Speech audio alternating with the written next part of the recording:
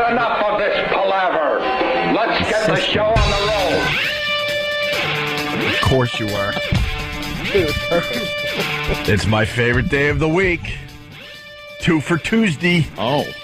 For a split second, I'm like, it's Friday? Playing all your favorite twofers. Yeah. On your home of rock and roll. Where's your favorite radio station named after an animal? A cute little animal. Fox. Welcome to the Opie and Anthony Show. I'm the bunny. I'm the bunny. I've never heard that one before. We have a lot to do, but we might go with some of that improv for you. That's some of that improv. I was telling Anthony, we'll just go with it and see what happens, but our ex-governor, Eliot Spitzer, I think everyone knows his story by now, but if you don't, got caught with a prostitute and completely ruined his life and career. Yeah, he was kind of pretty much thrown out of his job there as governor. And then we got the blind governor, Governor Patterson. Governor Google Eyes. Who I guess people are saying he's doing a really good job for the state of New York. Apparently so. Turns out he kind of wants to, govern. He ain't wrecking things. No. That's good enough, I guess. But getting back to Eliot Spitzer, I was telling Aunt, over the weekend they had a picture of Eliot Spitzer and his lovely bride, Silda. What's that sexy name? Silda. Silda. Hey, Silda. Yeah, you gotta oh, God. You gotta squish your entire face when you say her name, Silda. Silda. There's a picture of them in the paper because they were celebrating their 21st anniversary. Now, Eliot Spitzer hasn't been in the news in a long time. I mean, he disappeared. How do you celebrate your anniversary? Well, he had oatmeal and she had toast. They went out for breakfast. That's it? That's what the article was saying. She had dry toast and he had oatmeal. That's what their life has become. Yeah. That is a complete, analogy for his wife. Yeah. He had oatmeal. Yeah. And she was eating dry toast. So the paparazzi, they got a picture of him on the street. There it is. From the paper over the weekend. We'll put this up on ONARadio.com. One of the first pictures in a long time of Eliot Spitzer and his wife, Silda. Yeah. And I was studying the picture, and I'm like, man, this guy is in hell. He does not look like a happy man. He looks like a ruined man. He doesn't look like the confident Eliot Spitzer, when he was doing his thing. And I was telling Aunt, it's got to suck because he's got the bug. And what I mean by the bug, I mean he needs to have sex. Yeah, with other women, in my humble opinion. If you're risking your career, and in turn destroy your career, because you can't stop getting hookers, right? It doesn't just go away, right? You're not just going to get caught and go, "Whop, you caught me. I guess I got to stop now and be that faithful husband and everything." He still has such a craving for for some strange, as they say. Some young, some new. Strange. Yeah, look at the girl he was with, the hooker. And, yeah, she didn't look like his wife. Ew. Now, if he's got the bug, and this is all our opinions, obviously, why would you stay married? You got to assume he's staying married because of that's his world. He probably wants a career again. Yeah, this is his. And you got to have the faithful wife and all that by your side. He's got to do this. So he's probably torn. He's like, do I just say goodbye to everybody and go and get what I really want, blow everything up, or do I stay with her and maybe get my career back together in some form? Start out as a selectman somewhere. Yeah, right. What does he got to do? A dog catcher. He's on a committee somewhere. Yeah. But just studying that picture, I feel bad for the guy because, he just wants to find 10 minutes alone so he can do something nasty. And do you think she's letting him out of her sight for a second? Because she looks really happy. She looks really happy in the picture. He looks like, God help me, somebody shoot me. There's just got to be embarrassment in his face when the photographers come up to take his picture. Like, in his head, he's just like, oh, my God, I had sex with the hookers, and now they're taking my picture again, and oh, my God, oh, my God. Mm-hmm. And she's just like, well, everything's fine. We've gone to counseling. We're working through it. Like, that's just in their head. Yeah. They don't say anything. They just kind of stare at the camera. But you could tell that's exactly what's going on. Yeah. And she thinks everything's fine, And all he's thinking is, oh, God, I want it.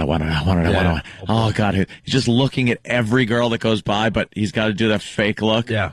The old, where if you're walking, you got a girl that might be a little jealous, hot girl coming by, you got to almost do that, like you stubbed your toe, trip kind of thing, and then look at your foot. Right. But while you're doing that, you look at her legs and a real quick glance and go, tripped.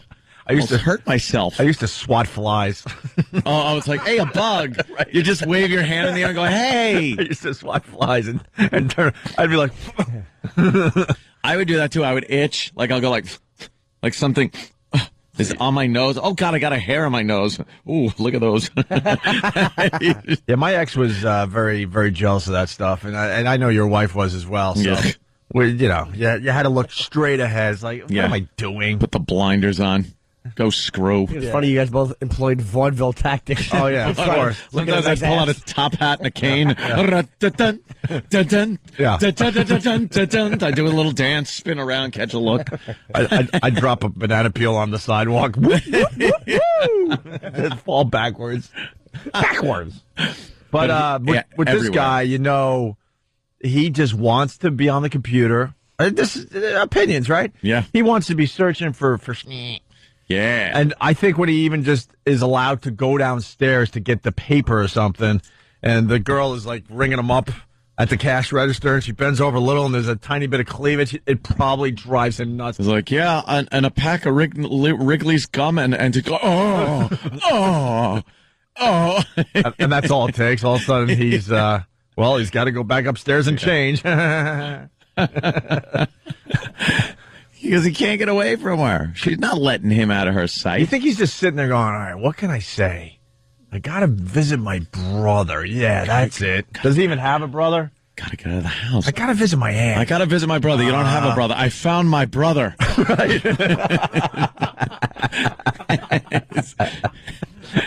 This poor bastard. He is just stuck. He can't get away to do nothing.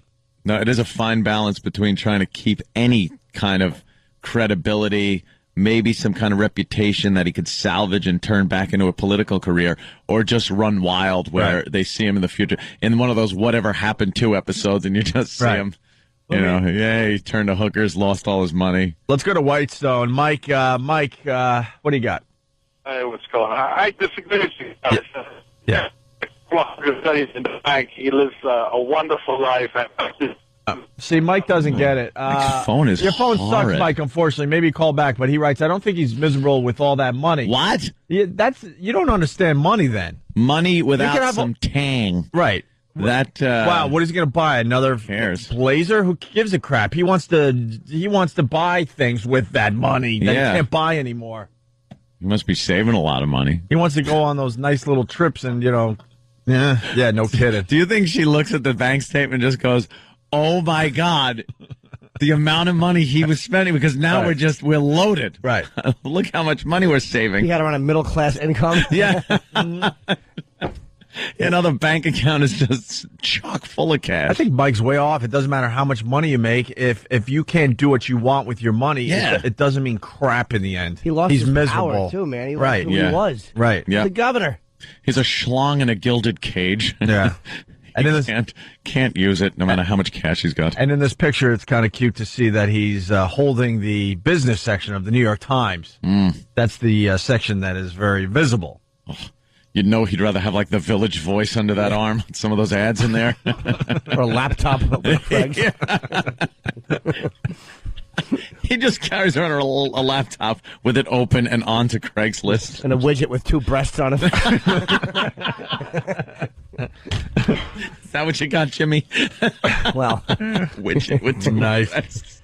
That's just click. I can't wait. I can't take time to log in. And she probably has him on AOL parental controls. Oh, yeah. To watch him.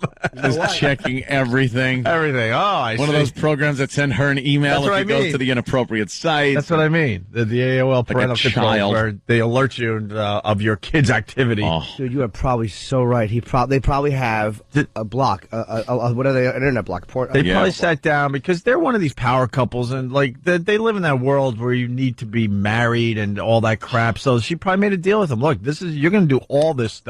She put a black light bulb in the laundry room. Checks his socks every time he throws one on the wash. Anything that glows.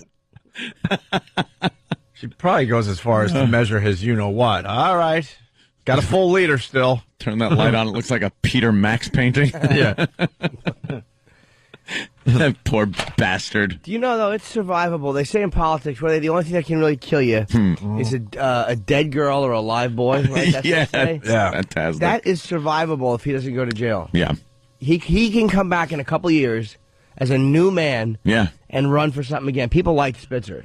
Yeah, just, hey, I had that bad time I went through, blah, blah, blah. You acknowledge it. You're still there with the wife, so you must be a stand-up great guy. He probably has like an ankle bracelet, one of those freaking, like, what do they call? Or an invisible fence around the yard. Yeah. He runs out and gets shocked. He has a shock collar on. Little GPS section on his. Well, Elliot, I think we're going to have to turn the voltage up. You went a little far off the property. Just saw that picture, though, and it said a lot. And then to hear what they had for breakfast to celebrate their 21st anniversary. Wow. Oatmeal and toast. Oatmeal and dry toast. That's become his life. Yeah. Oatmeal and dry toast. You got the article that goes with the picture? Because he's not talking. Oh, here it is. It's been 7 hard months. Get it? Because, Well, I don't think so. since Silda awoke to the news that her husband, blah, blah, blah, hookers, blah, blah, blah, blah, blah, blah, blah, blah, blah. 7 months since he ripped a hole in her heart and left her with little to do but cry. Oh, shut it. Now as the couple marked their 21st anniversary together with outward warmth. An exclusive Daily News picture shows that. People close to Silda says she has made her peace deciding to stay married to the man she fell for at Harvard Law School and to keep her family whole. Clinton, he got through it. He was president, for Gad's sake, And, him and Hillary, no matter how phony it is, they show that public affection when they have to. And that's going to be the next big story in the next few months, the divorce. It's different when we cheat, I think. yeah. Men, it's different. We're different. For women, you're more likely to murder your wife for cheating than she is to murder you for it. Yeah. You know what I mean? It's just... Yeah, her crying days are over, said one person who's close to Silda, who, like every person interviewed for the story, asked not to be identified. As best she could put what happened behind, she is looking forward to what's next on the horizon. She has a lot invested in the marriage. It's hard to read this on this computer. And her 3 children. The former rising corporate lawyer who sacrificed her career to her husband's political ambition, raising 3 daughters, has even gone back to work. She's working. I'm looking for their quotes, actually. That's another reason they're still together. Okay. She sacrificed a law career for his political career. Yeah. He's done if they get divorced. Yeah. Done. If she goes into court and goes, here's what I gave up. Here's the potential income I gave up. Yeah. He would have to give her every penny in a divorce. They celebrated their anniversary at a deli, having breakfast. She had toast. He had oatmeal. They shared laughs. Asked if he was doing anything special for this anniversary. The man, who was never at a loss for words, was tongue-tied. Oh, they throw those words in just to make you laugh. Ever the loyal wife, Silda rescued him. Having breakfast, she said with a big smile. He threw the oatmeal in our face, something he's used to seeing. Yeah. Yeah, had a flashback. That'd be great. Just dropped it on her back. Yes. Yeah, turnover. Yes, he didn't even pay the cashier. He just left the donation under the tip cup. Money on the table. They don't handle the money. They think that makes them immune from prosecution. Dumb hookers. Yeah. Hey, take this with you. Oh, that'll never work in court. If he just pointed at the bureau and he put the money there, oh, I guess you had nothing to do with the transaction. Idiots, going to you. Jimmy, you think he's in hell, though? I mean, you can't just, blow up. You can't just cure yourself of prostitutes in 7 months like that. I don't know what he's been doing, if he's been doing. I mean, I imagine he's in couples therapy and stuff like that, but the power that he lost, it isn't like he decided to quit. He got caught in midstream, and that's a rough one, man. He lost to being a governor. He lost a major gig. It's like your whole life is built towards going there. Harvard Law, this is what you want to do. Where do you go from there? Yeah. Like, he'll always work, but it's like, Jesus, you were the governor of New York. Yeah. That's a big gig to blow, man. That is a big gig. He just, you reach that point where you just, whether it's prostitution or just habitual cheating or something, but, with him, it's got to be prostitution. I can't really see him going into some place and, sitting there on Pal Talk. Hi, I'm Elliot. Elliot 20462. Yeah. Just putting the camera down below his waist around there. No, it would be like Gov 69. Yeah, there you go. All right. Wow, someone typed Elliot today. EILOT on the pad data. That's brilliant. Oh, jeez. Oh, that's the girl, right? Is that Ashley Dupree? Ashley. She's aight. She's sexy, but She's aight. she's not worth the entire state. No, She's not worth power over the legislature. But You might blow your gig as the governor of Rhode Island for her, but not Maybe. New York. Yeah. But not New York. Ooh, she's coming. What's another dumb state? there is just something. Alaska. Alaska. Yeah, she's Alaska hot if you're a governor. She's sexy though, man. Like I would There's definitely something about her. Yeah, I would definitely Right. smooch her. Excuse my A language. little smooch. She's like Iowa hot. not one of these big states. All right, we got to take our first break. 877-212-0-A. We got lots to do today. It's Jocktober. We haven't done Jocktober in a while. Oh, that's true. And Sam handed in the Jack Diamond Morning Show out of Washington, D.C. Heard a lot about him. Never heard his show. How about we just jump right into it after the break? All right. Good. Opie and Anthony. Right! Great. Congrats to the Pats Go Pats! and their fans. Big win for the boys. Blowout. Were they supposed to win last night? I don't know much about the Broncos this year. Pats won 41-7 Monday Night Football. They're having a weird year. Obviously, 41-7. Tom Brady has just messed up everything for the team this year, but they're doing all right without him, right? Yeah, apparently. Yeah, on and off, I think. You're right, yeah. Better than my dumb Jets. Yeah, the Pats are what, 4-2? That's good. That is good. The Cowboys are 4-3 and they have everybody healthy. Yeah, The that's Patriots lost their head yeah. and they're 4-2. Yeah. That annoys me. And the guy's getting that guy, Matt Castle, whatever. He's getting better week after week. So who knows? I know my Jets are going to just be a mediocre team the rest of the year. I predicted 7-9 for the Jets. They're 3-3 right now, but they lost to the Raiders. That's not good. It's all about Big Blue for New York this season. It's all about Big Blue. Is it? Yeah. Apparently. Go screw Big Blue. Also, the Rays had, a lot of people talking about this. The Rays, they used to be the Devil Rays, that minor league baseball team that's in the World Series.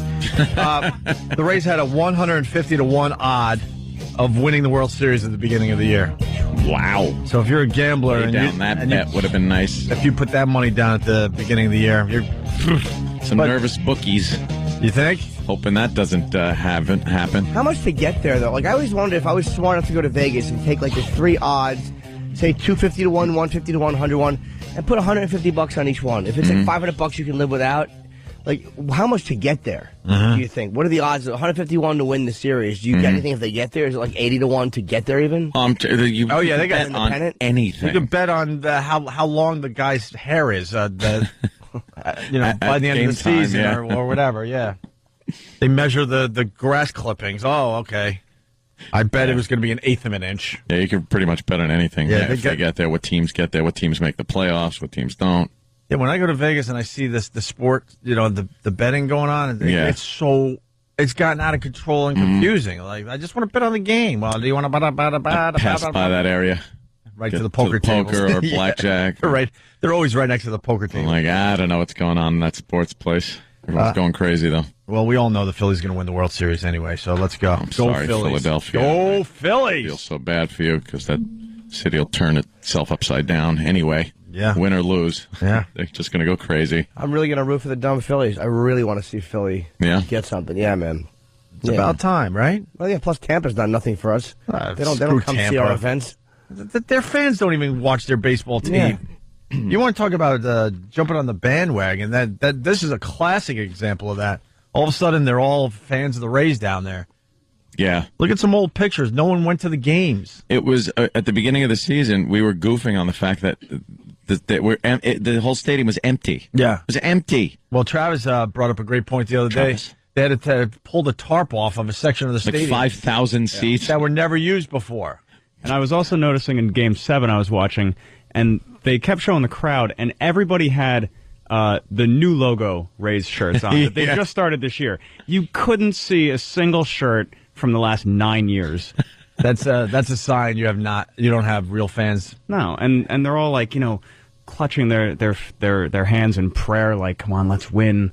And why? They don't care. You haven't lived and died with this team, Yeah, they're all Yankee fans that relocated to Tampa. Exactly. They're basically rooting for the Yankees by proxy. Right. Thank you. I was trying to make that connection. I don't think I succeeded there. It's a very tough place to start a team, though, Florida, because they are all transplants. It's not like you're starting one in some state where everybody's going to live there and kind of root for their state. It's like no one cares about Florida because they weren't raised there. No. Well, and the same thing happens with the Marlins. Like, when they're not doing well, nobody goes to see them. And then the 2 times they've won the World Series. Yeah, Marlins fan. Really? I think we should start a petition and get all sports teams out of Florida. Ooh. Yeah, I really do. Alrighty. You get on that. Because they're all transplants. You make a very good point. All right, why don't we get into some Jocktober? I love Jock. We haven't done this in, I don't know, about a week. We're slacking. We wasted a week's worth of Jocktober. And we only have, 10 days left in the month? Yeah. Something like that? Till Povember.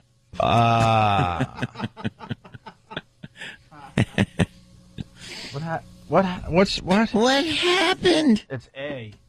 Oh, it was A? Studio's not set up right. Remember, it's A, not B. Happy Jocktober, everybody, from your friends at the Opie and Anthony Show. It's a celebration of hacky, pukey radio shows and DJs from across this great nation of ours. Be aware out there today, there seems to be something in the air besides the fall weather here. Oh, my God. Would you just kill yourself? I would go home and just swallow a shotgun. Crank up the crapola, it's Jocktober. There's a person stranded. There's a show. It's stranded. I love that. That is funny. What the hell was that? Happy Jocktober, everybody, from your friends at the Opie and Anthony Show. Let's all do it. There was no joy attached to that sound. And there you have it. Today we feature the Jack Diamond Morning Show.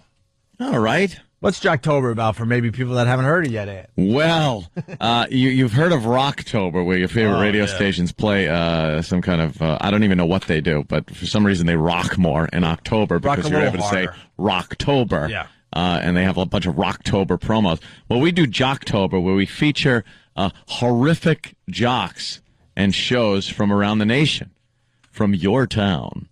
And they're just awful, hacky. Usually they got the Hole, which is the woman in there that just goes, "Oh, guys, now stop." She's there to keep the wild guys in check. Meanwhile, the guys aren't wild. No. And today, who do we got? The Jack Diamond Morning Show. Jack Diamond Out of Washington, D.C. And what does he do? He's been down there for a very long time. I've heard his name. I just never heard his show. Mix1073fm.com if you want to play along at home. Play music? Yeah. They play music? Yeah, they definitely play Do music. they have a hole? I thought he was a talk show host. Well, it's a talk show that also plays music. They took the talk away That's from him? always fun. Oh. We want you to start playing a record or two an hour. A little bit of music I don't think could hurt. Yeah. Oh, boy. Oh, boy. That means whatever talking you're doing, less of it is better. That's what they mean. They don't mean more music is better. They mean less is better. Has it gotten to the point, because a lot of stations will do this, they decide that they want people to talk less, and they force the jock to play sweepers that say, "Less talk, more music." Yeah. The Jack Diamond Morning Show. Which means I suck. That's why they're making me play more music. Basically, management feels like you want to hear this song for the 10,000th time in your life instead of me talking about current events. Remember when Dave Doucheless, our old program director at AAF, told us that he wanted us to talk, but like between songs, so that if the music was ending on one song and there were no more vocals left, and then there was a song starting that had an intro, we could talk over that. It's like, oh, yeah, you sure can get a lot of real good material out over there and really make a point. It's like, just that to me is the useless babbling that needn't happen on the radio. He was so clueless. Just keep the music going. But no, you guys can talk. Just use that 3 seconds that you can. Yeah, okay. Thanks, Dave. What are you doing now? It ruins the song. Of course it does. It ruins the song, and you don't want to hear someone babble for maybe 8 seconds while a song is ending and another one's starting. Well, I think the listener feels like the jock is their friend, so it's like I'm waking up and, listening to my favorite tunes with my buddy, Jack Diamond. Oh, that's a good point. Hey, you make a great point. Sam is an insufferable ass. That's awesome. He is just a tool. There's some awesomeness in this kid. I don't think Sam has ever been sincere once in the entire time he's been here. He is obnoxious. I don't take a compliment that he gives you at face value, because it's never for real. And the second you leave the room, you're being goofed on. Yeah. The only sincere moment with Sam I've ever seen in my life was when Duffy was going to murder him. And there was actually a couple of, I really might be a dead person here. Yeah. That was self-preservation, yeah. That was seeing an animal without its fur on. Poor Sam. Let's go to Josh in D.C. Josh, Yes. how are you, sir? Good. How are you? Good. Right? Josh. Now that the pleasantries are over, can you speak? We're on let's the go. radio here. We'll never meet. We'll never have a drink together. Get to your This guy out point. of D.C. is a hack. I'll tell you what. Everybody tries to hang on his words, and Yeah. they're like, oh my God, they're going to be out on his knees, giving him worship all day long. Well, we're gonna give him a nice beating right now. Knock him down a couple of pegs. That's right. That'd be great. And that'll He's make us arrogant feel- as hell. All right, He's Josh. a know-it-all. Why did I go to this call? Thank you, Josh. A know-it-all. God, no reason to character assassinate himself. Wow. Let's start with the Jack Diamond Morning Show, the featured show for this Jocktober day. Yes. Jack Diamond welcomes everyone to the day and introduces the cast. Now, we, Ant and I and Jimmy, of course, we have not heard this audio. We like to hear this cold. Yeah. Let's pay attention to the date. Okay? Okay. All right. I think it's from a couple days ago. I think it might be yesterday, but it's important. The date is important. Okay, let's listen. Washington's Mix 107.3. Good morning and welcome to the 530 Club in the nation's capital. Jack Diamond Morning Show for Monday. It's the 20th day of Rocktober. Jimmy Alexander. There he is. But he works on a mix station. But it's Rocktober. You can't the 20th rock if day. you work for a mix station. The 20th day of Rocktober. What a puker. Wow. How about that voice? He's got that. The 530 Club. What is it? The 530? What's the 530 Club? Is that the name of his show? No, the 5:30 Club is, I guess, the talk break that comes on at 5:40.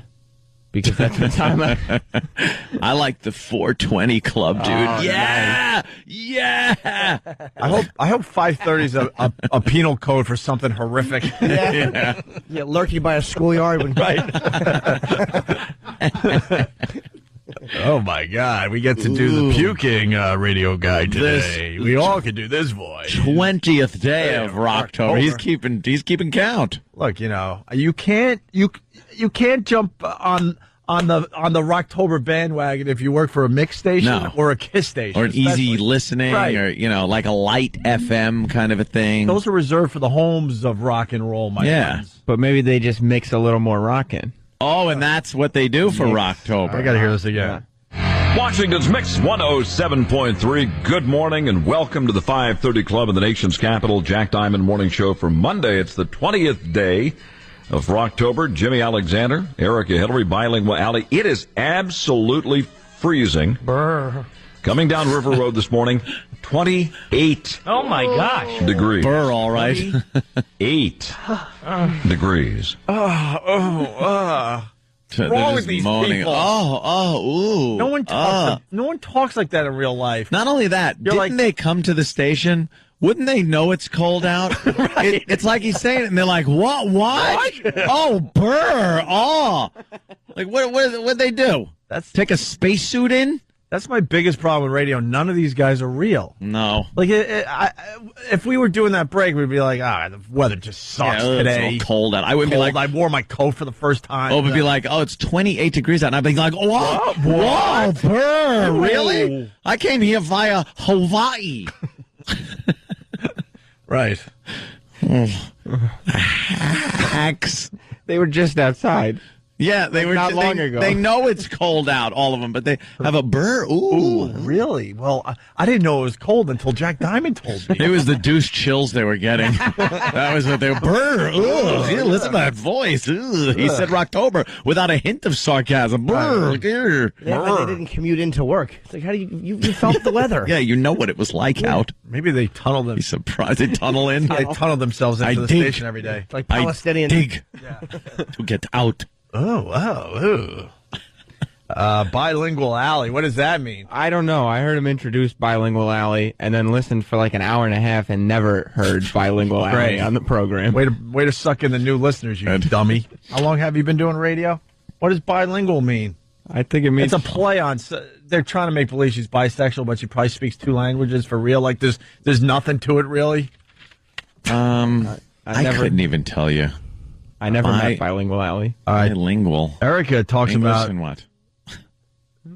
Anyway, can find that, E-Rock. Hopefully she speaks Greek. Greek and Against her French. will. against her will. Bilingual. She didn't want to give Greek lessons, but her face was in a pillow and there was a big hand holding her head. Oh, Jimmy.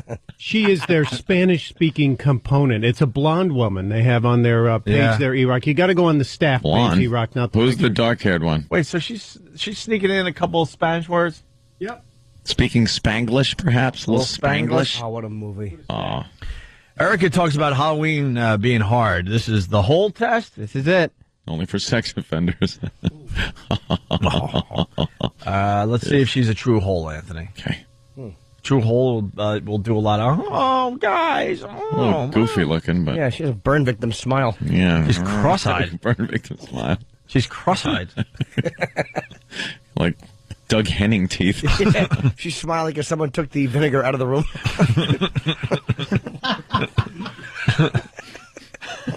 Yuck. All right, here we go. The whole test, Ant. Yeah. Listen for the yield signs, slowing the guys down. Oh, of course. Just over the top laughing and giggling and oh my. Typical hole. Yeah. Like, why is it all so hard? Why is Halloween so hard? Oh, so hard. I mean, the costumes, it's also difficult. Is it difficult for you this year, or is it always? This year's particularly difficult because my children have decided that I'm baking for Halloween. What's wrong with that? I'm not a baker. And now they're still talking me into, why don't I make chocolate chip cookies and package them up for people? And I keep saying, I don't want them. They're broken up in the bottom of their bag. Well, parents like Be more funny. My mother would never let me eat that. Well, Yeah, that's you know. I mean, they know us. for God's sake, she lives in Stepford Town, but there's no chance of that. Cookie cutter. No. No, Hillary has razor blades in these cookies. Don't say Jimmy, that. that's a horrible thing to Ew. Was that her, or did you hit something? Her. Which Don't one? say Which one? that. At the end. Don't say Oh that. no, that was her. That was her. Oh, I just had oh the my home. God. I just threw a couple homework. I thought you would hit one of the fake hole clips No. because it was that over the top. No. Doesn't that Don't just say that. Oh, doesn't that just make you angry? yes, Well, a they're- lot. They're Jimmy, and they also have an edgy Jimmy on their show. So, Oh, hey, maybe easy. But He's got to be kept in check a lot, I bet, by her. well, he just made a joke about putting razor blades in apples at Halloween, which I mean, you don't want to give people ideas. No. No. That'd be Oh, crazy to say something gosh. like that on the radio. Wait, Yeah. did you hear the Apple line? Well, I went back. Yeah, it's like the last few seconds of the. All right, It is kind of racy. They're bad. Well, parents like you baking for their children. My mother would never let me eat that. Well, Yeah, that's you know. I mean, they know us. for God's sake, she lives in Stepford Town, but there's no chance of that. Cookie cutter. No. No, Hillary has razor blades in these cookies. don't say Jimmy, that. that's a horrible I thing know. to do. Jimmy, it's just like having Jim Norton on your radio show. Jimmy, that's Don't crazy. say that. For the rest of the show, I'm just going to be Jimmy. Why would you say that? That's Oh. crazy. Yeah. Terrible. Why? Did you hear her laugh at Stepford Town? Stepford, just out of nowhere. Stepford. All right. Even stupid Jack Diamond scolded poor Jimmy. Poor Jimmy just wants to get like a kid chewing his gums apart joke out. Right. And these two conspire against him to spoil it. Look who is on there. Good day. What happened? That's who's coming in. Okay, now I got you. Lance Reddick, yeah. He's coming in today? Lance Reddick, he's here at 7:30. Holy ass. Right? 7:30? Now I recognize him. Oh, maybe we should prepare for the interview with Daniels from The Wire, of course. Number 3 here, the Jack Diamond Morning Show, the featured show for this Jocktober. We got the crew talking about kids showing up without costumes. Oh, yeah. Jack does a mean Mr. Burns impression. Oh, boy. He does impressions, this Jack Impressions? Yeah, the more I listen, I think that Jack Diamond is one of those guys that always wanted to be like Letterman or Leno. Like, he really wants to be like a funny, like, host of a show. Yeah. And so he doesn't just leave the jokes to Jimmy.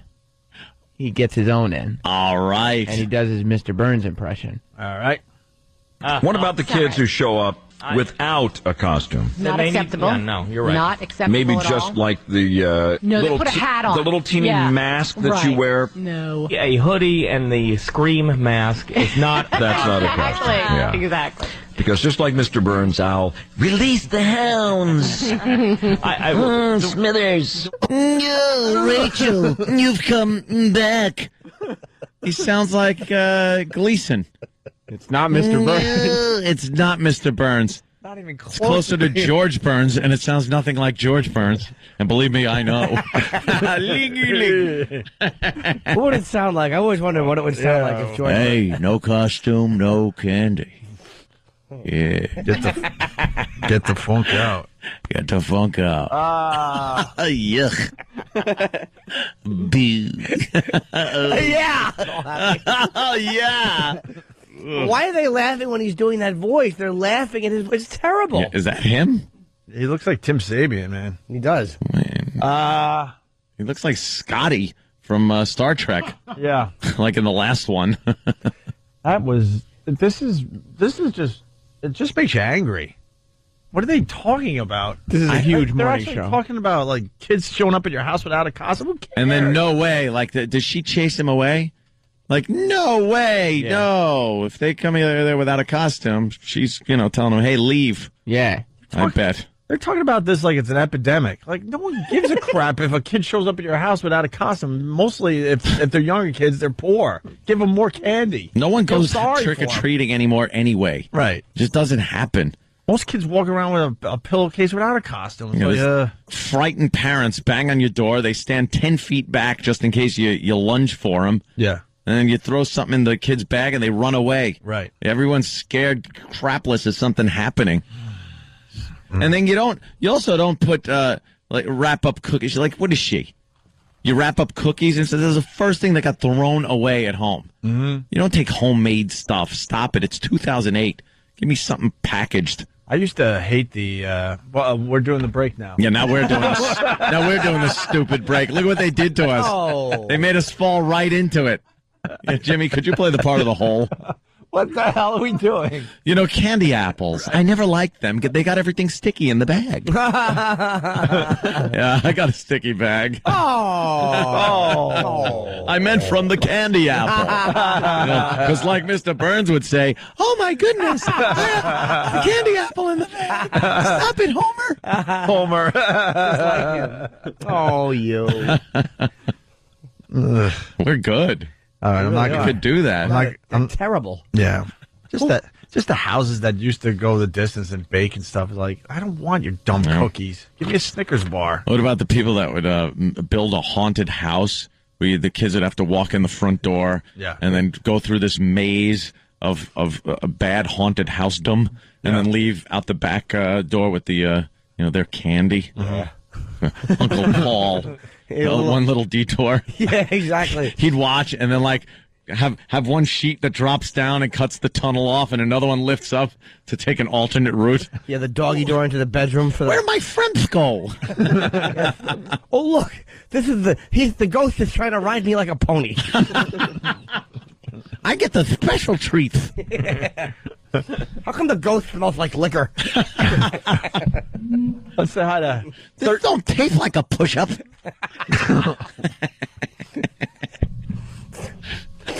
Let's say hi to 13-year-old JC from Jersey, one of our regulars. JC, Uncle Paul. Hey, boys. Wasn't even waiting for it. Hey, If you notice when Jack Diamond did the impression, no one laughed. Really? Yeah, really play the clip again. It's hysterical. They just kind of... It's directing. Yeah, all right. We'll play for JC. I think he's right, and he means in the entire District of Columbia. No one laughed.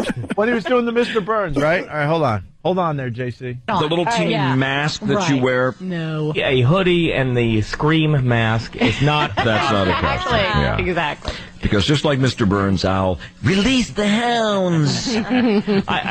Smithers.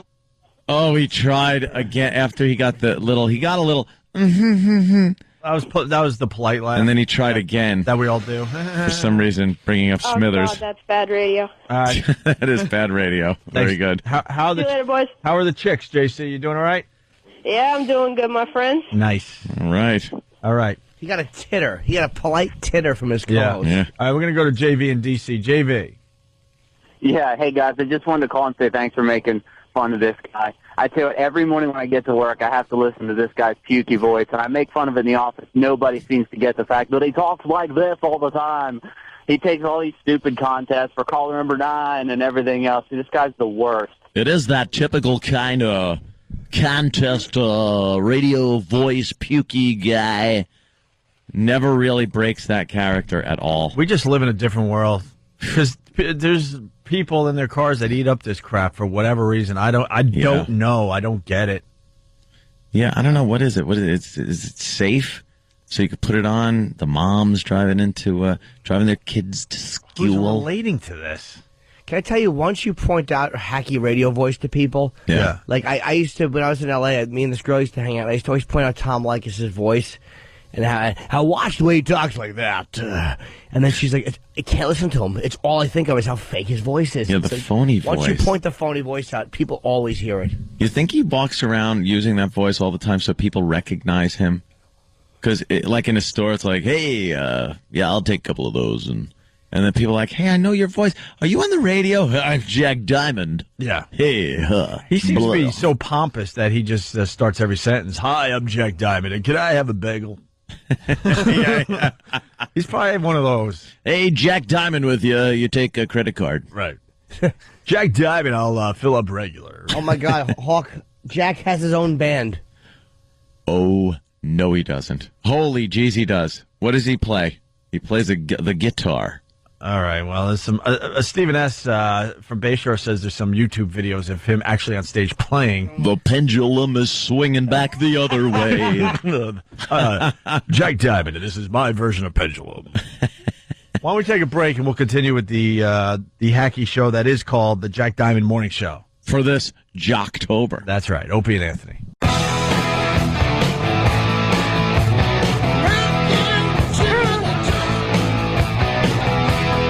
Yeah. You got this one, Ann, or should I do it? All right. Ready? Here it comes.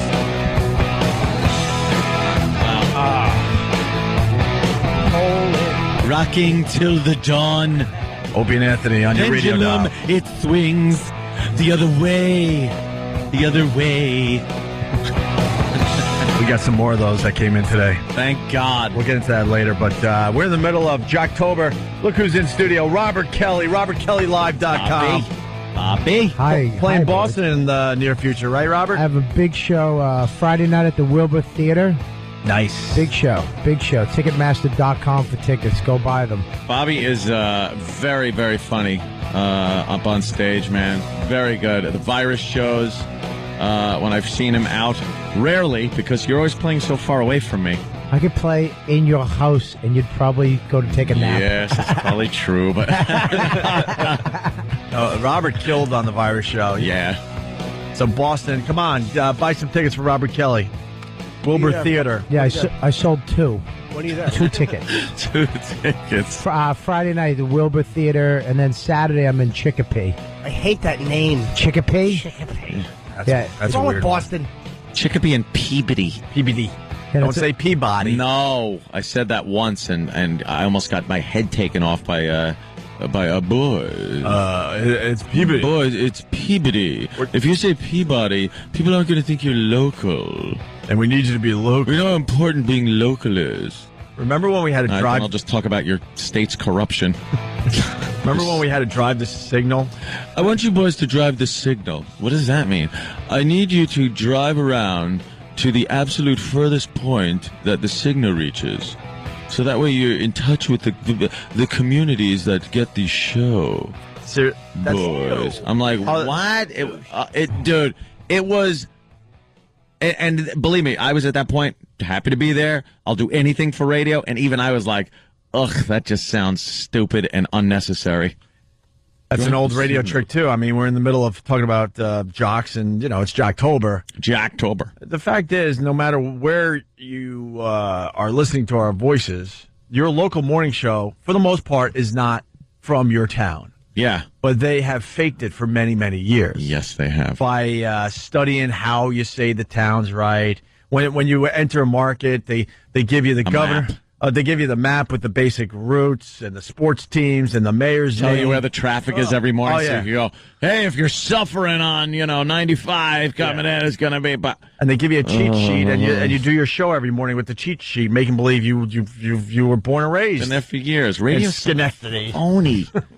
Why is it just such a fake medium? And then they force you to what it's called drive the signal, and you basically drive in one big circle. And you get to know the areas. Which was a bitch when we first got the job at XM. It took, how long? 4 months. Me and Opie were driving the perimeter of the signal. Yeah, and then it started in Canada, so we have to start. Go get to know the audience. Yuck.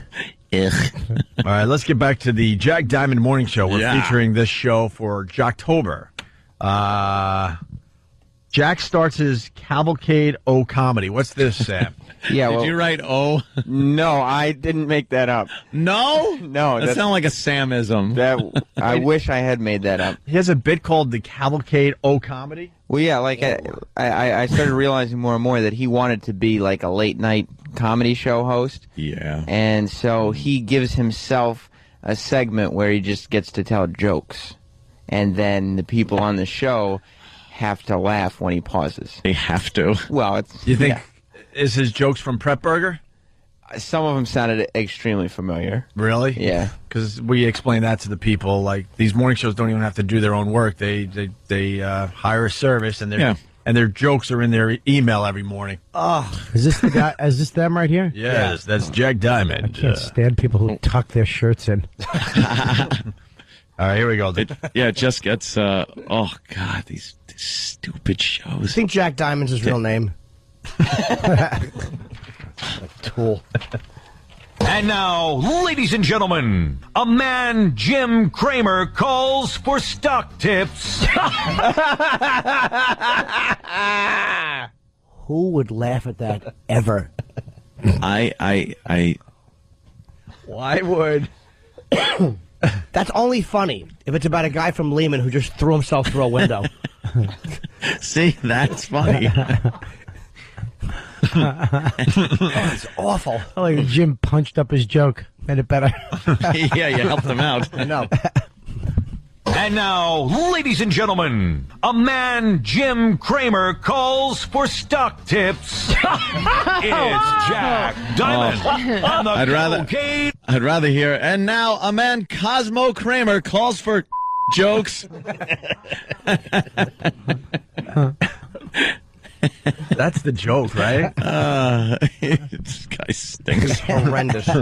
And now, ladies and gentlemen, a man Jim Cramer calls for stock tips. It's Jack Diamond on the Cavalcade of Comedy. He's the mad money guy. Are you mad? Oh, they had to explain who he was. Oh, they had to explain who he was after the joke did nothing anyway. He's the guy, from the show, and he does stock things.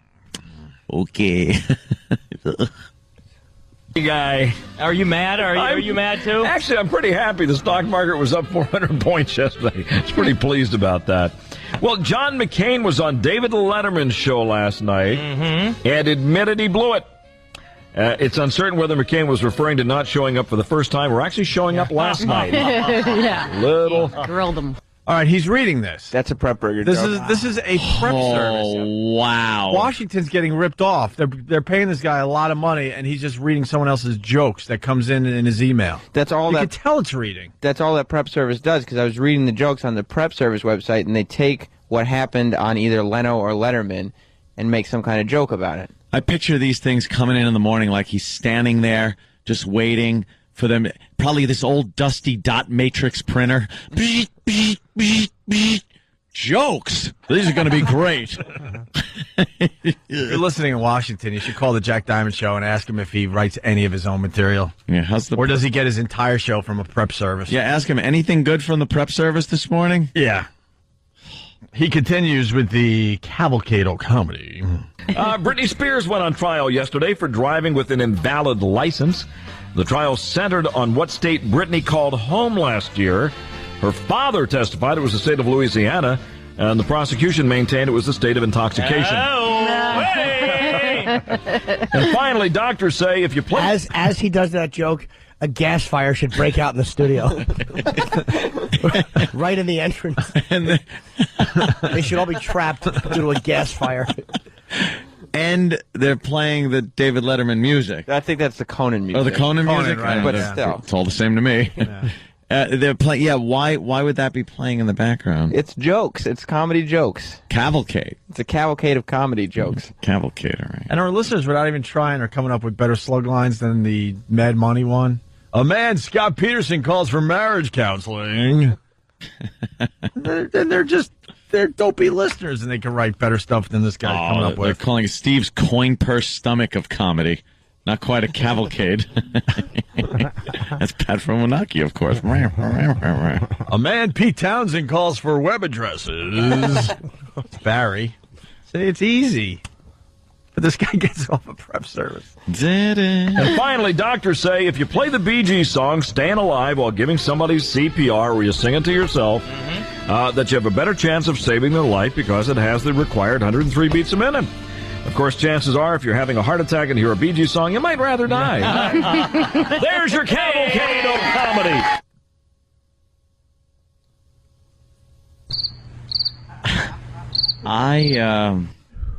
Wow. You know, the Bee Gees. Yeah, that's good. Yeah. Just, you know, the Bee Gees. I love Zan. What the hell was that? Oh, my God. Do you think the rest of the cast there, the rest of the people on the show, have to go home and just take a shower in fetal position? Because they were just laughing at that show all day. They just feel like crap. They don't know how awful they are. No, you don't think they know? Like, they have no idea they're frauds. I would just They have no idea. I would frame a paycheck, put it on the wall, so the second I walk into my house, I could just stare at that for a while and know why I go in. Just sit there and go, okay, keep it in perspective. It's for the paycheck. I just get one of those quarterback things for your forearm and stick it in there. Just look at it every 10 Just seconds. keep looking at your paycheck. Okay. I'm going to kill myself. All right. All right, wait a second. Yeah. You want more? I don't know. Yeah, we got to do a little more. Of course we do. You do? Jack lists the top ways you know George Bush owns your bank. There's Same forced laughter rule applies. Yes. Well, when he stops. There's a formula here, Sam? Yes, when you stop talking, the rest of the people on the show are forced to laugh. Yeah.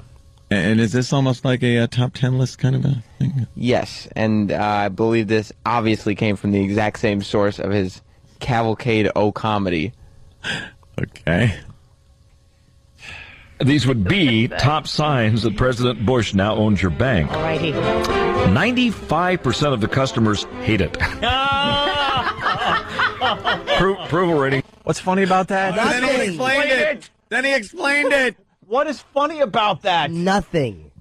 But he explained it. We got two stand-ups in studio. What is funny about that? That's kind of amusing if you do it at the White House Correspondents' Dinner and Bush is right there and everyone's uncomfortable. Then I would kind of laugh like as a comic, like, all right, he really slung and missed hard in front of the president. But anywhere else, that's horrendous. Stephen S. from Bayshore. A man who Larry Craig loves to tap feet with. These would be top signs that President Bush now owns your bank. Alrighty. 95% of the customers hate it. Approval ratings. But no one has an opinion on their bank. Approval ratings. Yeah. I know it's an approval rating. Approval ratings. But no one has it. Do you have an opinion on your bank, whether you love it, hate it, or... I love my bank. Yeah. Well, if you don't like your bank, you just go to a different one. You're not stuck with the bank for 4 years. Exactly. Stuck with the bank. I voted in my bank, yes. I like my bank. It gives away lollipops and free pens. Ooh. Commerce. Funny as you're Mine has cookies. Your life savings are being swindled. Yeah. It makes the a good, lollipop's stupid. it makes a good point, though. Approval rating. Approval ratings. The guy's got to. These would be top signs that President Bush now owns your bank. Alrighty. 95% of the customers hate it. Approval ratings, 5%. It doesn't ask for your business. It forcibly occupies it. That's not even accurate. Banks don't forcibly occupy anything. They occupy your business. Well, they forcibly occupy your... These aren't making any sense whatsoever, I'm afraid. These are just shoehorning concepts. Banks don't forcibly occupy. They marry a girl named Laura. Shut up. Bank, you idiot. But it's like if the war in Iraq was a bank. Yeah. You It know, would occupy. then you wouldn't. You'd go to the bank. Yeah. This is just making everyone angry. We should just drop the Jocktober bit. But why did he say banks? He could have said anything. Jimmy. I don't know. Why banks? I don't know. I'll bet you there's one bank tie-in that makes sense. The first two have been horrendous. They don't make sense. I would believe because of the bank bailout. Like the government now is, pretty much an owner of some of these banks because of the bailout. So that's the tie-in. But just don't do the bit at all because it's stupid. How about this? Here's the top 10 ratings. Jack Diamond owns your bank. It sucks. Here we go. That's right. Your bank isn't funny. All right, let's get to the end of this. Occupies it. Any customer service complaints are greeted with an invitation to go hunting with Dick Cheney. Wow. I'd rather have the toaster. Oh, I'd rather have the toaster. Do they even give out toasters I was just going to say anymore? that. First of all, how long ago did Cheney shoot that guy? Years. And when was the last time a bank gave you a toaster? Maybe they gave one to my parents. I got a toaster when I joined Commerce. Did you really? Commerce And a stinks. lollipop Told you and to a pen. fill a tub with water and drop it in. It was actually an investment opportunity. Let's go to Charlie in New York. And at that time, Bob tried, but it bounced off his belly. At that time, you tried to sneak a fat joke I in. did, but he's too... I hate the new Bob. Bob is Hate really him. thin. Yeah, it makes me sick. That's getting ridiculous. At least bring in the fat you lost and put it on your lap. Yeah, we can so we make fun could of it. goof on it.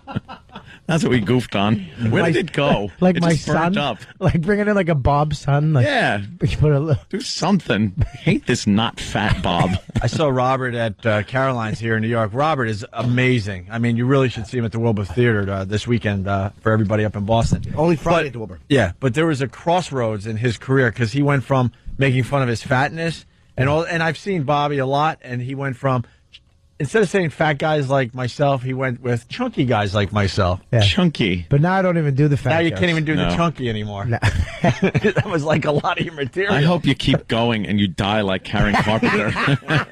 Just make fun of him. Yeah, anorexic like like puking myself. Bob. I just become something else. You can Bob make fun of. eats something here and we just hear him puking in the bathroom. Oh, it's hilarious.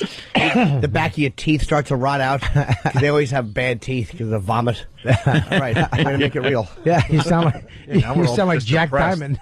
Let's say hi to Charlie in New York. Charlie, What's wrong with the banks we got? they bank pretty good. What's some of those other banks? We got Citibank. Bank Mark. There used to be Fleet. Used to be Bank of Boston.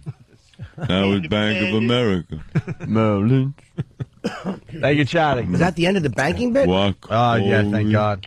We're going to just do one more clip because we got Lance Reddick standing by to come in and Is he here? talk to us. Yes. Oh, wow. We're very excited to have Lance and Lieutenant Daniels from The Wire. Yes, and Friend. And It Friend. apparently is a massive hit. That's what they're Fringe is saying. one of my favorite shows on TV. Oh, really? right You're now. going to be able to help us then. One of my favorite Cool. shows on TV. All right, good. We got Lance Reddick, one of the stars. Yeah, it's going to a be sitting great right show. there. Yeah, it's another J.J. Abrams hit.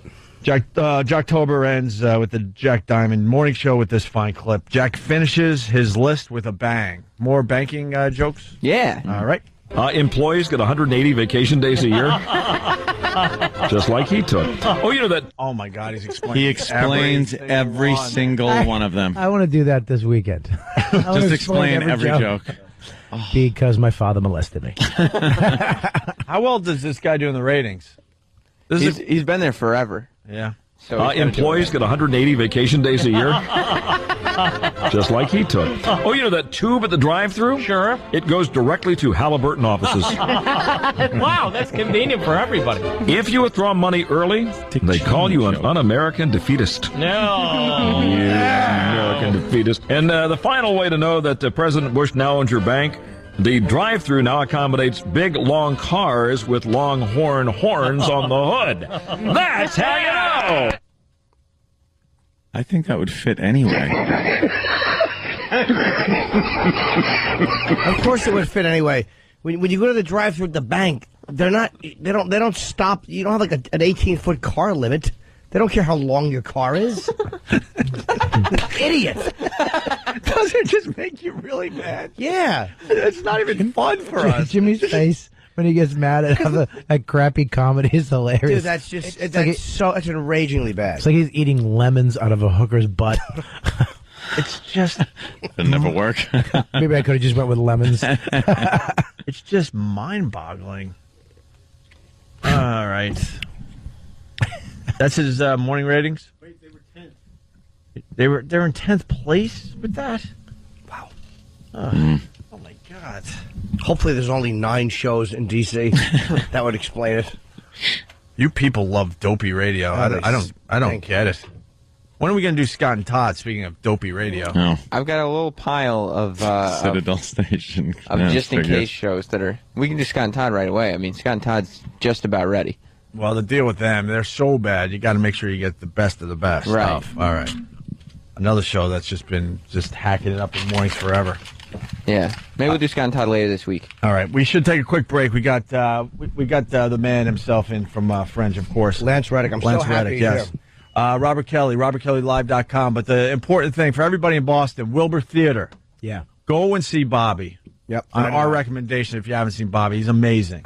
You're going to really have a good time this weekend. Yeah, a lot of people probably don't even know you're up there because they didn't give him a whole lot of press in Boston. So, if you're up in Boston, Bobby's at the Wilbur Friday night, and it's probably a great theater. Yeah. And, go to Ticketmaster.com for tickets. All right. We got to figure out if we're going to continue with this Jocktober bit. I don't know if people like it or not. I know it just frustrates the hell out of us. I like it. Yeah? People love it. Yeah. All right, we'll do another one tomorrow. Opie and Anthony. When you walk...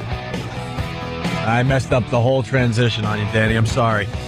We had the Wire theme music coming back from break, and all right, there you go. That's the Opie and Anthony show. He's not here to talk about the Wire, though. We're starstruck, I got to tell you. Doesn't happen often, but we got Lance Reddick, Lieutenant Daniels from the Wire. He's sick of hearing that because he wants to promote Fringe, but still. Also, it's Colonel Daniels. Colonel Daniels, Yes, I'm sorry. the You're last right. season, yeah. You're right.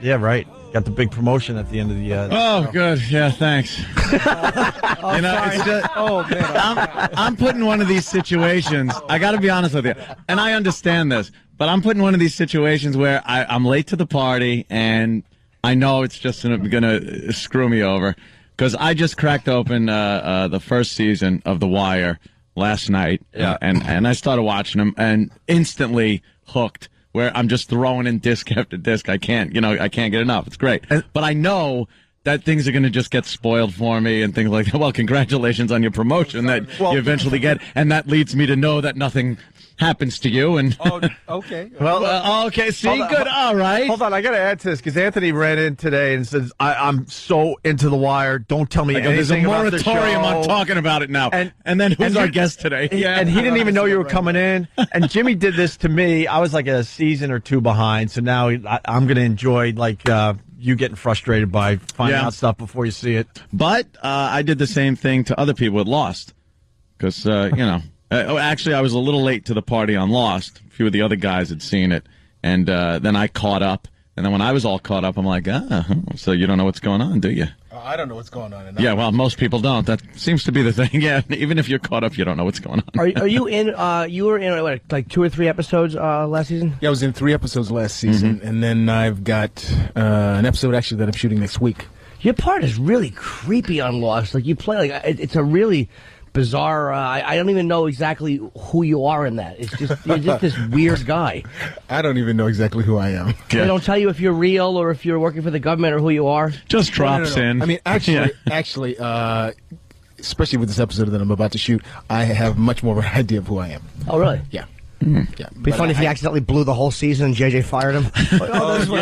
Hysterical. Yeah, my kids would love that. Do you go to Hawaii for that? Yeah. Yeah, that's always something. Yeah, Does everything? Is there anyone that goes like, "Hey, you're doing Lost? An episode of Lost? Oh, really?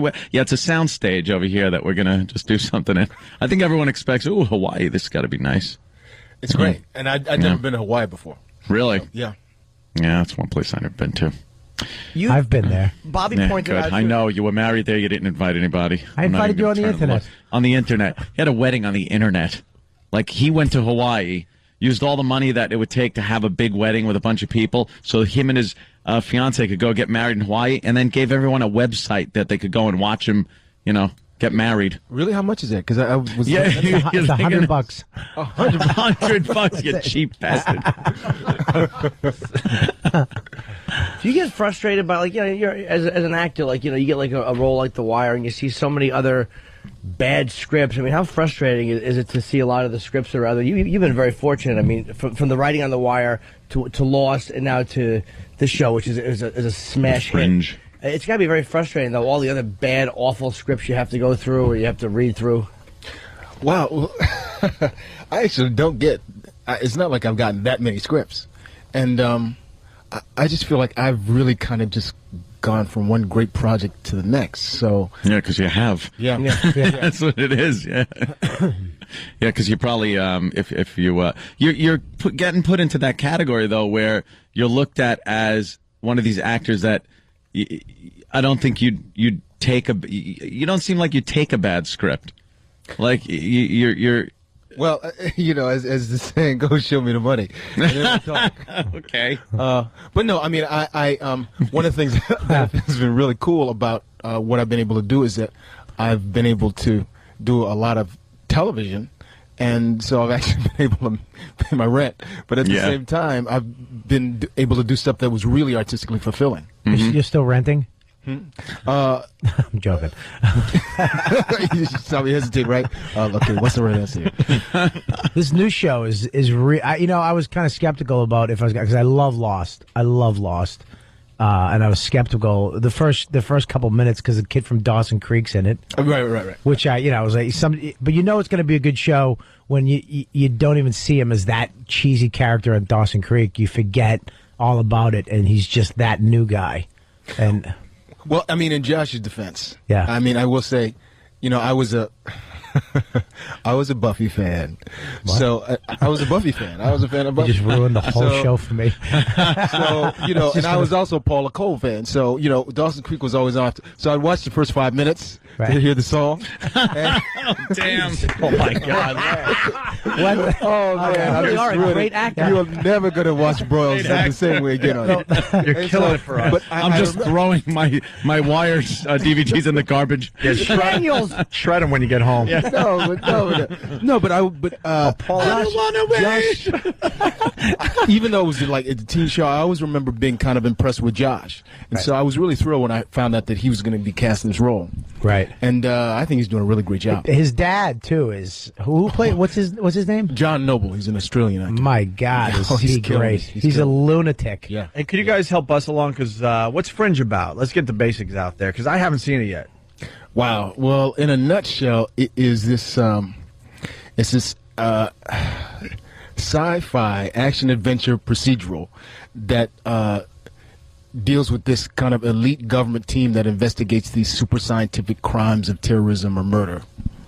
And it basically deals with the question: what happens when science and technology advances at such almost exponential rate that it's nearly impossible to effectively legislate or control it? Yeah, they have but all the stuff. The reason why it's kind of cool is that the stuff that they do on the show that would be unrealistic is based in some type of reality. Yeah, like they might be able to do that stuff. Like the crazy fathers, they take him out of an insane asylum where he's been for like 17 years, and he's just this uber genius guy. His son is a genius, but he's like a crook. Like he used his intelligence to make money at cards and stuff like that. They get him out, and all the stuff he worked on back in the day for the government, they wind up using these techniques. Like they hook this girl up to in a machine with a cow, and it's just this stuff that doesn't make any sense at all. But this guy's such a mad scientist. He's like, ooh, it can work, and he just loses his mind. But the whole time he's still crazy. Like he has to introduce himself to the assistant every day because he forgets her name, and it bugs the hell out I of her. would never have Bob give me a synopsis of a show. Ever. It's literally, it's almost an art form how bad that synopsis was, and you love the show. Well, they hooked the girl up with the cow, and the guy's a little nutty. Bob, what are you talking about? I was nodding along, trying to help him along. But listen, Lance just quit the show. I felt like I was smoking pot again. Lance is like, wow, I'm on a real sucky show. You can back me up on this. It's really like the stuff they do isn't like you can't just explain it. It's really crazy science stuff that they somehow put together where it makes sense. Where you're like, that would never work, but it makes sense, and they do this futuristic stuff. Well, some of the stuff you might say would never work, but to be perfectly honest, I think a lot of it is kind of based in reality, based in real science. Yeah. I will say the thing about the pilot, it gets you right away is I think it opens on a plane. And, kind of like the original Lost did it. And this guy is having some kind of a fit. What was it, a diabetic thing he's going through? It looks like he's diabetic and he's having a seizure or something. And it looks like he's injecting himself with insulin. Yes, you think that. And he starts to rot away. Like his skin starts to, I think, fall off. Or he's dying immediately. And he starts walking towards the front of the plane. And then everybody on the plane dies, and they're basically a bunch of skeletons on the plane. Wasn't that like I don't know this? I might be wrong, but wasn't it like he actually became transparent? No. Well, that's another character. That's Scott. That's Scott, right? That's later in the pilot. Yeah, that's actually Scott. Yeah. He became transparent, like almost invisible. Yeah, right. Yeah, that's it's crazy. Like I wish that would happen to you right now. Just to let you know, they turn on you quick on this show. You're not losing weight fast enough for us right now, Bobby. Before the show, they were like, "Hey, help us out." Now I'm trying to help out, and I'm really feeling. Oh, because you were excited. You said you've seen every episode. Yes, I'm a big fan. I watch it every week. I have it on my DVR. Your Deaver? My Deaver. It is funny, though, when you love the show so much. Like, if you told me to give, say, a synopsis of The Wire, I would panic and give really weird, like, details about one scene that didn't, like, I would give some type of details that didn't make sense. But it's the pilot I saw really wrote me in. I didn't watch it after that because I didn't know what it was on because I probably should pay attention. I don't. The best part of the show, though, is one of the things I like is that they tell you how long the commercial break's going to be. So you don't mind sitting through it. It's like, we'll be back, Fringe will be back in 60 seconds. And you're like, oh, that's not that long. Yeah, that actually is very cool. Yeah, so you're like, oh, see, I can do 60 seconds. But if they don't tell you, you're like, this stinks. I'm just going to hit pause and come back an hour later. Well, also, our show, there are fewer commercials on our show than normally there are on other network shows. Because I know me, when I watch a show, and I don't watch much television, but when I do it, I'm really hooked into something. Yeah. And about a year ago, I don't know why, but I started counting the minutes. And I started counting the commercials. And after, sometimes it's like 11 commercials. Yeah. Yeah. It is annoying as hell and takes you, like a good writer cannot sit there and go, okay, and here's where it just will cut off and I have to wait like for 11 commercials and then start back up again. Like it seems like the writers would be angry. Like there are portions of, when you see a movie on television, you know that whoever wrote that movie, put the movie together, isn't going, this is going to be even better when you just cut off at the climax of a certain part and then come back to it after you sit through a few mopping commercials. You want me to explain that, Anthony? No, I did a fine job, I think. I think it's, it interferes with the actual drama or, the continuity of something. Especially when you're coming from a place like you did HBO for 6 years. Yeah. And 5 seasons. With our hour-long episodes and the content is complete freedom. Is it weird to come back to regular television? Even though the show is it's a massive hit. I don't think on the Fringe you would need the type of content freedom you had on The Wire because you're not dealing with drugs or the language or murders or any of that stuff. But is it weird coming back to regular television after having that kind of freedom on HBO? Well, it's a little odd. I mean, say coming back to be perfectly honest, it's my only experience on network television really has been as intermittent guest stars. So I've never had to deal with it on a day-to-day basis. So sometimes it's a little frustrating because we just have to. Well, first of all, our show is longer than most network shows because of fewer commercial breaks. Mm-hmm. So we're trying to get the amount of content in, and at the same time, the network kind of has more of a hand in the creative process. So it's a little more. There's more cooks. There's more cooks. That's always a treat when someone in a suit comes by. However, I will say this: the show is still, even with all those cooks, the show is still great. Yeah. And I think ultimately because it's JJ and he knows, they know he's the man. We have a lot of Fringe fans calling the show, and they're frustrated by Bobby's. They should be. I apologize to every single one of them. Cindy in Jersey is going to do a better job, hopefully. Cindy in Jersey.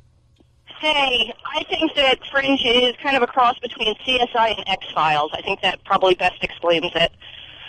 So, that's it. Punching out. Wow, she did it in 3 seconds. Well, yeah, pat yourself on the back. I hope when you do that, you hit a tree. Listen. Wow, man. Now I'm mad that I had memorized my explanation. They give me notes and everything. Are you now, you work for the FBI, not the Collective, right?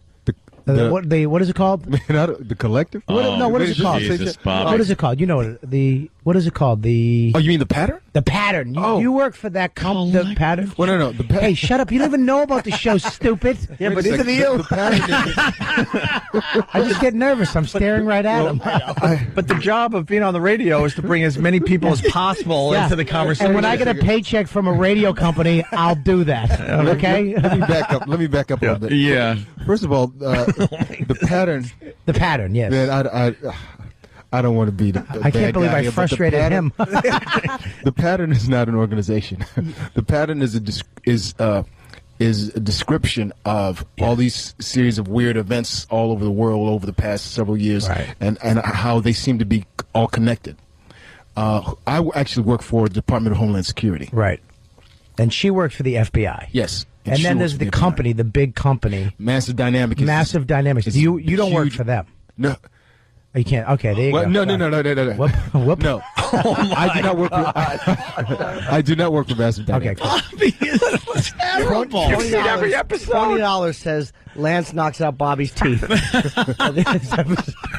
We think Fringe is a good show. We're not really sure yet. No, and we're 20 minutes into this, Bobby. I really am. But no. In Bobby's defense, I will say this: the reason he asked me that question is because there seems to be some tie between me and the chief operating officer. Mm-hmm. Yeah, it's like Lost, and we don't know what it is. It's like Lost. It's not as like, oh my God, Lost leaves you frustrated. You want to punch your TV at the end of Lost. It's not that crazy, but there is this. Who does he work for? Where are they from? Why are they connected? How does they know each other? Like the lady with the mechanical arm. Yeah, that's Anita Sharp. Yeah, that's crazy. I mean, the one thing that messed me up with, she has a fake arm. Like she's talking to this lady, and then she takes off her arm, and it's just this robotic arm, a sick robotic arm. Right on. And she puts a sleeve back on. But then in the next episode, I saw a couple liver spots on that arm, so I was like, oh, that's not the fake arm. So no, that's it's like they forgot to technology, put that man. They put thing liver spots and everything. Okay. The end of the pilot, which it's so good because it's typical J.J. Abrams. They get you so well. Like one of the leads, it was a 2-hour, and it was the most expensive pilot ever done. It was $10 million. And at the end of it, one of the lead characters dies. So they're wheeling him in, and they're like, yeah, he's dead on arrival. And then she looks at the dead body. She goes, all right, well, brief him, and then let me know what he says. And then the episode ends. You're like, what? It's just like it's a really, really interesting concept, and you kind of don't know what's going on. But you're right; it's not as bizarre as Lost. It's a little easier to follow than Lost, which kind of made it more appealing, I think. It's based more on reality too. Yeah. Most of the show, most of the science in it is based more on reality. Like last week with the pigeons, that was crazy. Here he goes again. Yeah, give us a description. That was pterodactyls. No, I just set him up for that. I was like, the pigeons, go. It's funny because you said that, and I immediately thought, Oh shoot, man! I don't remember what happened. What was that with the pigeons? More importantly, And I saw it. Did they give you a broad to bang on this this series, like The Wire? No, that's an HBO thing. It's kind of fun, man. You were rocking and rolling with what's her name there on The Wire. Well, there was two. There was the wife, and then there was the wife. Well, you know, he got rid of the wife. Though. That made me. Oh mad, no, man. sorry. I got to tell you. sorry. That was the one thing. That was the one thing about The Wire that made me mad, because my wife and I had one kiss, and it got cut. So we never. Really? Yeah. And so, ironically, I kept complaining, and I'm watching every episode and seeing McNulty getting it with a different woman. And I'm like, come on, man, I'm married, supposedly happy, and I never even kissed my wife. Well, he said, be careful what you wish for. Yeah, so third season, it was me and Perlman. Hey, at least they didn't move you in with Omar. I mean, that could have been that would have been worse. But Omar's cute. He really is handsome, and it's not gay at all. But you had a respect for the role. But the interesting thing about Daniel is it was like The Wire was so great the way they kind of teased this backstory with him and this dirt that they had on him and him and his wife, and he was going to have to leave the police force, and they really get into his character really well, man. It's a great show. I don't want to blow No, that's okay. I plan on it getting blown, but it's just so cool to watch. I don't care, if I know certain things or anything. What was your favorite moment on that show? If you had to pick one, or one that really stood out for you, and Ant, you might want to cover up. Wow, that's a tough. That's a tough question. I'll get out of the interview. Like we asked, so many great moments. We asked Michael Whalen when he was in, and he said it was the one that got him the most was Bodie at the end of season 4, getting shot. Wow. Well, I will say my favorite season was season 4. The kids. Mm-hmm. Yeah. Man, there was so many great moments. But Anthony keeps plugging his ears. I think the moment that got to me the most was Here it goes. in season 5 when Here it goes. Michael. What was Michael's friend? The really smart kid who ended up being a drug addict. Yeah, I know. I remember his name. I know who you mean. The kid who was in trouble in school. He was trying to get drug money from the ex-cop who was the teacher. Yeah, that was depressing. In the last season when basically he says goodbye to Michael, and he walks off into the homeless land. And he's kind of taking over Bubbles' place. Yeah, which happened. And that was another thing I thought was really cool about the ending of the series. How it just seemed like all these characters kind of stepped into. These characters that were coming up through the series as secondary characters stepped into the roles of all of the kind of primary characters. Yep, showing that nothing really changes. Yeah, exactly. Yeah. Hey, we got to get back to Fringe so Anthony can be part of the radio show. Right. James in Riverhead, what do you got for Lance Reddick? What's up, boys? Mr. Reddick, pleasure. Thank you. You guys, Fringe rules, man. It's just a fantastic show. The scientist guy, he was from Lord of the Rings, right? Yes, he was. Yeah. He's an excellent actor. He'll say crazy things like screaming at his son, "No, go get me some tin foil!" And then as he walks out, he'll be like, "And if you happen to pass, go get me a root beer float as well." So, that was horrible. Anyway, I bet he delivers it a lot better than you did. It wasn't. Yeah, I agree. It wasn't horrible, sir. But whatever you what happens is this: like you want to describe a character that's quirky. And if people don't know the character, some of the quirks seem odd out of context. But I'm sure that you would have done a better job if we gave you another chance. So would you like another chance? Sure, absolutely. All right. How about this one? The son is trying to give CPR to a woman, and the father is on the phone with him, and he goes, "Do you happen to have any cocaine?" I didn't mean to set you up for that. I kind of figured it would happen. You were in a no-win there for any consolation. Exactly. Also, the guy with the lap cards went to the bathroom. Yeah, so we were just. Let's go nothing. Let's go to Denver and talk to John. John in Denver. What's up? Oh, and hey, Jim, Bob, Lance, how you doing? How you doing? Pleasure. Bob, you got the interview skills of Helen Keller. Every time you try to make she's a point, blind. You're just so She's way deaf. off. You're so way off, and then they try to correct you, and you're, well, yeah, that's what I'm saying, dude. That's what I'm saying, dude. Yeah. You're awful, Dude, Bob. let Bob be You're nervous. awful. Yeah, you know what, sir? I'd love to disagree with you right now, but you're absolutely right. Go ahead. Thanks, Lance. Hey, have a good job. You're doing a good job, Lance. We enjoy you. Have a Bye. good job. Have a good job. Have a good job, you nervous loser. Shut up. A lot of people saying you had the Chris Farley thing going as you're trying to explain Lance Reddick's part in Fringe. Chris Farley from whatever. I'm not going to help you. You didn't help me. Terry, good job. That's right. Yeah, Terry in Indianapolis. What's up? Hey guys, and I love Bobby. He does a great job. But I've missed all this.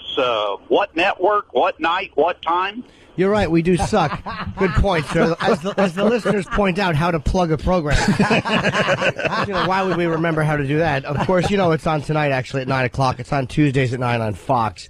And tonight is, I think, the 6th episode. Yeah. Maybe we can do this. And they got 22, by the way. They got a full season. Fox gave them a full season. It's a great show. Lance, could you come back next week and we'll all watch the show? Watch the show on the air? No, we'll watch the show watch and be, the show. prepared for this. And I won't be here. Yeah, because there's a really good buzz on this. Can I get like past episodes on online or something? Yeah, probably. Or Roland can get them on a disc. I hate watching. Actually, yeah, you can watch them online. Can you? Okay. They've been already downloadable too. Oh, great! Is the girl from? I'll do it that Is way. she an Aussie too? She's an Aussie. Yeah, she's Australian. What's going on with all these Australian people taking over Hollywood? I know. It's funny, man. I just got hooked on. I should be talking about other show, but I just got hooked on Brotherhood. Right. It just killed me when I found out the lead was Australian. It messes you up. Again. Yeah, you hear him talk. It's like, the show's really good. Shut up. My baby. Ugh. She is Australian, by the way. No, she's not. She's from Chelsea, Massachusetts. The blonde I'm from. kidding. I'm kidding. You ass. But Anna's great. She's great. Yeah, she's hot, too. She's really hot. So you're. I'm not at liberty to comment on that. Why? You married? Oh, you're married. No, but, colleague, say- I can't liberty. comment on that. You really can't just say she's sexy? Hot? Anna's a lovely young lady. Wow. It's awkward when you work with somebody on a set. Yeah, that's why I'm not. I'll never do anything. I'd be like, yeah, I definitely do Human it. resources would be after Bobby all the time. Yeah. You're also a musician too, which I didn't know. Yeah, actually, I was a musician first. Growing up, I never thought I'd be doing this for a living. Believe it or not. What kind of music? Wow, I grew up studying classical music. I was a pop musician in the closet. I went to music school to study. I thought I was going to be a classical composer. I left because I realized I wanted to be a rock star. Started acting because I thought it would help my music career, and then acting kind of took over. And now I'm writing mostly jazz. So wait, you Yeah. want a Did that make classical sense? composer? Yeah, that's what I went to study. And then all of a Went to sudden, conservatoire. Are they? Wow. Are there Yeah. any new guys coming up in that field? Classical. Yeah. You know the big names, but you never hear like Big names. You never hear like a new guy on the scene trying to that's actually make it in that genre. He really is the new Chopin. Right. Any new hot it's- composers coming out? You know what I mean? And I don't follow. I mean, I follow jazz more than I do. I don't really follow classical music anymore. Yeah. Because Jazz, Billy Joel tried to do that. He tried to become a classical composer for a minute. Well, did you actually? I mean, oh shoot, what was the name of the album that had all classical music on it that he wrote? I don't know. I've listened to it. It's really good. I would think it was Chopin if I didn't know it was Billy Joel. Well, give it 400 years and it'll be a hit. Yeah, they'll love it. 400 years. yeah, classical always seems to be a big hit in hindsight. I'm like, wow, that was really good. Why did we shun that? No, let's not trash my ex-classmates. Let's make they're not making it anymore. Let's make a time capsule for the people that are going to be on Earth 400 years from now with a, see, we told you Billy Joel would be a hit. I didn't even know he did a classical. I had no Yeah, idea. he did it for like a minute. No one really bought into it. But it was well received. I do remember reading some reviews on it. But you know what it is when you're Billy Joel, people have a huge expectation of what they want you to do. It's not Right. like, you're when you're unknown coming out of school if you're doing classical music. Then when you do Piano Man, Pressure, and then get off the stage. Yeah. Let Elton John come on and swing it around for a little bit. So you have 22 episodes of this. I don't know what to say to that, Bob. You're just an odd guy today. You're really odd. I've never seen Bobby nervous, ever. Like, I've seen me nervous. As you have. When? That time in Vegas. I'm kidding. That time in Bobby, Vegas. Bobby, what is going on with you today? Are you nervous to see Lance? Struck. Sir, can I just say something? I'm terrible around celebrities. We know this.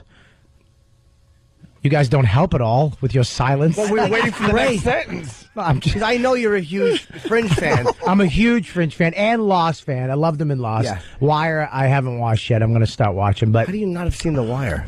Because You would love The Wire. I don't have the DVDs. Would you say? They're in the store. I have a Wire question that you might want to cover up. Of all the, what would you say is the biggest shock you had in The Wire? The biggest thing that you were not expecting to happen that happened? Wow. Stringer Bell dying. Really? Yeah. Yeah. You didn't see that coming at all? I did not see that coming. When they're doing a show like that and they're going to kill off a character, all right, Ant, it's done. It's I mean, especially given that let me put it this way. He was such a heartthrob. In the middle of our second season, some of us went down to the HBO Film Festival, and half the cast went to the Essence Music Festival. Well, when they just went to the Essence Music Festival, he was down there with Wendell Pierce and Dominic West.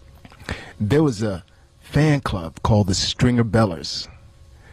Wendell told me it was like the Beatles. I mean, the women went nuts. Really? Yeah. So for them to kill off a character like that, I thought, wow, it really is all about the story. Yeah. They didn't care how popular somebody was. They really would wipe anybody out. I mean, we saw in season 5, buying cigarettes and he catches one on the head. And also to be fair, David and Ed. I mean, when I was shooting the pilot for The Wire, David Simon said to me point blank, I've conceived this as a 60-episode arc, so he knew where the thing was going, and he kind of told me where my character's going to be by the end of the 5th season. Okay, but at least you knew you were in. Yeah. Whereas, Omar's supposed to get 6 episodes or whatever he said, and then they just kept him in. Yeah, it was the same thing with Bubbles. Bubbles was, because one of the roles I auditioned for was Bubbles. And Bubbles was supposed to be... Really? Yeah, Bubbles was supposed to be a recurring role that was supposed to die in the 2nd season. And he was that's great. the flip side. He was so popular that, and he was so great that they just kept him. What a great character. Yeah. All right, we do have to take a break, so... I can't believe he's dead. Anthony was doing earmuffs for that whole segment right there. I know why I'm nervous. It's because I had to stand up because Anthony was blocking him. And I'm not comfortable. Oh, yeah, it's my fault. Yeah, of course it is. Yeah, that's why I'm nervous. I'm not good standing up. I can't talk to people standing up like that. What do you do for a living? Well, I can tell. He's a stand-up comic. He's a stand-up comedian. Like I said. You do it when in a chair, right? I mean, stool on stage. I just can't see Hopefully it. in a wheelchair. Lance, where are you off to next? You have to go somewhere else now? Oh, not necessarily. WB? WB11? Yeah. No, I can stick around for a little bit more. We got Lance Reddick in studio promoting Fringe Tuesdays tonight, 9 p.m. on Fox. LanceReddick.com to check out some of the music, right? Yes. Very cool. All right, it's Opie and Anthony. We'll continue. Opie and Anthony. Lance Reddick was very cool. Yeah, man. And one more plug. Not that the show needs any more plugs. Everybody knows when it's on. But it's on tonight at 9 o'clock on Fox Tuesdays. And it is a hit. It's a bona fide hit for Fox. They gave it 22 episodes of full season. That was a fun cluster F. Bobby just babbling.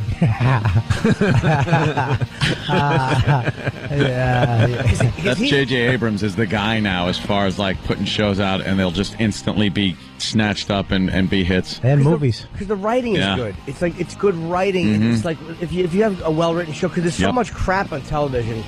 Mindless trash. Garbage. So anything with a real twist and really good acting without cutesy storylines. Yeah, I'm not saying I'm a genius or anything, or I need shows that are so in depth that no one can get them. Right. But you don't want that just fed to you, spoon-fed garbage. Yeah. That's on so many the same TV formula shows now. Yeah. There was something else that was going on. I don't think the listeners understand how funny it is that Anthony came in this morning at 5, and he goes, "Oh, I just started watching The Wire, and I just want to. I'm so into this. I'm hooked, and please don't tell me anything about it." I said there's got to be a moratorium on talking about The Wire, and the reason is, and I waited this long, and I don't think it was on purpose, but all the Wire talk died down. For a while, we had a lot of guys from The Wire coming on. It was like the last episode, I guess, was on, and so a lot of talk about it.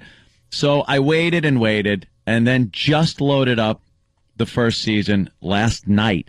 And then mere hours later, Lieutenant Daniels, here he is sitting there, and you guys are like, what was probably the most surprising, thrilling, unexpected moment? And I'm just like, every time I had to take my headphones off, I jammed my fingers in my ears and couldn't listen. You didn't hear any of that, right? No. But what are the odds? I know. You just start seeing The Wire, you're hooked, you're like, wow, I'm definitely into this show. And he's sitting there Like the next morning. I know certain things. I know that Omar gets killed because it was such a big thing, and that. But that's fine by me. I'm okay with knowing that. There are other things because you guys had talked about a lot of little details. But with a show like that, you can't listen to people talk about it if you've never seen it, and then start watching it and know who the hell you're talking about. No idea. There's so many characters, so it doesn't matter to me. But now that I'm kind of getting to know the characters, it was like, oh, I don't want to hear this then. It's one of those shows. It's not going to matter because No, I know, it's just a I was good late show to the to party watch, as well, and when we were having the Wire guys come in and Jimmy was doing the bulk of the interviewing, I was hearing plot lines left and right, and it didn't affect the show. Like you saw, we had. We had Michael in here, Michael Bubbles. and I don't know their real names. Yeah, well, it's Andre and Tristan. I forget Chris's real name. He's just a murdering thug from later in the series, and he was one of the guys that was in here. And you hadn't seen him yet. Nope. And he's It just didn't matter. Pleasant guy, and then you just see him on. But it's just funny the odds of that happening today. Way to know our own show, huh? Yeah, I know. I didn't even know he was coming in. Oh yeah, he was booked for a while. I was happy we finally got him. Yeah, it's a really good show. Yeah, well, it's funny. He's used to doing press like a lot of these guys do. Like the TV, you do quick little hits. You do a few minutes, and the interviews are prepared, and they show a clip of the show. You know what I mean? It's pretty much TV. You know what you're in for. And then he walks in here, and there's just like 8 guys staring at him. So, how is it acting? Yeah. Bunch of nervous, starstruck boobs. I want to get this out. Jim Norton's book, I Hate Your Guts, not even available for another 2 weeks. 2 weeks from today, I believe, right? Yes. But you can pre-order on Amazon, and we're getting the numbers every day, Jimmy. It's number 52 on Amazon, but hold it. Number 1 in the humor category already. Oh, Resale. Great. So that's really cool. It's not even available yet. I was thumbing through it last night. I didn't make the commitment to start actually reading the whole thing, but I'm thumbing through and looking at some of the captions you wrote for the pictures, and I was laughing my ass off. Thank you. You are just awful. It's so goddamn funny. It's pure Jimmy. It really is. It really is funny. Thank you. It's going to do extremely well. Oh yeah. Extremely well. I say it.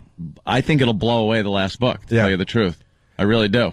Yeah, maybe it's different than Happy Endings in that it's very much me, but it's more me attacking. Yeah, it's just vicious Jimmy, which is great. You're going to bring a lot more people outside the O&A community because of the people you're talking about and stuff. Yeah, I'm doing David Schuster's show on Friday from MSNBC. It's like they're starting to call me for like those kind of shows. Wow, that's cool. But a lot of times I don't want to do talking head shows. Because do it.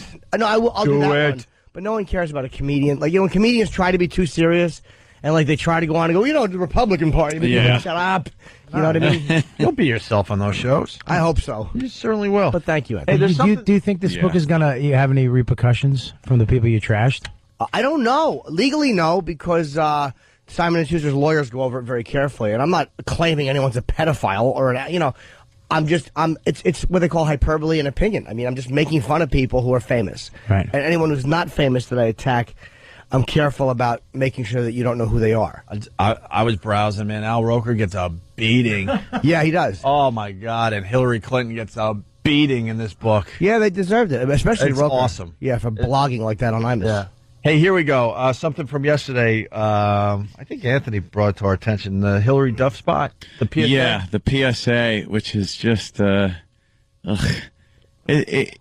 getting so politically correct these days. And I can't even watch college students and people that are so involved in things, yet there hasn't been this life experience yet. Mm-hmm. So, and I don't care if I'm sounding like, my dad or something at this point, but it's just this phony, like, as long as it's worded right, don't hurt anyone with your words. Don't say that. It's talking about calling something's gay. It's like, hey, don't be gay. That's gay. Stop being gay. And it puts a negative connotation on the word gay. What? It's whenever you use that word, were you using it as a slur against gay people? No, there are plenty of other ones to use. There were plenty on the playground that we used. Aside from gay, why use the one they use? Why use gay when there's better words? Of course, to accomplish the same thing. Yes, it's not like gay is the word you use. for gay people. They're gay people. We've talked to gay guys on the phone, and they say we say it the same way. Call each other queer, things like that. But I mean, why is queer acceptable? But that would sound like it would be queer worse. is a little off. It's always been a little off. Yeah, but that sounds queer. Worse than the F word for gay. It's like, what's the C word for gay? What is like? Carlisi.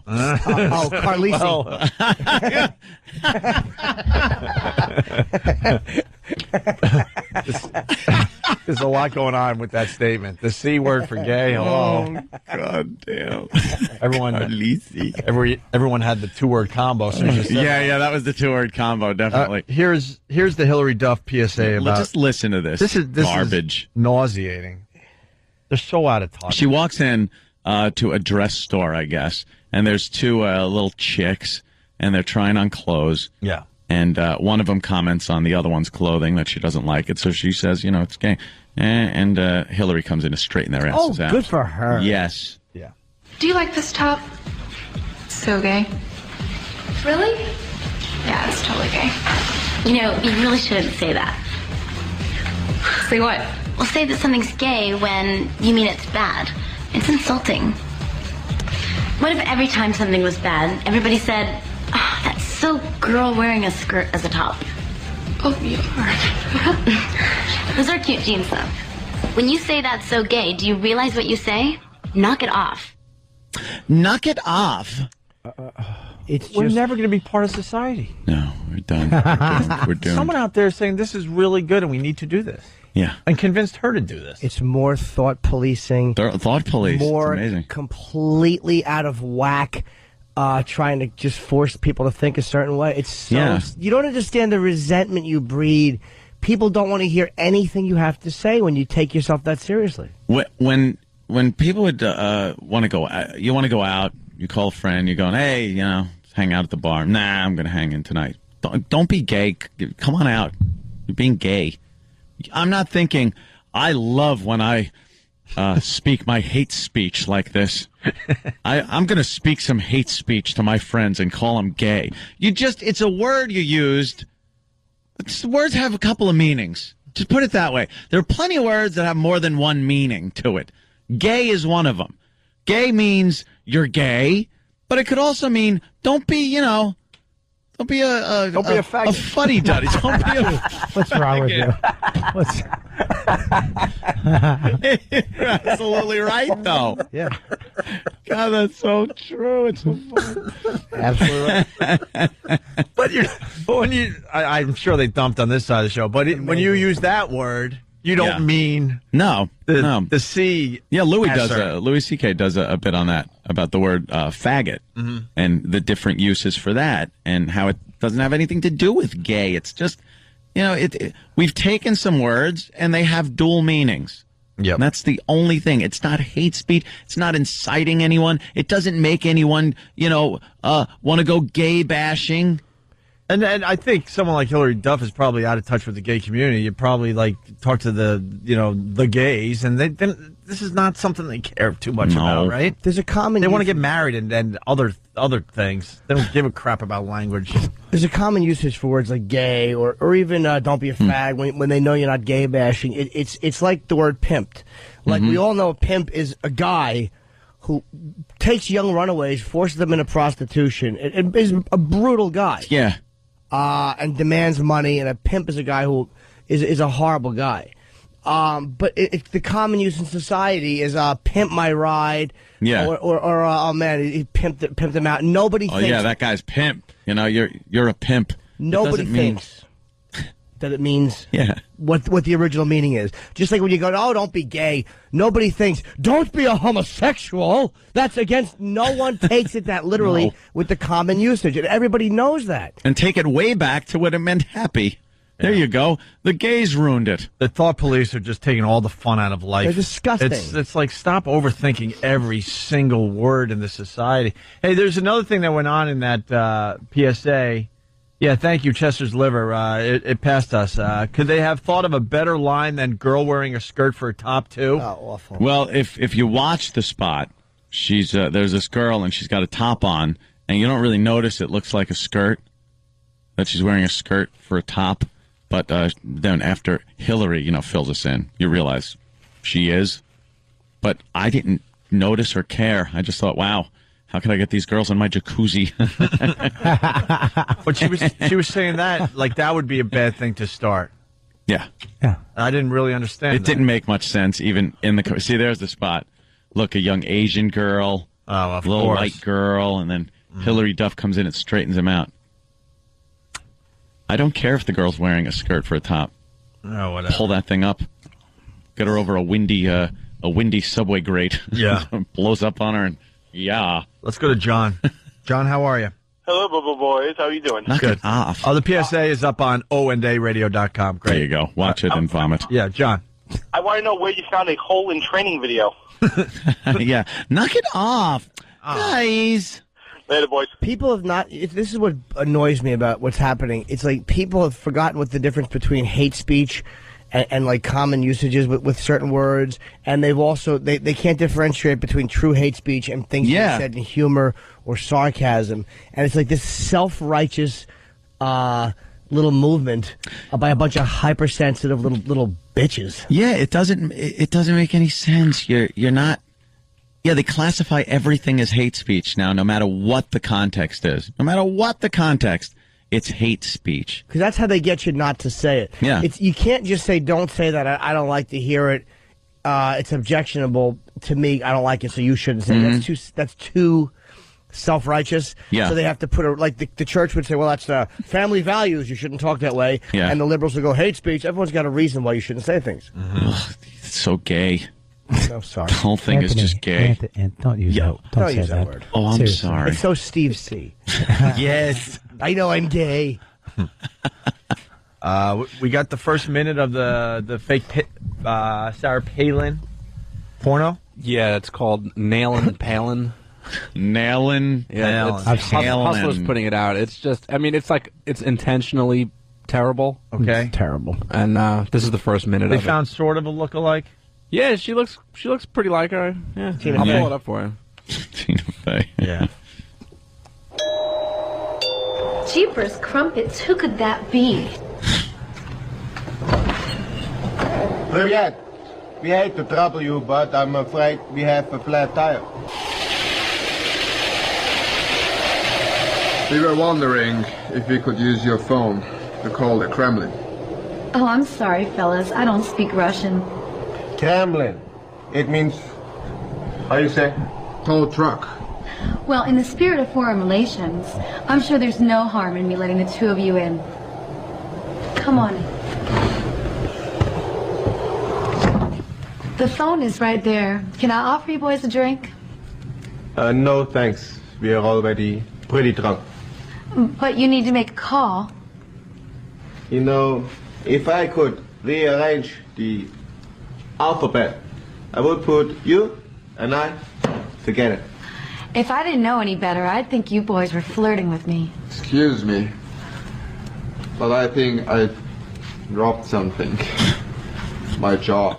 Well, the actress, quote, looks a lot like Sarah Palin does with actually. huge bosoms. This is such horrible dialogue. I like it. Yeah, she does look like her. She could have Wow, reddened that's her a hair damn up a good bit. or- look-alike. Yeah, the look-like is right there. But This could be good without. They actually could have made this really hot. yeah. Like Yeah. you could have really seen Dirty Sarah. Ooh, Russian soldiers coming. Oh, because Alaska. Okay, I get it. Yeah, well. I wasn't. I don't know why they went. I wasn't so over the thinking top. geographical content there. The dialogue was great, though. Kremlin means Dotrak. Yes, I need you to call Kremlin. Why don't? It means Dotrak. Does it? All right, we're going to take a break. We'll put the trailer up on onaradio.com, I guess. And don't Not forget much- Bobby's not in much Boston. there. Yeah, Wilbur Theater, Bobby. It's Friday night. Yes, and I will not be doing any interviews with famous people. That was funny.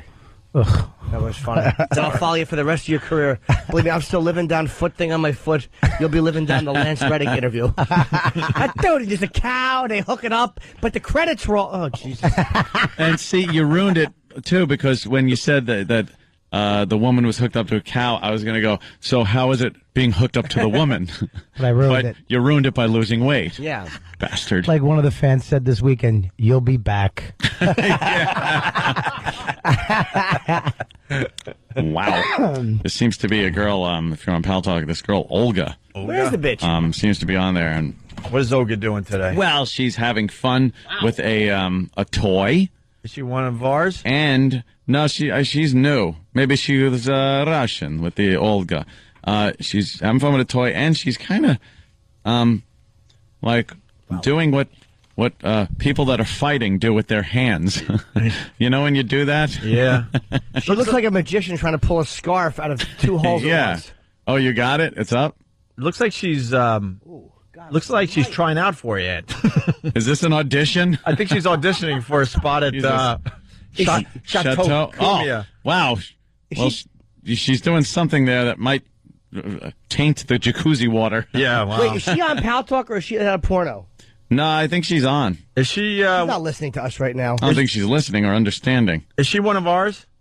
Oh my God! What are you doing? What? That What is doesn't she go doing? there after you do what you did. No, that's not there to there. That's ATM. The other thing. No. That thing wasn't there. Oh, that little switcheroo. The thing that people fighting use to hurt each other. Yeah. That was there. That's why she's But looking at her that thing hands. was somewhere else. Oh, all right. Yeah. Do we know if she's one of ours? She's not. No, she's Olga. She got to be from Russia. She is a Russian girl. She has hairy armpits? Is that She is Russian. No, but I think she's got. Yeah, look, see down. C-section Wow. scar? Wait, what's going on down there? Wow. Is there? Yeah. How could you not see that? There's a little. Ooh, look at her. Going on. What a good Is that a gal. double oven in the background? You are Bobby, what's hysterical. wrong with you?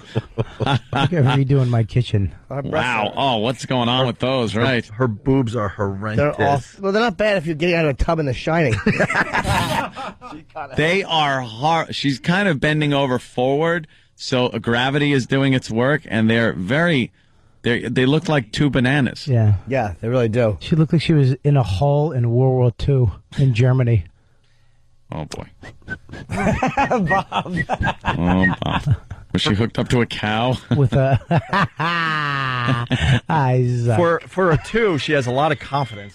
Yeah, that brings her up to a 3. Yeah, she's got a lot of confidence. She has 7 confidence for a 2. Yeah. Well. All right. Well. But we can't stop looking at her, so she wins. No, because she wins. She completely stopped the show with what she's doing on cam right now. The Pal Talk room is rocking today. Wow. All right, we'll take a break here. All righty. Robert Kelly, Wilbur Theater, Friday night. Get your tickets now. Ticketmaster. You're going to be loving Bobby on that stage. Yes, Jimmy. We don't have anybody. Do we have anybody coming over to Sirius XM? No. That's tomorrow. Okay. Who's tomorrow? I don't know. I thought we had one person here. No. All right. We're going to check out the FU line as we go to break. Thanks for calling the Opie and Anthony FU line. Here's the latest batch of FUs. You have 6 new voice messages. First voice message. Yeah, I want to give a big you to my fat boss, Frank. You're a fat. You don't know how to run your business. You have no business being an owner. Go yourself, you piece of. Next message. Yeah, I just want to give a big F you to Joe the plumber. Joe, you. Nobody gives a about you. Next message.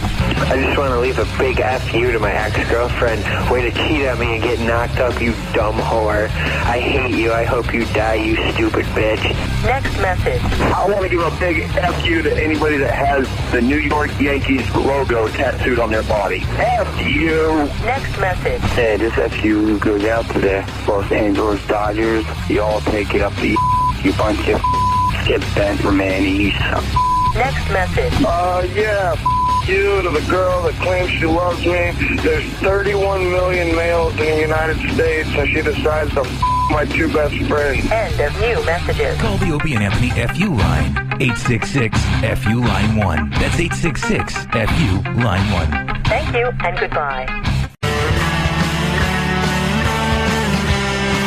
Opie and Anthony. Author Jim Norton. Stand-up comic Robert Kelly, who's in hit movies. Jim Norton, I'll look at the list, sir. No, sir, I don't see Jim Norton, sir. Think of comedy. Makes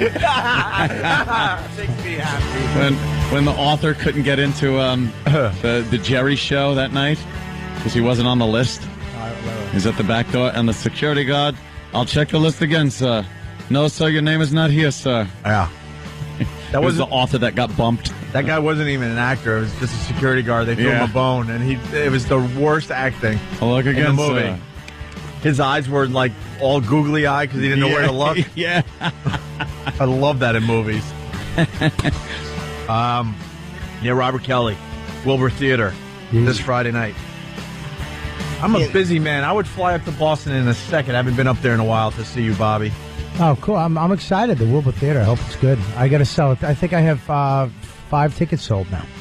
Well, if you had 2, and now you have 5. So there we go. It's a 1,200 seater. That's 150% increase. Mm-hmm. It's a recession. Hey, Obama. Enough said. Well, he's doing what every other politician does. You got the Phillies and the Rays in the World Series. The Phillies in that minor league team. Oh, well, who's he decisively picking so as to just show that he can actually pick a sports team, not worry about it affecting his campaign? I just want one politician to do it the right way. Be honest. Yeah. Obama says he's rooting for the Phillies, but also says he supports the Rays. Well, in his defense, though, they interviewed him about the White Sox and the Cubs. You just messed me up because you went, shut up. the Cubs. And he said there's only one real team in Chicago. It's the White Sox. I mean, he totally bashed the Cubs. So he really is a White Sox fan. Yeah, but he doesn't really need Illinois or he doesn't need Chicago anymore in general. No. The problem here, he's in a tough spot because Pennsylvania and Florida, they're swing states. Yes. Right? He's very worried, so he doesn't want to... Just make a decision. You know you want the Phillies. No one wants the Rays. Half of Tampa doesn't care. Yeah. But stupid Red Sox. Huh? I can't take that Obama, and I know he's going to goddamn win this thing, and it's just annoying the crap out of me. I hate it. The Republicans did not put a very impressive ticket forth. No, I just got my copy of my NRA magazine. And they just have a whole laundry list of things that both Biden and Obama have voted on and against as far as the Second Amendment goes. And he is completely for just taking away every single gun that everybody has. He wants this country just to not have a Second Amendment. What about paintball guns? Can you have those? Believe me, they'll probably go after those too. It's just, it's insane. He doesn't want any concealed carry. Yeah, they don't have it. You're not allowed to own a gun in Chicago. Boy, that sure cut down on the crime, huh? Boy, that sure works, doesn't it? When you take the guns away from the law-abiding citizens, so only the thugs have them. You dummy. You dumb son of a bitch. Ugh. Just disgusts me. And it was all these things that they had voted on putting a 500% increase on taxes on guns. So that, it's your right to own it. That is saying that the states and local governments absolutely have the ability and the right to make up whatever decisions they want about gun ownership, which it's part of your constitutional right. More gun deaths in Chicago than Iraq. Okay? How about that? It's ludicrous to think that works. But this dummy just wants to... how about this? You shoot someone in self-defense in your own home with a legal handgun. He wants to be able to prosecute you. These are things that are just... He voted on these things, him and Biden.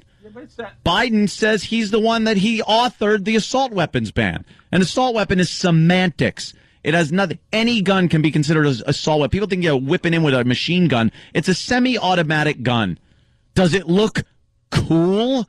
Yeah, okay, it does. It doesn't look like your pop's hunting rifle. It looks like, an AR-15 is the civilian version of an M16 of what they use in combat, what the American troops are using. But it amounts to a semi-automatic rifle. It's not a machine gun, but when you say assault weapon, morons who don't know what it means say, oh, that must be a machine gun that can just mow people down. Do the same damage with your dad's hunting rifle, the semi-automatic. It's just so ridiculous. I hate the fact that he's just trying to completely strip this country of the Second Amendment. It already has been in a lot of places. There's places that you can't get a gun. How is that possible that there are places in the United States where the Second Amendment says that you have the right to bear arms, where you don't have the right to bear arms. Where? Chicago, for one. New York City is another place where they let the local government decide that you're not going to be able to, get a gun. Oh, they say you can, but, not going to be able to. There are some things that don't bother me as much that really bother NRA people. Like, they're for everything. Like, if you have to register your guns, I'm all for that. I'm all for FBI checks. There are some people that I like, no, goddamn, why should I have to go do an FBI check? It's like, no, I like that. It's easy this day and age. You go run through an FBI check. Felons, convicted felons, shouldn't have handguns. Fine. But the NRA is for all. That's why the NRA stinks. No, that's why they're a balance for the other people that stink. See, I realize that both sides are so off balance that somewhere in the middle is where, the balance happens. But if one side gets a little too much power, then you're screwed.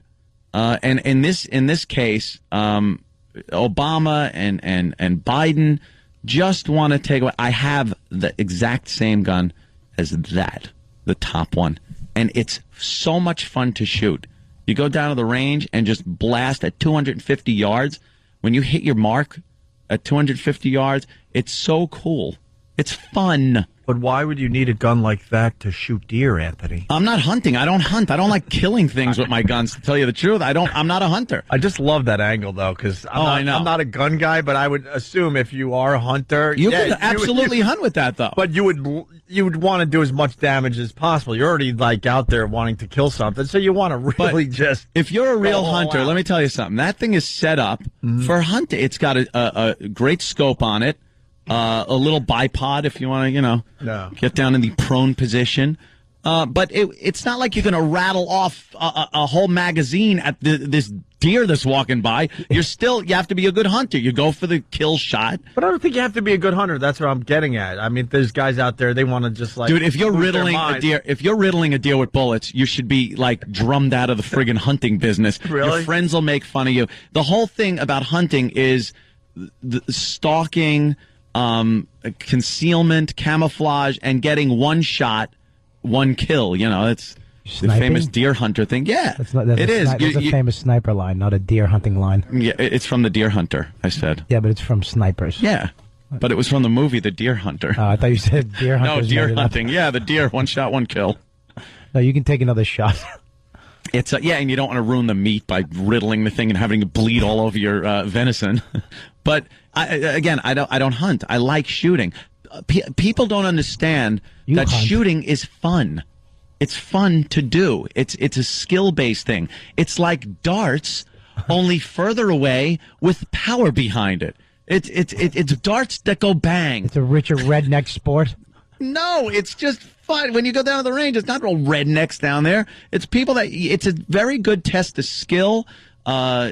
If you could hit your mark at 250, 300 yards like that, it's very fulfilling. Do they give you a trophy or a plaque? They don't give you crap. You get to go and go that's pretty goddamn cool. I've never heard it put that way. The dart analogy, I like that. Yeah, but it's also fun to hit the wall behind the target. Let's be honest.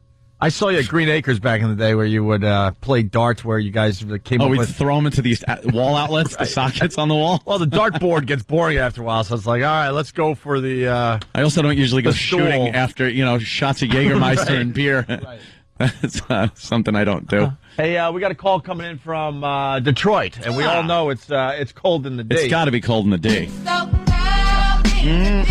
Let's say hi to Todd in Detroit. Todd. Yes, boys, it's very cold in the D. Yeah. But Jimmy, you rule. Thank you. Opie, anytime you want to go out drinking. Anthony, you elitist, fancy man, little douchebag. All right. What'd I do? Only certain people should have guns, such as guys who have big mansions. So I take it everybody that's ever been convicted of a felony has who couldn't afford a decent legal defense truly committed the crime. Is that it? So then those people shouldn't be allowed to vote. Therefore, those people shouldn't be allowed to have guns. Therefore, the 51% can enslave the 49%. You sit there and espouse about how great the Constitution of the United States is. Yes. Yeah, it is a great document. Absolutely. Life, liberty, and the pursuit of happiness. But when we get away from being a constitutional limited republic into a democracy where 51% can enslave 49%, i.e. felons, go ahead, man. Absolutely. Stockpile and just wait for the BATF to show up and take them away. See ya. So you're, no, dude, I might have agreed with you. I think you might have converted me. He said 5149 too many times. Yeah, I know. All right. It made me sick. But, okay. All right, give him to the felons, too. He changed my mind. In the date. Thanks for the call from Detroit, Oh, yes. Yeah, got that one, too. And yes, only certain people gun. should be able to own guns. People who have been convicted of certain crimes. I think as a society, we have the right, because we all start out as non-felons. Yes. So if you don't commit felonies, you can do that. Yeah. I think as a fair, I think as a society we have a right to go, felons, no. I have one problem with your thought there, Jimmy. You said society way too normal. Oh, I think as a society, we should be able to not look for scapegoats. You think we're all zombie killers? Your own sick society. I love that. There's a girl, Abigail. Now we think she's been given a codeine overdose. Almighty. It's the slowest murder ever committed. She's being filled at St. Joseph's Children's Aspirin. I have a members-only jacket. I bought it with the president of Iran. We shopped together. We're just your lousy scapegoat. You're the killers. Your whole sick society. That's who's guilty, man. That's right. Nice. Hey, Dolomite. Rudy Ray Moore, man. Yeah, he's dead at the age of 81. I got a picture with him at a Comic-Con, and he smelled like urine. Oh. He did. He really did. Yeah, the guy's dead. It was probably urine. Yeah. He was a funny guy, man. I tried to be a good guy once at the movie theater and went to this old bag was in a wheelchair. And apparently the movie had ended and her friend who was with her had gone to the bathroom. And the movie ended, and there were two old bags. So this old fossil is sitting there. You know how it's kind of a ramp going up when you leave the movie theater? So she couldn't quite roll herself. So I was like, I'll push you up the ramp. So I grabbed the handles and start pushing, and now realize where I'm standing, and my nose is directly above the back of her seat. Dude, she just didn't care about going to the bathroom. She didn't have to, leave to do everything. Yeah, she's old. So I'm pushing up, just going, this is why I don't do this. Why did I feel like I should do this and help? Because now it's just, you disgusting burden. Because it's nice, Anthony. No, you know something? Nice Not stuff. for me. Not the waft I got. Maybe she had Smell like Jimmy's microphone after he gets done tooting into it. She might farting. Yes. Yeah, but think of the position she's in. She's got to wait for someone to, push her. She should have sat there in her own, whatever it was. That's why they made I should have DVD left players. her. I don't know why I was being nice. She might have had a bag, dude. It might not have been her fault. Yeah, what's wrong No, with you? it You should was. have offered it had to be her bag. It had to be a diaper. Had to be a diaper, because it was right where if you hold on those handles and start rolling, it's right where. What did it smell like? It smelled like a waste product, all kinds. Everything? Everything. medley. Yes, medley. Like short ribs? It didn't smell. It didn't smell like Sprite and Tootsie Rolls, but it may have looked like it. Smell like a dirty puddle. It was so nasty, and pungent. Poor Rudy. And I'm just like, you. Hey, you had a really good rant there, and I just want to let the thank you. people out there know some of the opinions coming in. I agree with Anthony. Shooting guns is like driving a golf ball because we're not going to be able to get to all these calls right now. Wants to argue Jim on NRA. Shooting is an Olympic event. Just bought my weapons license. I want to defend Anthony. So it's one of those situations where I would say if you are an NRA member, vote accordingly. If not, join. And I'd say start buying what you want now.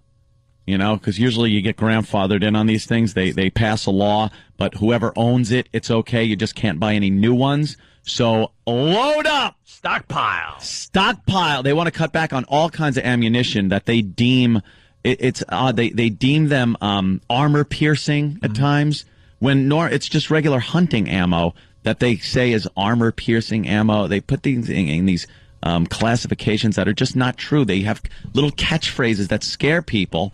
and make them think, that legal gun owners are nuts, that are nutty and doing all this killing and shooting at cops' Kevlar jacket. No, those people will always have guns.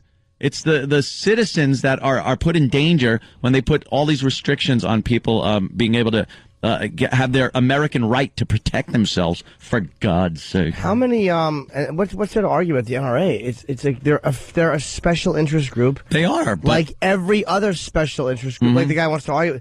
I'm sure they serve a purpose and there's a need for them, but they, like every other special interest group, way overextend and become obsessed and go so far in one direction they lose me. I think what they're doing is trying their damnedest to protect your Second Amendment right.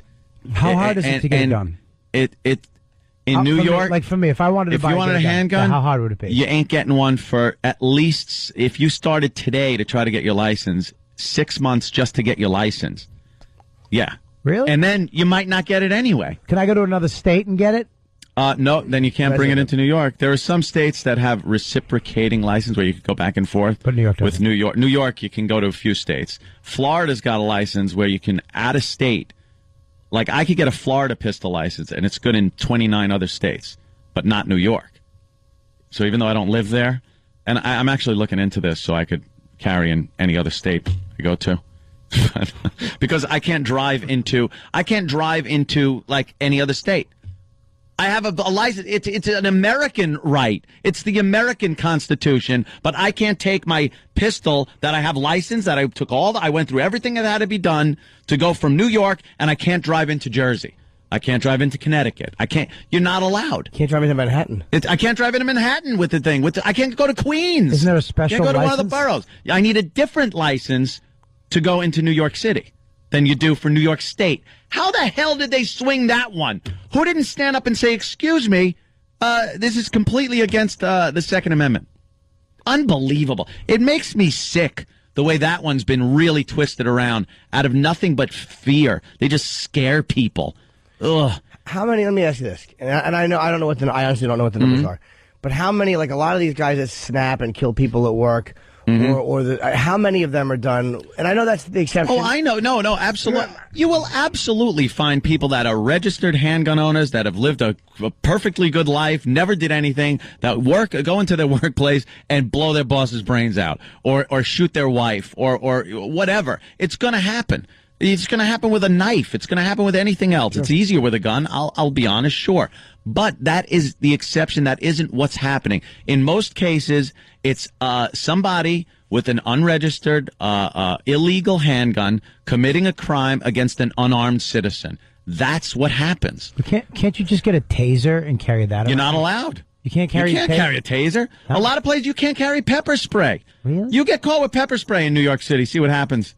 You get caught with a taser in the city. See what happens. They don't want you to have the ability to protect yourself for some goddamn reason. Although it's rare, and a lot of the listeners were against me on this one, but that jerk-off in Texas who stayed on the phone for 25 minutes and then went out and shot those two guys because he had a gun and he wanted to use it. I'm protecting my neighbor's property. Shut your mouth. Well, you know what? Those two idiots that were breaking into the neighbor's house, dude, screw them. They're roaches. I'm not saying they're not. It's not about them. We know what they are. And the fact that they got killed, nobody loses anything. They're crap. They really are. I'm just glad they were good. Armed citizen took care of two. I was going to use the word we can't use. That starts with scum. Yeah. Yes, you can. Oh, that one got passed now. Yeah. As long as it's used in a proper context. Yeah. Well, they are. And I'm glad they're off the face of the earth because eventually they probably would have just killed somebody. So screw it. The guy sounded like an idiot. Yeah. He should have just stayed in his house, perhaps. Waited. I don't know, but I have no. I don't care that they got killed. You don't think the guy should have shot the two people? Texas. Oh, I know he shouldn't have. Texas is like the Wild West because he went out in his front yard and they were taking off. They were. He was in no danger and he knew it. But he even said, "I'll kill him." If you hear the whole call. He was on the phone for a long time. I mean, if they were coming into his house and he shot them both dead, good. But it was a neighbor's house. His argument was when he went outside, they started approaching him. They were cutting across his property when he shot them. He didn't shoot them in the other guy's yard. They had cut across his property when they were fleeing the house, and he blasted them. Fine by me. He was in no danger, and he knew he was in no danger. Now, had he just seen that happening, they're breaking in, and he runs out with his gun, and then they come, I would have a lot more empathy for, like, all right, maybe he just panicked. And he was an eager beaver, wasn't he? But he wanted to do it. Like, we heard the call. He wanted to be a part of stopping these guys, and they were committing a burglary. Yeah. He saw an opportunity. Yeah, but you never exactly. Yeah, but if those I guys wouldn't mind if he just but a admitted it. burglary it winds up to be a murder. Sometimes it does. You're right. Yeah, you Tex- can't. You don't know at that moment, and Texas laws are a hell of a lot different, I know. man. They same guys- allow you you could use deadly force in a lot more circumstances in Texas than you can in You can just go a buy lot a of gun other in states. Texas, right? Yeah. Yeah, you can just go in Walmart, give me that. Said I'll take that one. Wait. You can wear a gun in Texas too. Which is weird. I don't think you can conceal in Texas. You have to wear it exposed. It's bizarre. I went down to Dallas. We've said this a couple times to see Jimmy perform. Have you done Dallas yet? Yeah. And there are I've done a so lot. many. We did a gig with Pugs and Kelly. They were doing a bar gig, and Yeah, they're great. half the people had guns. Yeah. In the Great. bar, it was Isn't that fantastic? insane. So you can God, just, you what can a wear it out. paradise. Yeah, and women have all the women were talking about their guns, and most of them left them in the glove compartments in their cars because they don't look as you know, it takes away from their hot outfits, I guess, or something. So they leave them in the glove compartments. But the women were. I had a girl with The a women gun all had them. once. great. She stuck it in my mouth. Really? Yeah, I made her like arrest me. Dig that. That's crazy. I made her, Weirdest she was thing. a cop. Oh, really? Yeah, in the middle of like Michigan somewhere, and I made her arrest me and cock it, stick it in my mouth, and tell me I was a bad boy. They should have a federal license. Now, if you want to take a safety test, you want obviously the FBI background checks and everything, but there should absolutely be a federal license to carry in all 50 states of the country whose constitution says that you have this right. Why don't you just become an FBI agent so you can do that? I'm too old. No, you're not. I get paid too well doing this. Oh. Let's get out of here. Bobby Kelly, Friday night. Friday night, Wilbur Theater. Wilbur Theater in Boston. Yeah, come on, peeps. Yeah, come out. Go check out Robert Kelly up there in Boston. Yeah, Ticketmaster.com this Friday. And tonight, Fringe is on at 9 o'clock. It's a massive hit for Fox. I want to get caught up because it's on all season. Yeah, I don't know if we did that show justice, but it was still fun hanging with Lance Reddick. Yeah, he was fine. It's a And great he's show. very cool, and everybody knows. The phones were ringing, so people know it's a great show. Yeah, if you like Lost, you'll like this show. And let's pre-order Jimmy's book. I Hate Your Guts. Yes. It's on Amazon.com pre-order. It's actually cheaper to pre-order it for the next 2 weeks. You can get it, and I think the fans will dig this one. I really do. Now, the day it comes out, are you doing a book signing that day? I'm doing one the night before at Borders here in New York. It's election day. It comes out. All right. Which I'm doing in Jersey. Oh, I got a real quick. I'm very embarrassed, by the way. Toucher and Rich, who are guys that have been very cool to me, and they're friends of ours. In the thank yous, they are not listed in the thank yous. Oh, that's not good. But if I forgot, I would be very honest. I didn't forget. It was a copy editor mistake because there's like 4 or 5 people that got left out. There was a few changes that went through, and they were one. My friend Mandy here, who has helped me get a lot of press in New York, was one. So there's a few people that got left out, but it was not an oversight. I'd tell you if I forgot. But take care of that in the second printing. It's already been done. The second printing, Touch and Rich I will was see so their name irritated, and it was too late to go back and do it. There was something on the front jacket I wanted to correct too, and they didn't do that. So my apologies to Toucher and Rich. That was not an oversight, but it's embarrassing because unlike a lot of other shows, we actually know those guys pretty well. Yeah, and it's just kind of irritating. We don't know them when they're sober, but we do. Too know drunk to read. They never are. Yeah, they don't even realize they're not in the book. They'll think their name's in there. Yeah, I'll give them a copy of it. They'll just start eating it. Savages. Give them a copy where their name is just penciled in. They'll think that's how you did it. They won't know. Look at this guy's toilet paper with my picture on it. Yeah. For everybody in Boston, check out Toucher and Rich later on today on BCN. All right, we're out. We'll see you guys tomorrow. Thank you for listening. Well, Anthony went off on a tangent, but which was good. Ooh, the whole gun thing, gets the people to talking. I'll tell you, certainly does. But that's we were just my opinion. We were in the middle of talking about Dolomite, and I don't know this guy. Black. How do they say that word? Black exploitation. Rudy Right. Ray Moore. is dead at the age of 81, and the funeral will be attended by his mother. What? It will be or won't be? Will be. So Yeah. she's anywhere from 95 to 100, I would say, tops. That's old. Yeah. So, and he was the biggie in that? He was legendary, man. He did a lot of the blaxploitation, and he was a stand-up comedian. Yeah. So, I mean, Dolomite in the mid-'70s, early '70s, man. Rudy Ray Moore was a fucking famous guy. Like a really dirty comedian. Was he in the soul of Charlie? I wonder. I think we could have said it today. Yeah. Without people getting too mad. They do actually. That was the name. It was the Nigga Charlie. Yeah. Series. Was he part of that, Jimmy? I honestly don't know. Is that a show? Does anyone know? That was like... It was a movie, yeah. Wait, was that before you started doing the show? We did hours on the show. Oh, my God. I got a movie poster from it. Yeah. Didn't it get you guys suspended a few years ago? Probably. I don't think it did. I don't even keep track of the suspensions anymore. The homeless Charlie thing. Who was the guy? Soul, he homeless was Charlie. He was like the man from the blaxploitation movies. Who was Nigga Charlie? Was I don't know. Yeah, now we have to look it up again. Wasn't he in Dusk Till Dawn? Yeah. He was the black guy in Dusk Till Dawn. Oh, why can't I remember? Hold on, somebody will get it. Fast for Freddy me. from Jamaica Station, or as we all know him now because of Jimmy, Piss Boy. Fred Williamson. Thank you, Pat from Unaki. Fred Williamson. And Fred Williamson's just like killing white people left and right in the Old West. Can we get some of those movie trailers? We did that justice during the NEW days. Yeah, there's actually trailers for these movies. It used to be around in the 70s. Yeah, we got to get the soul of... See, what do you got? What? He's got one queued up. Oh, okay. Let's hear it. All right. Black cowboys roamed the plains. They couldn't read or write, but they sure could ride and shoot and kill. They were men with soul, men like Nigga Charlie. Now he rides again in the soul of Nigga Charlie.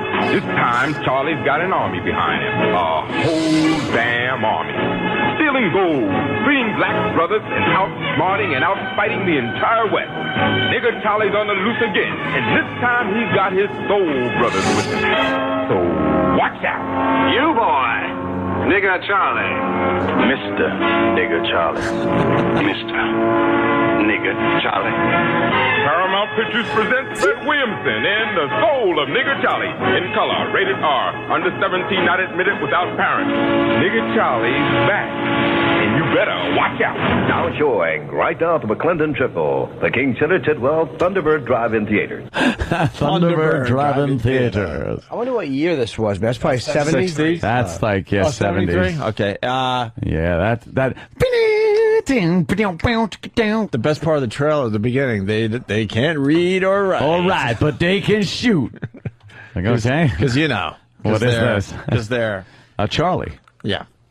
So Charlie. We don't know if what's his name again? Rudy Ray Moore, Dolomite. But we don't know if he was in that movie, but he was part of that whole. Well, movement. Dolomite was like a character, and that was a lot of the movies. They were very cheaply done and really kind of, cheesy. Yeah, I mean, he was never the comedian Pryor was, or obviously any of those guys who were really socially relevant. But I mean, he was just a dirty comedian. Yeah. Do you have any of his stand-up? I never heard of him. I hope we have clips of all, but he's big burly motherfucker. He was like one of those dudes. Oh, He was really? funny, yeah. Let's say hi to Fontaine. Fontaine.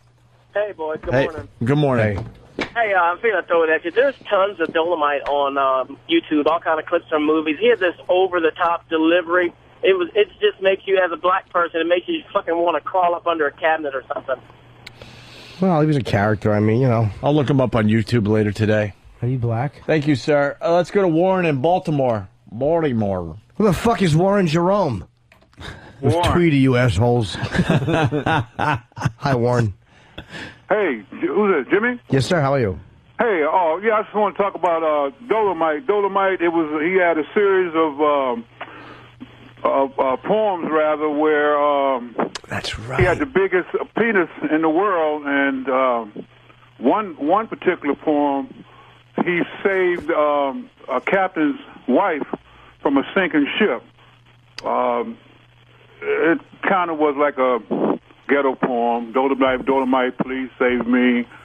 And the captain was crying, and Dolomite wouldn't save him, but he told him if he'd give him his wife, boom, boom, boom, like that. So I don't Sounds remember. like Bob Kelly giving a movie synopsis or TV show. Wait, Rudy Ray Moore himself was in the porno, or No, it wasn't a porno. Rudy Ray Moore was the comedian. Okay. Boom, boom, Right, boom. right. No, I know that by now, but I lost you somewhere. You made it sound like he made a porno. No, where he it had was, the it biggest was cock. these poems that Rudy Ray Moore would do. Okay. It was a poem. It was a poem. What years was Dolomite? Was Rudy Ray Moore like really famous as a comic? Really early 70s, right? In the 50s, man. In the 50s, I was a young kid. Really? 7, 8, 9 years old. My parents would listen to him. Red Fox, Mom's Mabley. Mom's Mabley, yeah. He came around that period. He was raunchy. I tell you, he was raunchier than Red Fox. Believe me, this cat was. Rudy Ray Moore he was funny. How great was Red Fox? Man, that stuff holds up too. You got to wash your ass. Yeah. Red Fox was a dirty guy. Mom's Mabley, man. Mom's Mabley. I guess you guys have heard of her. Sure, of course. Yeah. Well, Red Fox actually is mentioned in Malcolm X's biography. Really? He used to work on the train. He was a dishwasher. And he worked with fucking Malcolm X on, I think, on one of the trains. Really? I'm guessing in the 50s, yeah. So I didn't realize Rudy Ray Moore was around for that long. Oh, my God. Oh, yeah. But, I mean, it might have been the 40s that he was really, because he was old when I was I'm 57, which I know I don't fit y'all demographic. Right. And black. But Yeah, love that one. I love the show. I love all you guys. You guys are very funny, and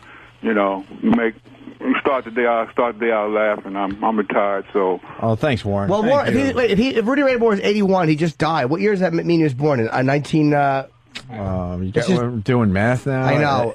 Well, I got a GED. You know what I'm saying? 1928. Yeah, about there. 70.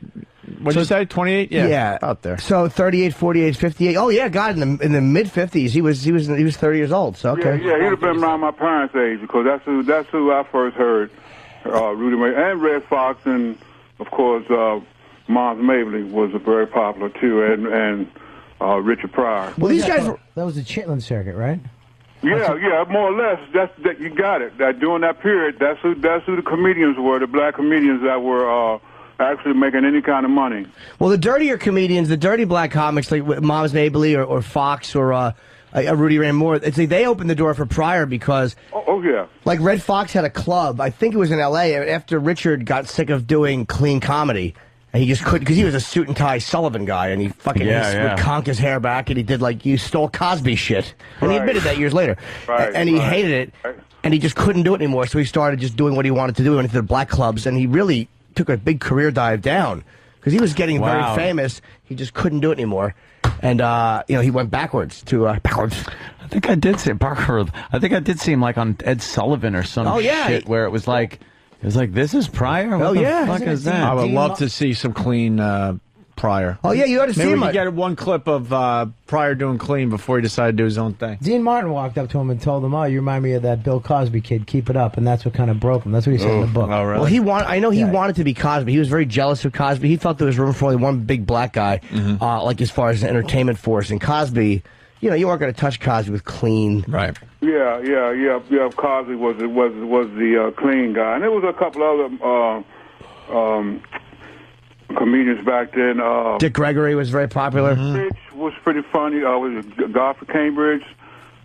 He played in a couple of movies. Cotton Comes to Harlem.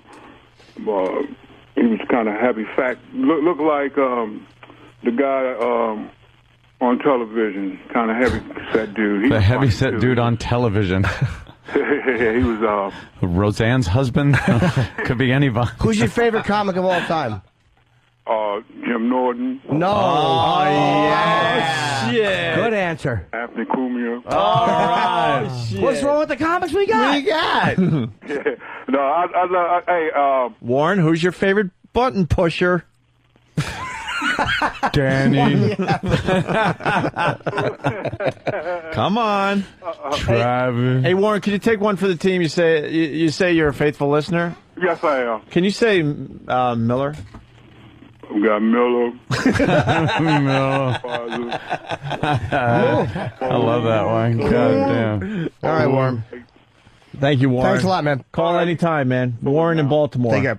I think that's Baltimore with a wire. I like that. All right, listen, we got more Nigga Charlie drops. Nice. Yeah, we'll get into. And these were in theaters, right? Like these were actually trailers. Hell yeah! Is this? Did we play the first clip already? We might have. Yeah, we did. We did. No, Oh, I think you meant the first. We did play one. No, I know, but I got a whole new disc with. That's a completely different movie. Okay, here we go. They call him boss nigga. They rode into a white man's town. Great music.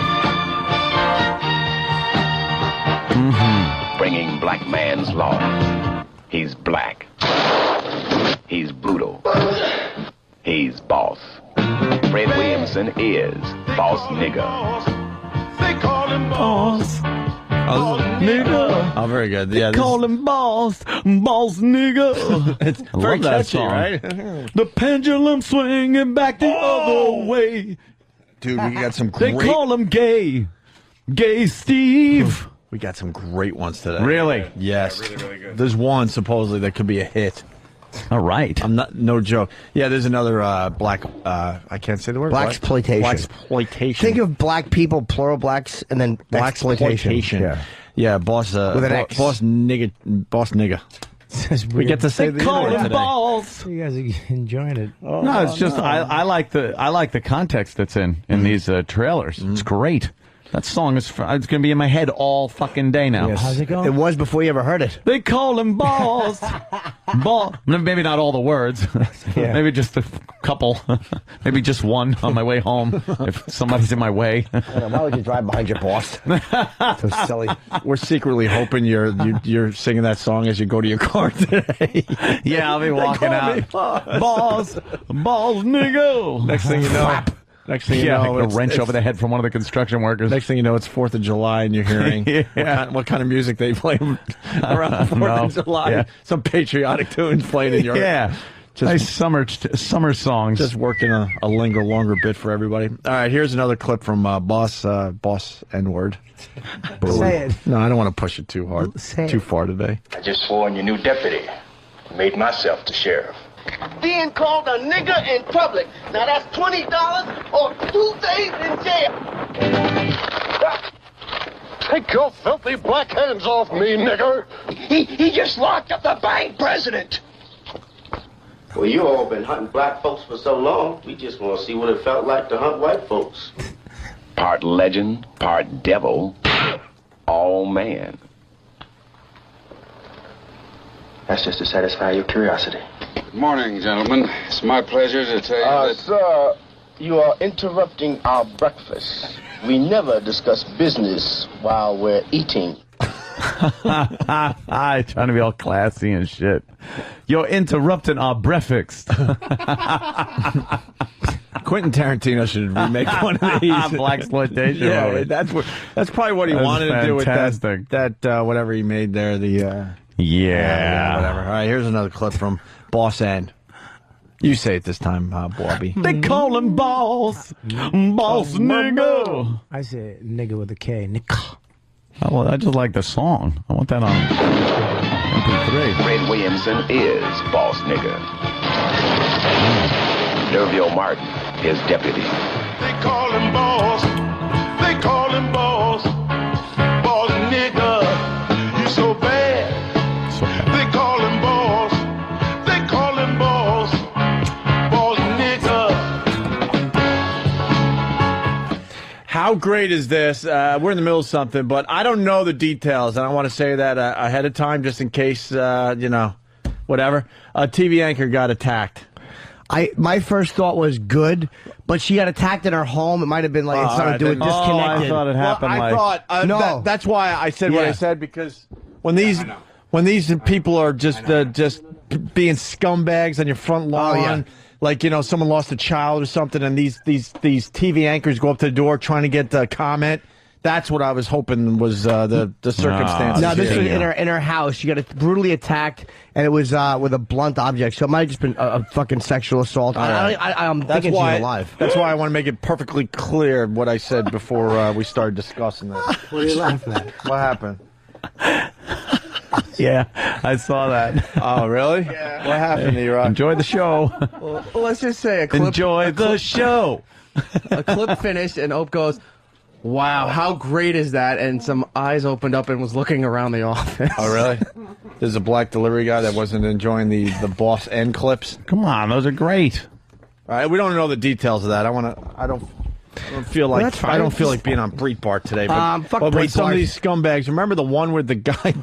We did a few of these over the last few years where the anchors got attacked, the reporters for just being scummy on someone's front lawn. Yeah, when they're on your lawn and they just won't go. I love when they get their fucking teeth punched in. Shithead fucking vultures with no accountability. They don't care if they get it wrong. They don't push things equally. They just stink. Looks like this is a different story. So yeah, this woman just got fucking attacked. Yeah, that's mine. That's not cool. It's all right. All right, hey, all right. So Dolomite. Yes. Let's bring it back to 81 Dolomite. years old. Here is Dolomite introducing himself. Dolomite is my name, and fucking up motherfuckers is my game. Do we have any stand-up clips of him? Might be in the lab. Yeah, let's check if we got Rudy Ray Moore stand-up. God damn! Dope-headed junkies make me sick. That's why niggas in the ghetto can't have shit. Hey, you get the... Messing with my car. Penny-ante junkies, that's all you are. You'll take from your mama, you'll even take the limbs off of a tree. But I'm gonna kick your ass for messing with me. Yeah, he was right. I forgot about the fucking rhyming, yeah. It was like a motherfucking Nipsey Russell, like, you know, Nipsey Russell over the top. Whitey hating Nipsey Russell.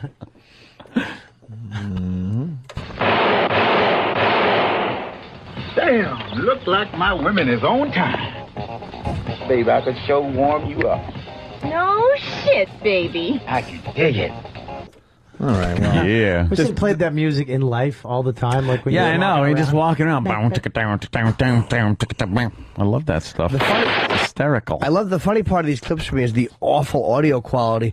Like from one cut to the next. Yeah. It's like it sounds like it's done on home video, and then it's like, you know, the music which has been mixed, and it's really funny how the discrepancy in the audio. Yeah, that was like a trailer, like the movie trailer ones where they just cut off and go to them talking, and then the music's too loud and comes in at a bad spot. Either they had the shitty looping back then because they had Yeah. shitty audio, or the you know, a lot of movies went in and did the looping over.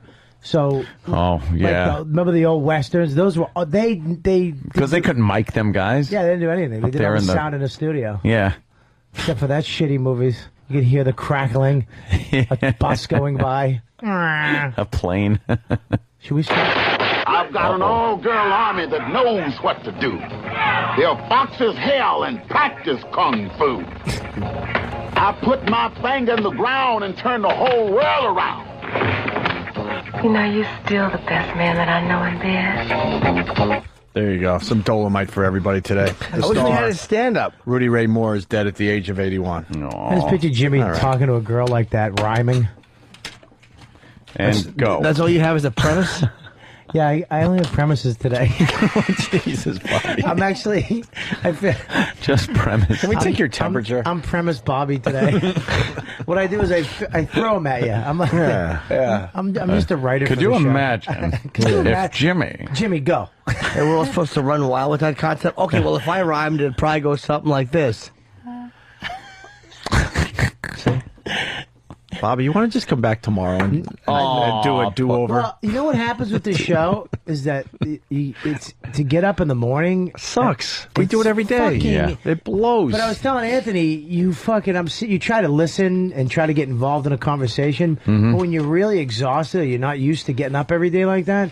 I literally get lost in your words, like I'm just staring at I your get lost mouth. in your eyes. Oh, do you? Oh, okay. I get lost in both your assholes. Where do you get lost, Dan? I couldn't go to sleep last night either. I was watching this fucked up shit about Bobby Mackey's place in Kentucky. Have you heard I about can't that? watch that haunted house shit. This guy got before bed. scratched.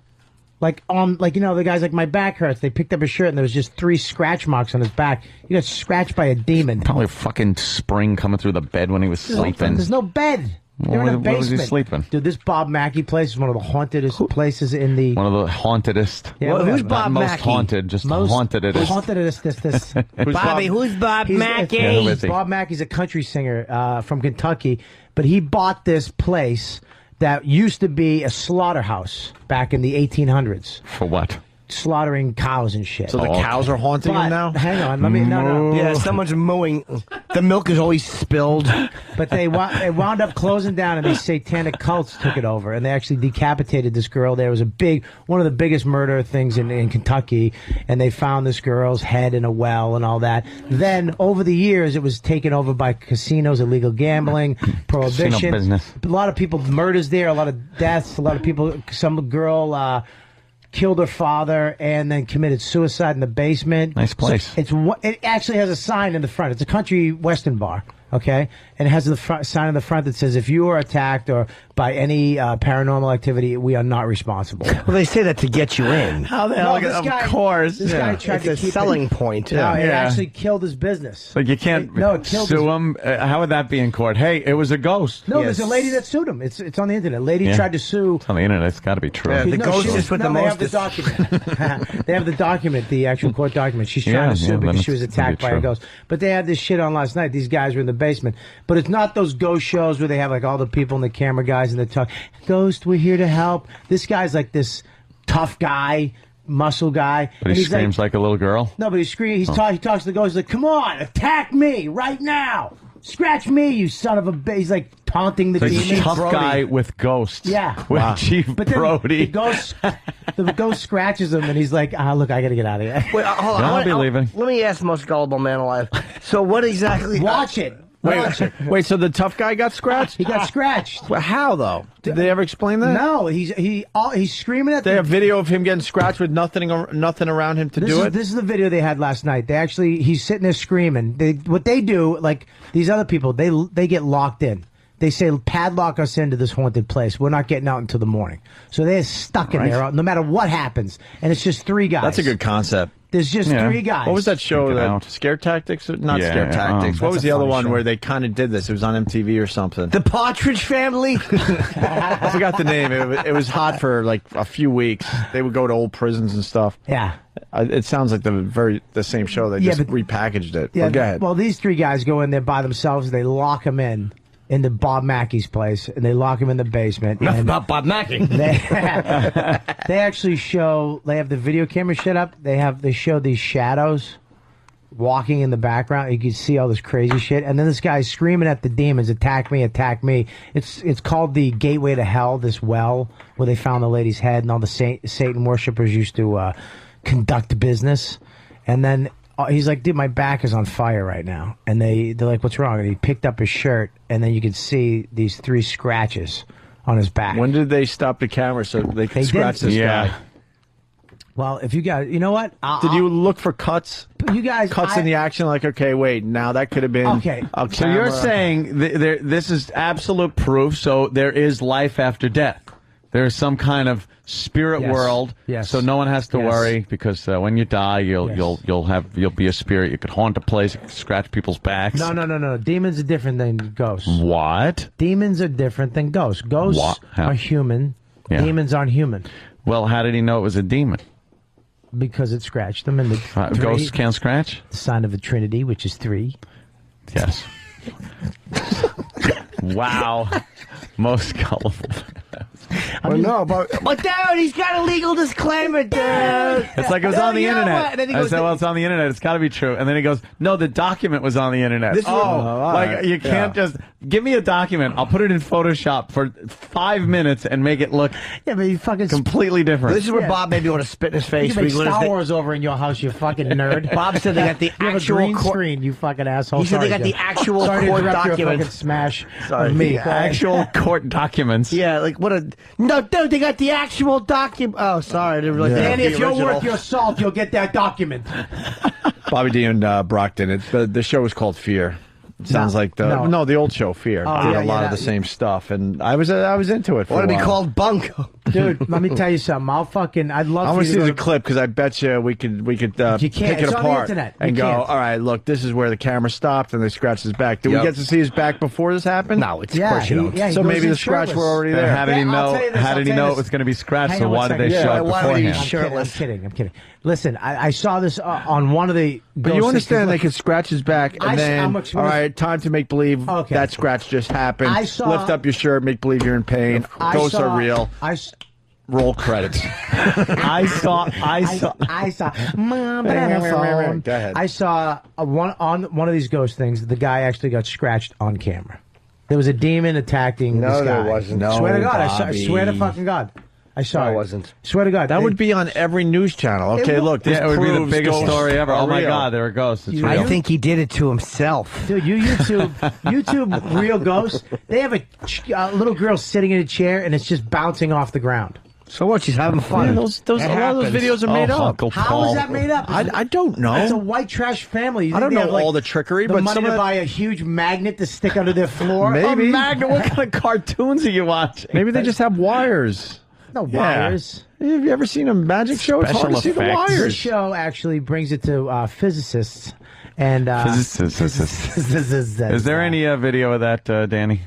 No, find of it. course It's not. called- Why would it it's be on? called Why would it be on Ghost- YouTube? Why would Ghost it? Why? Adventures. Why? Ghost Adventures. God, that sounds Yeah, it believable. would be called All right, that. how's this? It wouldn't be Ready? called Okay, "Holy shit, this- most amazing thing this- ever in Earth's history." Right. Okay, here, this it was has to have a fucked up. cute name, right? Yeah. This was Anthony's fucked onto up. something here. This was fucked Holy up. shit, Jesus did exist. Oh, my it God. wouldn't be here's cute Jesus walking around with holes in his Yeah. palms. Let me tell you something. I Yes, went sir. to use my phone. Okay, I went to make a phone call. This is scary. What happened? Okay, I pick up my brand new iPhone, modern technology, G3. Can I see your iPhone?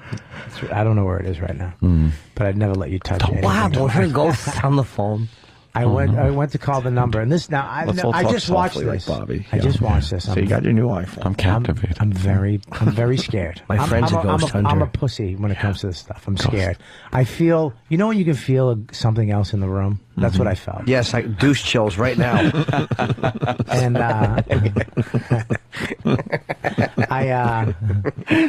I dialed the phone, and this is what I heard.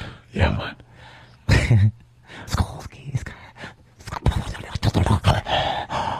No. Hang on, I'm not done. No, that's scary. Don't do that. You're scaring me. Somebody was rewinding a tape. I swear to God, my fucking cell phone did that. And I was talking to it. On an And iPhone, you had bad reception. Oh, my Yeah, God. that's all that is. Every other word. Every time I would go, what the fuck? I could hear a voice going, Just move. and then breathing. Check recents. Then breathing. Check recents and see who made the. I made Exactly. the call. See I if made the the see what it I went to. called I made you. the call. What, you Who did you called call? the devil? The demon? I was calling. demon? No, I was calling a friend. None of your business. But did that friend? Did you talk to that friend and go? I tried to call you and got a demon, or they say no? I remember your phone came up. I couldn't hear you. Sorry, my friend Dev had the phone. He had hi, how are you? Then he realized he was just hearing himself eating. Just move closer to the window. Exactly. Yeah. Like How many everyone bars else. did you have? There's One gotta- old fuck. No tiny ghost one. in the phone. It's gotta- just bad reception. Right. There's got to be people out there who had ghost experiences. Oh, you want to go to the phones? Okay. All Ghost right. experience. Why don't we And start not- with Bob is such a he must fucking have- douchebag. He Not must have that guy, I downloaded said an people- apparition. Hang on. Listen, Tom from, you said... no, I didn't say- Tom in Stony Brook. Tom. Hey, what's up, guys? What's going Hey, on? Tom. What's up? I just want to point out, man, the first show, in the first episode, the main character is talking about how tough he is and he's not scared of ghosts. Halfway through the first night, they jump out of the fire escape from the second floor because he was scared shitless, and they ran off the show. Yeah, dude. This guy, I mean, this show is... Because that makes good TV. You're not going to sit there and be like, wow, Yeah, there's another nothing haunted around. house with nothing around. Yeah. So we'll just hand this into the network and hope for the best. Dude, Wait, dude, first what are you episode, guys, they jump out of stupid? the escape. did you... Now, when you watched that show, dude, was that some freaky shit or what? It definitely was, but when the guy got scratched, Bob's leaving this part out. When the guy got scratched, he had a shirt on, and he got scratched underneath the shirt. It's not like they just showed his bare back at the But scratches. how do we know his back was not scratched before he took the shirt off? You don't know. He was just saying his, So, yes, we do. oh, my It back was hurts, scratched feels like before I'm he took on his fire. shirt off. Right, that's what I'm guessing. It's a bunch of malarkey, It's sir. a bunch of words. Excuse my language. There's an old wizardry happening here. Some wizardry. My friend Ted was a ghost hunter. Ted the ghost hunter? No really? way. Yes, he was. Really? Did he tell you any stories? No. He just was. That's right. Everyone's saying so the guy's back Yeah, couldn't be he scratched scratched before. You guys... All right, that would be there's an easy There's one. no person... I no- investigate the paranormal. Oh, Ted. Yes! I investigate ghosts and goblins and such. Oh, scary. Are you Ted. hearing that music, or is it just me again? What music? Oh, good. I hear that music often, Gregory. I investigate ghosts. You've seen a lot of ghosts? I've seen many. Boo! Ah! And I leave the premises immediately. That's not much of a ghost hunter. I just say I was a ghost catcher. I just find them and leave quickly. You're scared. Yes, I am very afraid of ghosts. So why are you in this business? Because I want to know where the ghosts are. So I avoid those places. Ghosts? Yes, I hate ghosts.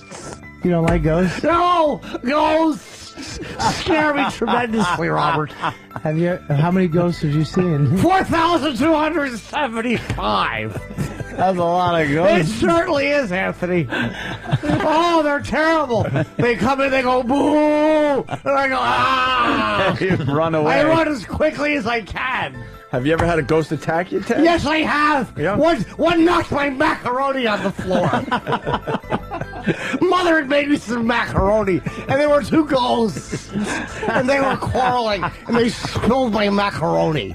I used to have a ghost come into my bedroom when I was a boy, and he would do things to my hiney.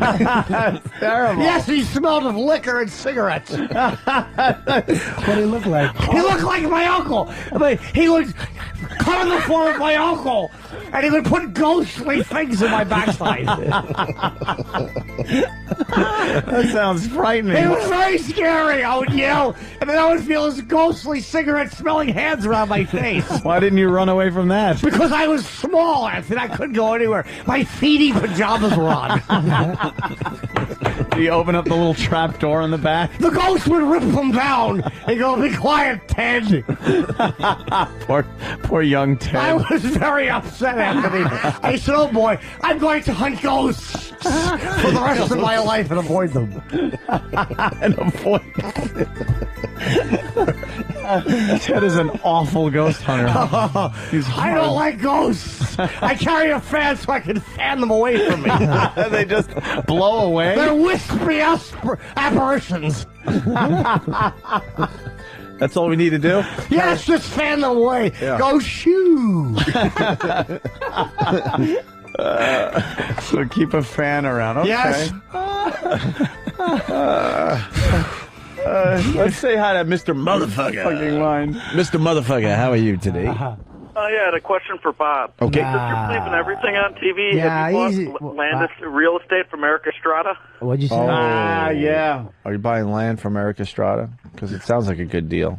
It really does, though. Yeah, it does. Bob is actually right. There was a ghost, and I saw the actual court document. Oh, you did? I certainly did. And there's a disclaimer. If you're hurt by ghosts, you're not allowed to sue the proprietor of this establishment. I've tried suing one time. I slipped on the icy pavement and hurt my elbow, and I claimed that ghosts pushed me to the ground angrily. You seem to have a hard time with that word. No, I don't. Angrily. Ghosts. Oh, ghosts. Plural of ghosts. Yes, it's ghosts.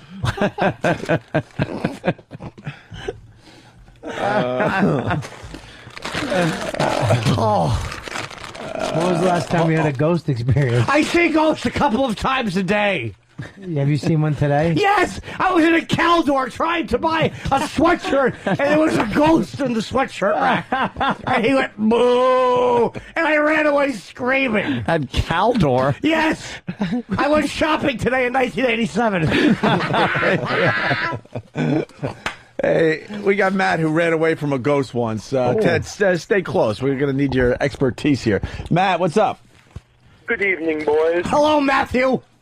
Hey, guys, this story really makes me sound like a fat ass. But a couple years back, we're at some Civil War battlefield, and we're walking down the path, and we hear what to us is a loud scream. Yes. Well, we turn away to run. I trip over my fat friend. I turn back to look at what we're just running from, and I run into a fucking sign breaking 3 ribs.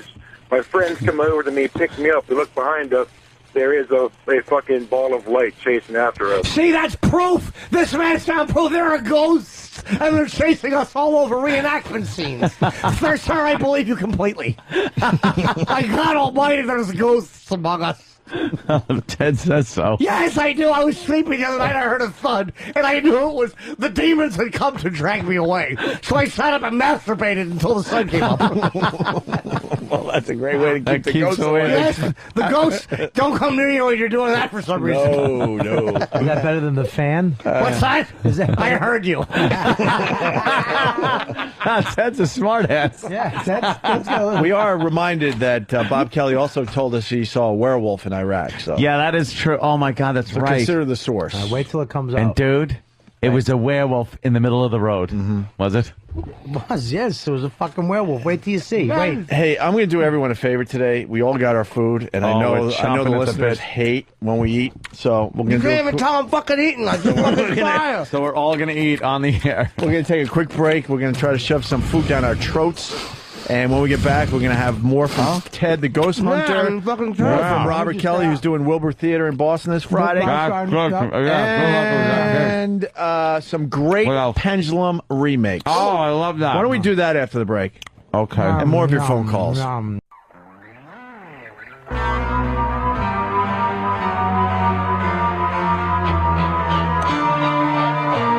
Never.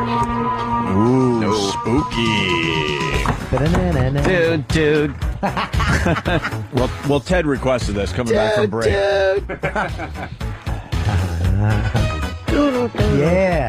Hey, we got a guy that actually stayed at this Bob Mackey place. You want to talk to him? Yeah. All right. Oh, boy. Oh, I'm debating. Bob Kelly. Bobby, I apologize ahead of time. This line is real. This line is very good, though. Brad in West Virginia.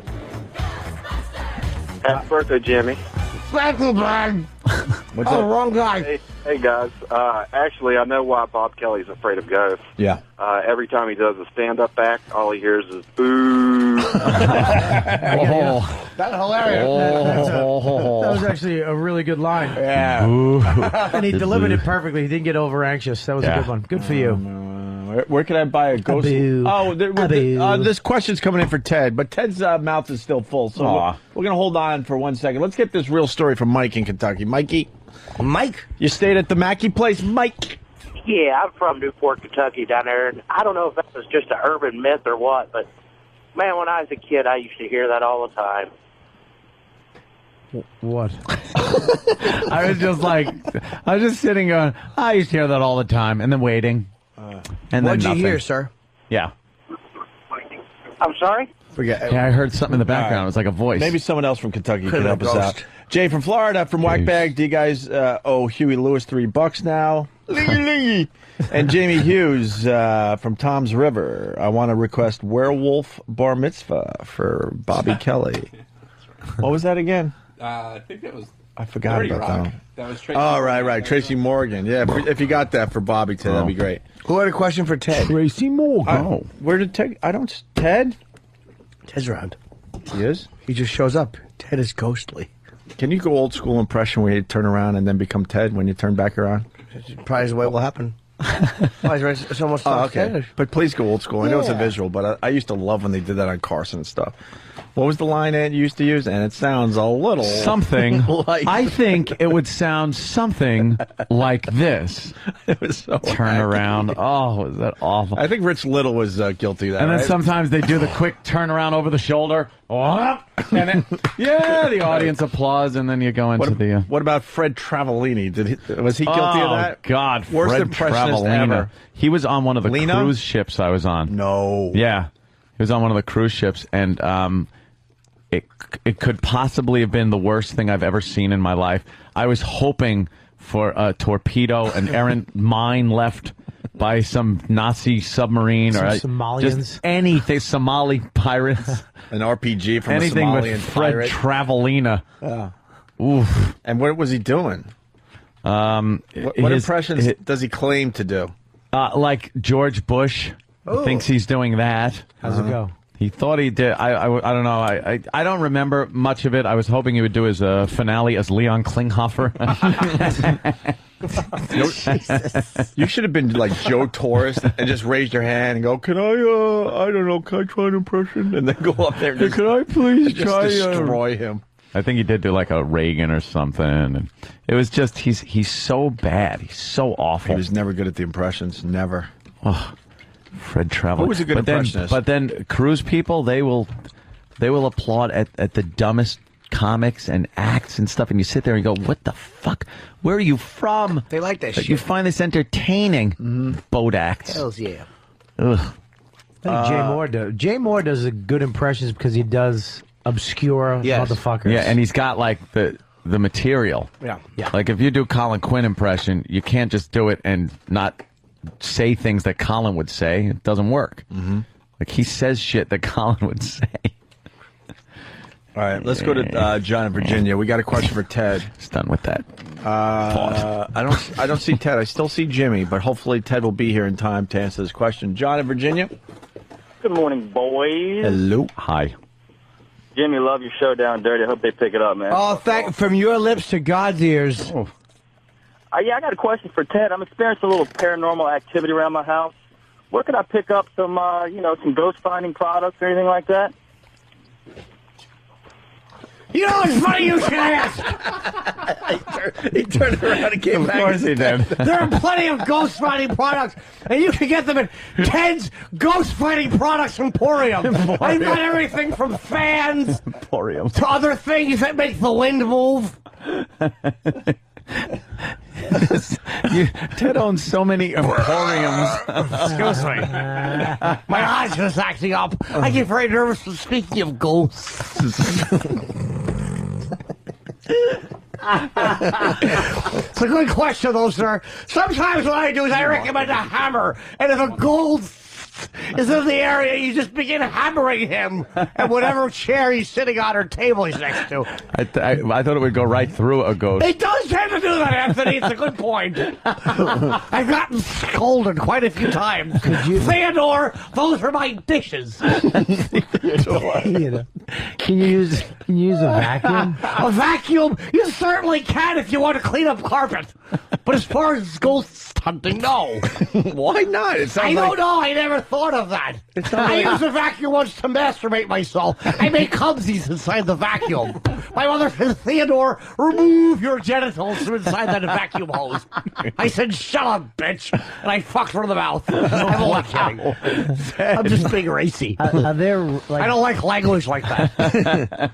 Are they like ghosts, like black ghosts, white ghosts, Puerto Rican ghosts? Or are they all just regular ghosts? I think they're all just. I would love to feed into your tomfoolery, Robert, but I think they're all apparitions, and they're not based on race or gender or sexual preference. So there's no women ghosts? I don't know if there's any woman ghosts. I've never tried to figure the vagina of an apparition. I tend to fan them away quickly. He gets very scared. And Yes, I do. runs away. Boo! Ah!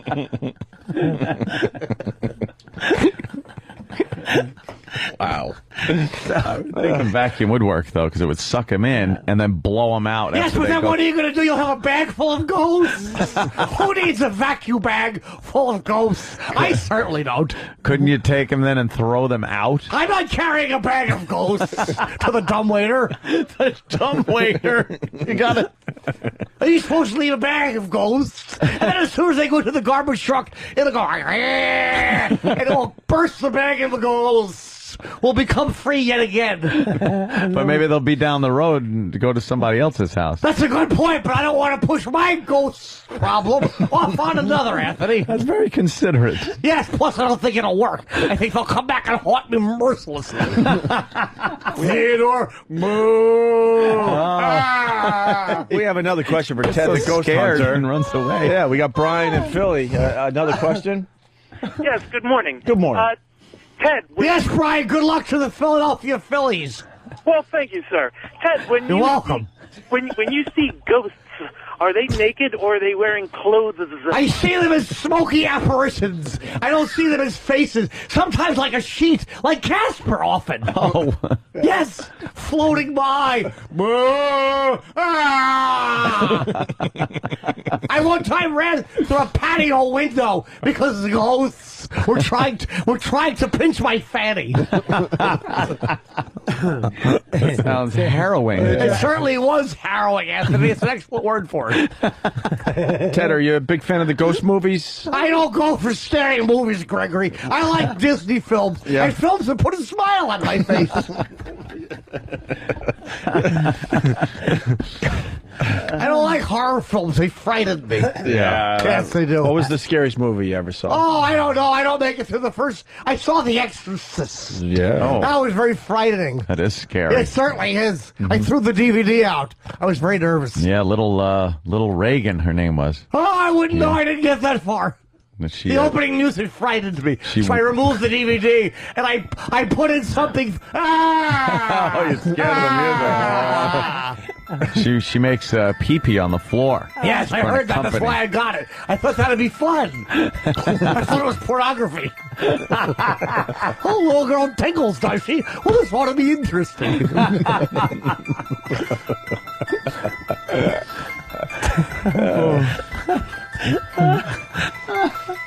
That's very scary. Is Jimmy in the room? Because we want to do some.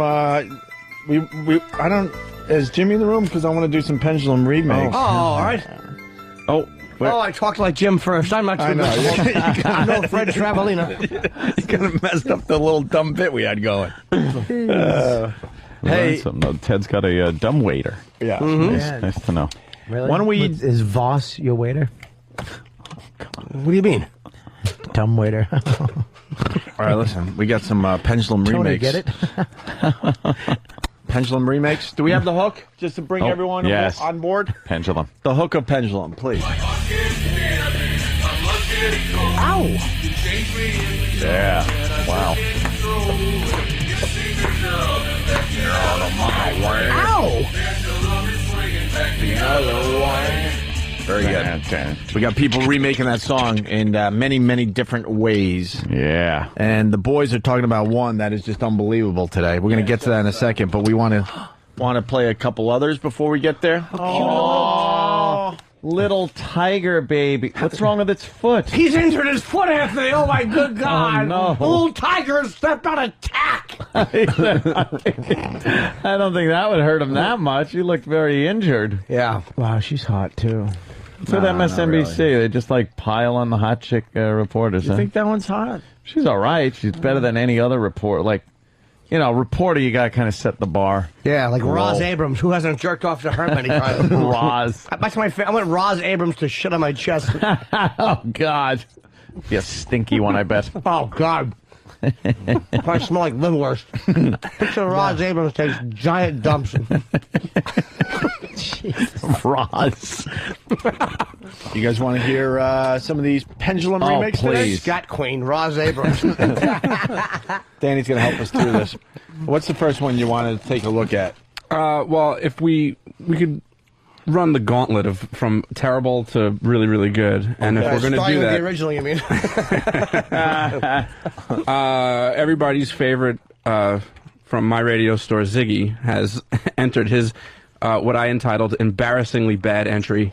But you're friends with the guy. I am, but dude, it's so fucking shitty and awful, and he knows it too. Why are we telling the O&A community that Ziggy sucks unless he's selling like radios? Because he does. MyRadiostore.com for all your whatever this company For all your needs. Sirius XM needs. Yes, here's Ziggy's intro. Pendulum.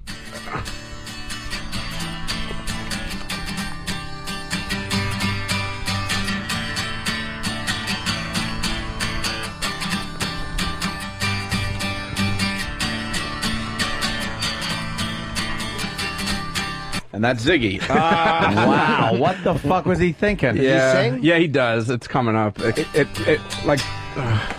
You know how these work? You can turn it off because I can't do it. You can totally tell it's Ziggy. I kind of like it. Shock you. Oh no. Gonna lock you down. Pendulum will shift with a little bit of pressure. Danny can't look at anybody. Yeah, but I got to give him... He's got to tell me if I'm correct, but it looks like he's going for like a Juno thing. Is he? When they were singing those I don't know what he was doing. gay songs in Is he? Juno. Is he? This is a joke, right? This is a joke, right?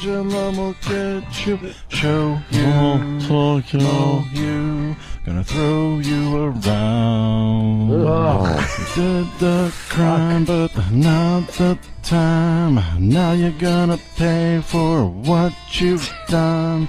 You better run. Had all I can take of all your nose. screaming in my ear. My back is gonna break if you push me Zig. one more time. Oh. My heart's getting heavy, my blood's getting cold. You changed me into something that I just can't control. Oh, Did damn. you see me coming? Best get out my way. Cause the pendulum is swinging back the other way. Pendulum can take only so much. This is great. Wow. He's sweating. You gotta leave it on now. Daddy's uncomfortable. This is great. Jump you, So bad. dump you out. It's like almost like a Who's Tommy thing going on there somewhere. Breaking down the walls of There aren't that many chords in this song. detention. No, huh? He doesn't know a lot of chords. Falling, kingdom falling down. Hey, can we end the show with The Seeker, by the way, by The Who today? Oh, yeah? I'd rather end it with Ziggy. Bill Maher uses it in Religulous. I know it has nothing to do, but when you said fucking Tommy, which made Yeah. me think Who, that fucking song, I forgot how great that was. All right. Back to Pendulum. Who are you? Who? Yuck. All right, what's the next one we're going to take a look at? Well, we could do Coke Logics, which is track 4. Yeah, but that's up top, meaning you didn't like his either.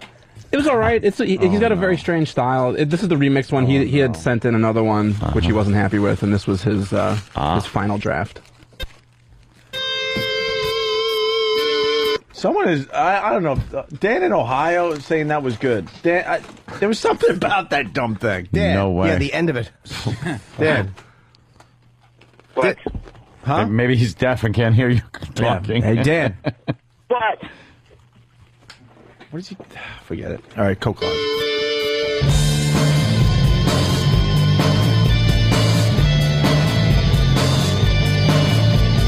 Pendulum will swing at the center of attention. Just another day, another condescension. Mock you and shock you, it's gonna lock you down. Pendulum will shift with a little bit of pressure. Move too slow and the pendulum will get you. Show you and mow you, it's gonna throw you around. You did the crime but not the time. Now you gotta pay for what you done, you better run.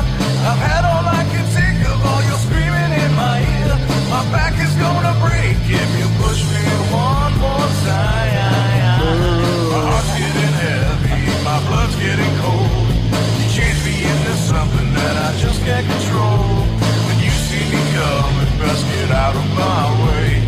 The pendulum is swinging back the other way. Yeah, it's pretty much a covered version. It's not bad. That's like tribute band version. It's actually not that bad. It's not bad. But it's that's like trying to sound like Steve and Right. Foundry. Yeah. Yeah. Keeping the same melody. And Yeah, style. yeah. It was really kind of not mixing it up that much. But How's the original go? Get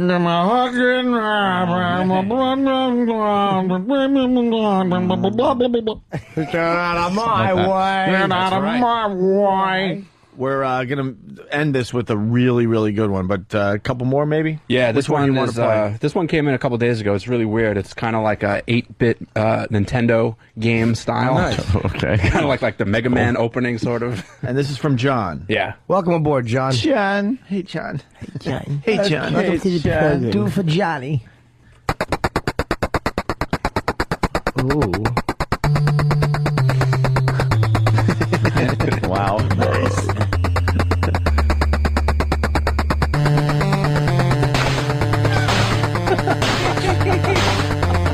Oh, yeah. He got Betty Davis eyes. Ooh, what a door that is. Yeah. She's as pure as New York snow. Super Super Mario version.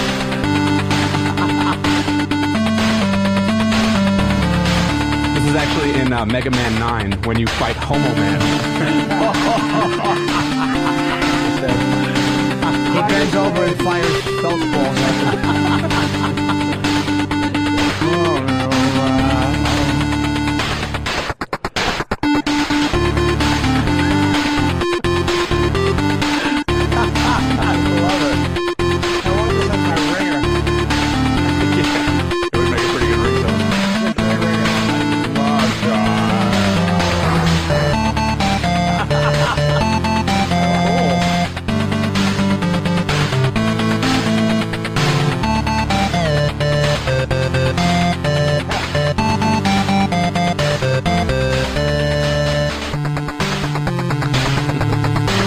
in a video game like this?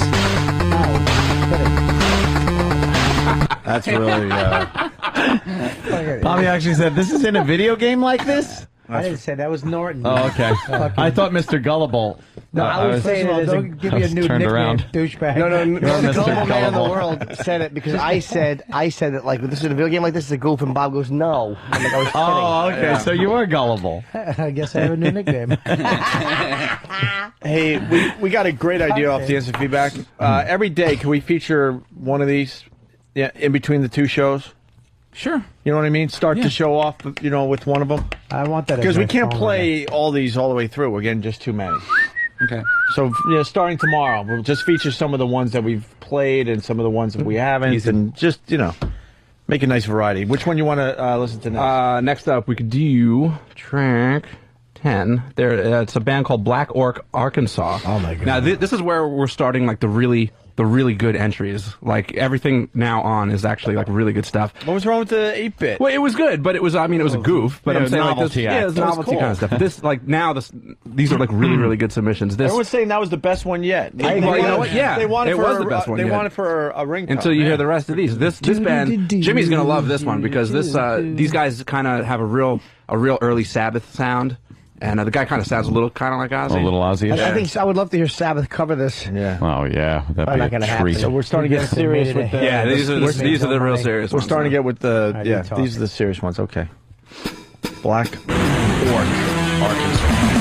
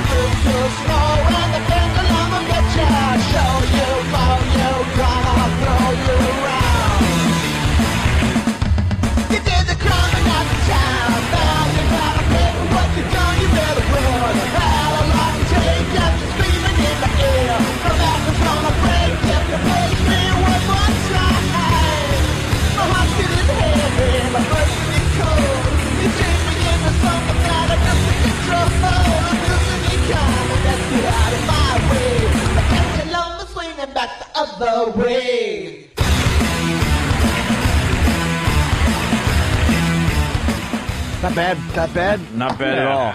We'll play one of my faves. Like but- I said, we'll play the full versions. In between the two halves of the show, starting tomorrow. Is it weird, Steve? You're hearing all this, like you're hearing your song redone. It's different than a joke, but I mean, is it weird to hear? Is it cool? It's weird to hear all the different interpretations. That's one of the reasons we're not putting them online, because we don't want anybody to be sort of influenced one way or the other. But eventually, we're going to put them online. Yeah, because yeah. everyone's How screaming do you for feel that. though? It's your work. It's cool. I'm completely shocked that people just take something that was done 11 years ago and doesn't sound anything like that, and took something like the main riff and made it sound like Sabbath. Right. Yeah, that's Don't get carried away. There's a little wolf, Go.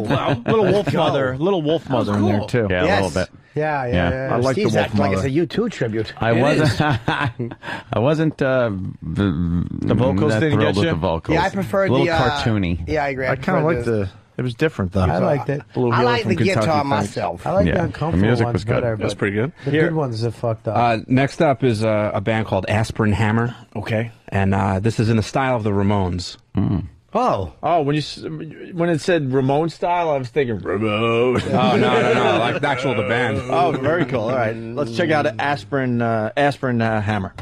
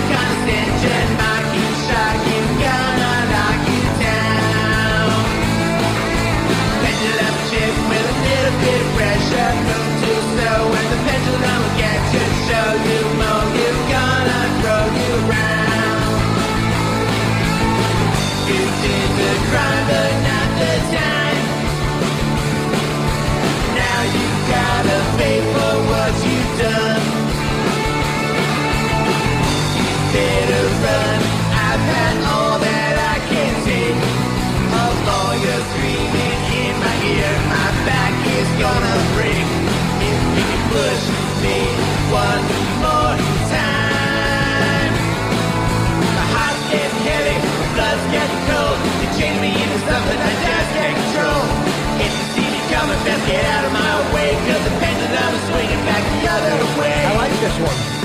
Yeah, that was good. Definitely. It's very true to that style of music. It's just, I like that. I liked it a lot. I like the last one better.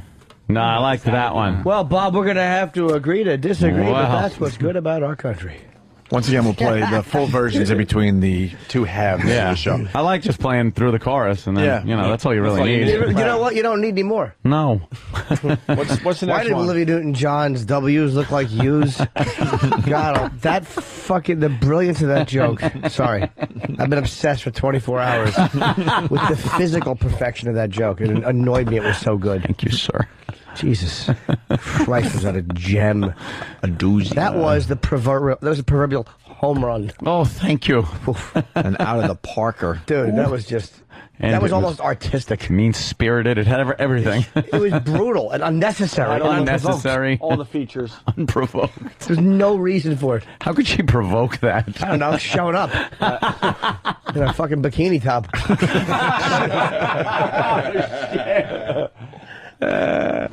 Tommy T from Albuquerque, I heard that too. Ramones meet South Park. I heard a little bit of Cartman in there. A little bit. What's the next one, Danny? This one is a hip hop slash R&B. It's kind of like a modern hip hop R&B. It's a guy named Rich, but the vocals is done by a woman. Okay, so it's a little gal. different. Yeah, a little different. First one with a gal. woman. Second one, really.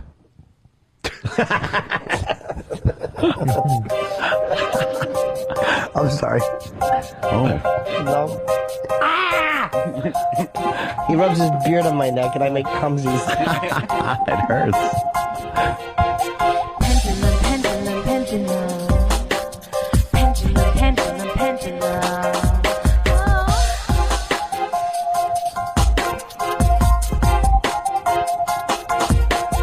Pendulum, pendulum, pendulum. Pendulum, pendulum, pendulum.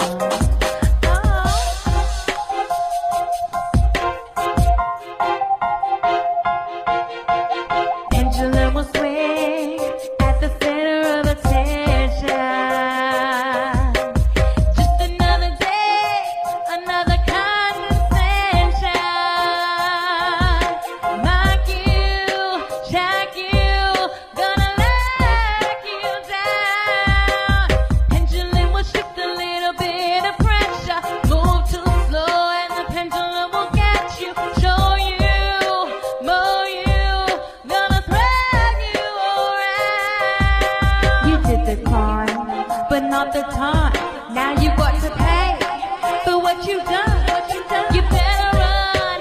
I've had all I can take of all you screaming in my ear. My back is gonna break, if you push me one more time. My heart is getting heavy.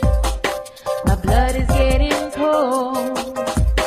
You changed me into something that I can't control. If you see me coming,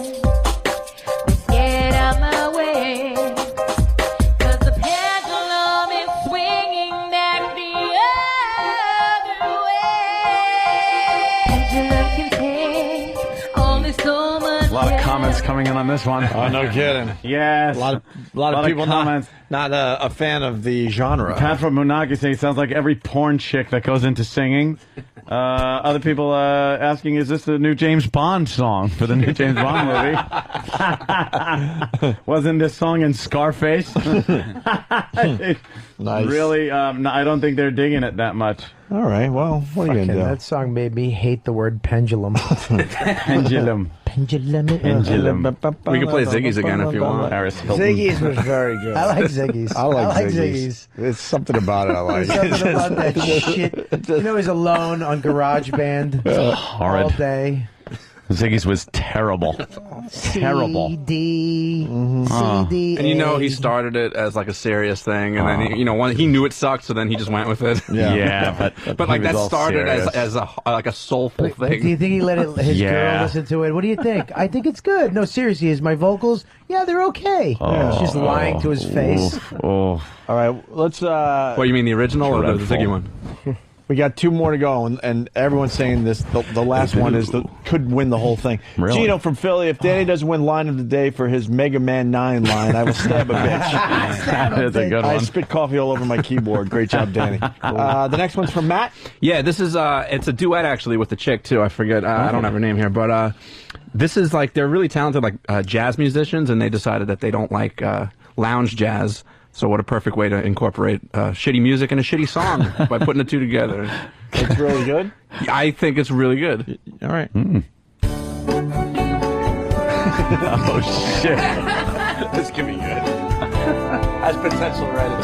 Pendulum will swing at the center. It's like a kid's TV show theme. Just another day, another condescension. She's the best singer so far. Yeah, this is good. A real singer. Mock you, shock you, I'm gonna lock you down. Like Swing Out Sister or whatever the hell that band was. Stephen Eady. Pendulum will shift with a little bit of pressure. It's the Magic Garden on Sunday morning. And the pendulum will get you. Don't let it get you. I'm gonna throw you around. I'll bring it to you.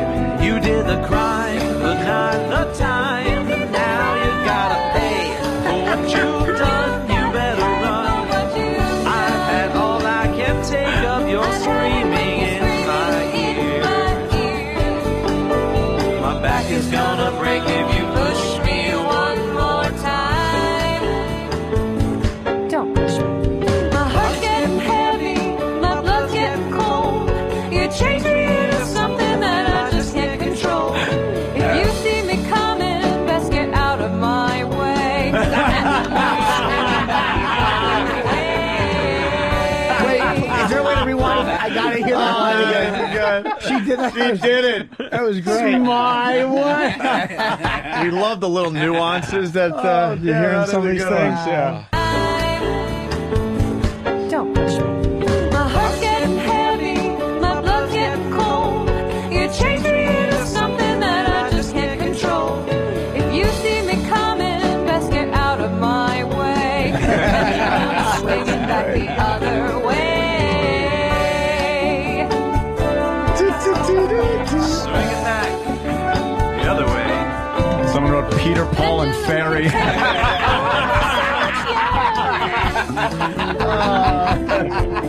I wish I could give you credit. It went by. The mamas and the tapas. Bump you, chump you, I'm gonna dump you out. I'll dump you out. Oh my God. The pendulum will break under too much tension. Breaking down the walls of my detention. That's right, I just rhymed. Detention. Wrecking ball and kingdom falling down. Let's break it down. You did the crime, but now the time you gotta pay for what you have done. You better run.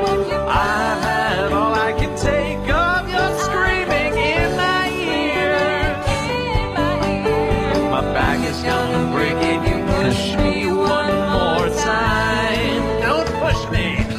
My heart's getting heavy, my blood's getting cold. You changed me into something that I just can't control. If you see me coming, best get out of my way. The pendulum is swinging back the other way. That's great. How'd your parents die? What am I doing? You're in my house. That's terrible, I'm sorry. So sorry. No. Moon, get me a song that doesn't suck. Wow. Wow, that was great. We went to the end of that one. Bravo. That's Matt. Matt, you got to give credit to the woman. Yeah, I got it right. Where are they? Who's the chick? And they They're actually obviously local. Are they New York Yeah, or Jersey? I think Westchester. They're obviously doing real God. gigs. They should get a plug for that, man. They were that's great. Really, Oh. good. That Let's was fucking Yeah, a lot hilarious. of compliments coming in on that one. Jesus. Peter, Paul, and Very the Stephen Carpenters. let's go to Darren in California. Darren. Hey, it sounds like that 70s song, Afternoon Delight. yeah. By Robinson Flight. Yeah, absolutely. It had that whole vibe going to it. Let's go to that Mongo the is Trucker. Very well done. Regular to Sounded the show. good. Mongo. Arrangement. Guys, contest over that was brilliant, hysterical. Yeah. Best one yet. That one is good, man. Wow. Everyone's saying that's the best one so far. Let's go to Joe in Vegas. Joe. Yeah, that is definitely the winner. And it is a sad day when I can sing along to Steve C's song. A lot of people saying we should put that as our hold music while you're waiting to come on the show. It does sound like great hold music. But that's not the one everyone's raving about today, believe it or not. Yeah, well, I mean, that one was really, really good. These are completely different styles, like the one that you're going to hear now. I mean, that one was obviously like a loungy jazz thing, and this one is something that you could potentially hear on K-Rock, like right now. Really? Or I should say Squiz, or if that channel still exists. Yeah. This is from Rich Modern Metal, right? Yeah. By the way, for the last guys, there it's Matt and Jessica. Matt and Jessica. And they have a website. I don't know what's there, but it's vanastudios.com. VANA studios.com. Yeah, go there and compliment them if you really like that. What's up? I want to see their studio. They're You trying to see the You chick? just want to see what the You girl wanna see looks the like. chick? What do We you all think, we're do. assholes? We all Yeah. do. We want to just see what yes. she looks like. I want to see what the studio Looks like looks like Voss. with her in it. Who she does? no him. Is she hot?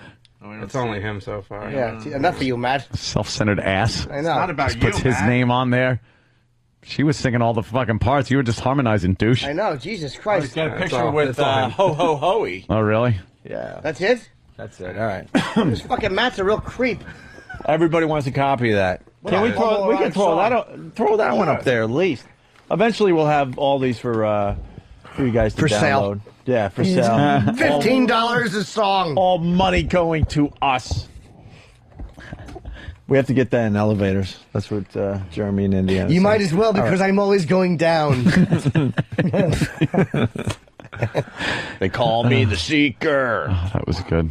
All right, Rich Modern Metal. His version of Pendulum.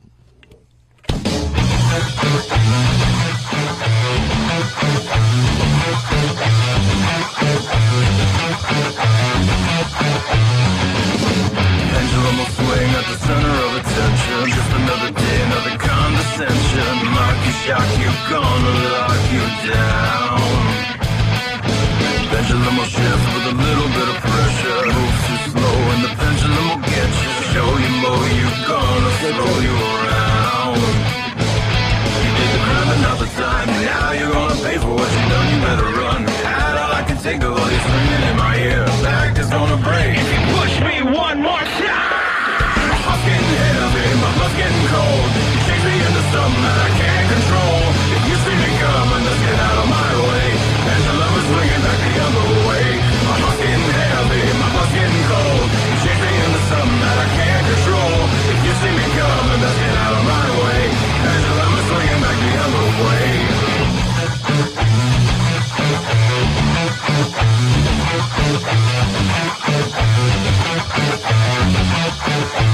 Pendulum can take only so much yelling. What he's gonna do next, there's no telling. Bump you, chomp you, gonna dump you out. Pendulum will break getting ballin', kingdom falling down. You did the crime another time, now you're gonna pay for what you done, better run. And all I can think of all you screaming in my ear, bag is gonna break. And you push me one more motherfucking time. My blood's getting cold, you chase me into something that I can't control. If you see me coming, let's get out of my way. Pendulum is swinging back the other way. My heart's getting heavy, my blood's getting cold. You chase me into something that I can't control. If you see me coming, let's get out of my way. Pendulum is swinging back the other way.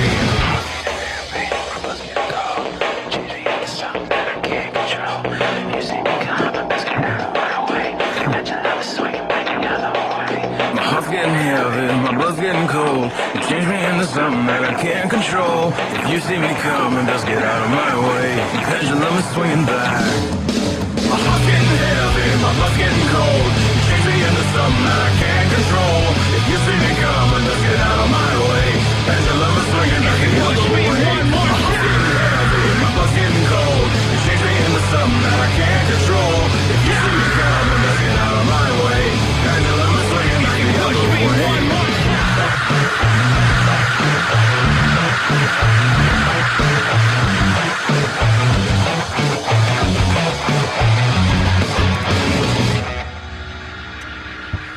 That was Pendulum by Slipknot here on XM202. I liked it, but people, yeah, it's mixed. No? I think that was the best one. Andrew W. Absolutely. Gay. Wow, I'm surprised you wouldn't like that. That was great. Stinking Park. Are they just trying to like? They just have I don't know, bit. they I think they're just trying to come up with puns. Instant feedback is like 80-20. 80 loving it. That was unbelievably That was good. really good. It was really well mixed. You could hear that. Very on well K-Rock. produced. It was just the lyrics that suck. Thank you. But that sounded great. I thought that was a really good one. That was the best one. Tim C. in Cleveland. How could these people make a better version of this song in 2 weeks that Steve spent a lifetime? Spend a lifetime trying to make. Yeah, a lot of people saying this rules. Rage Against the Big Queen.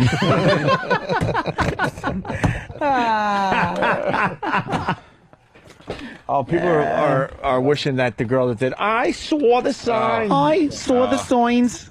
Did a version. Open up my eyes, I saw the signs. Love is demanding without understanding. And I want to hear that now. a lot of people have been emailing me. They want to know when the due date is to get their entry in because they're still coming in.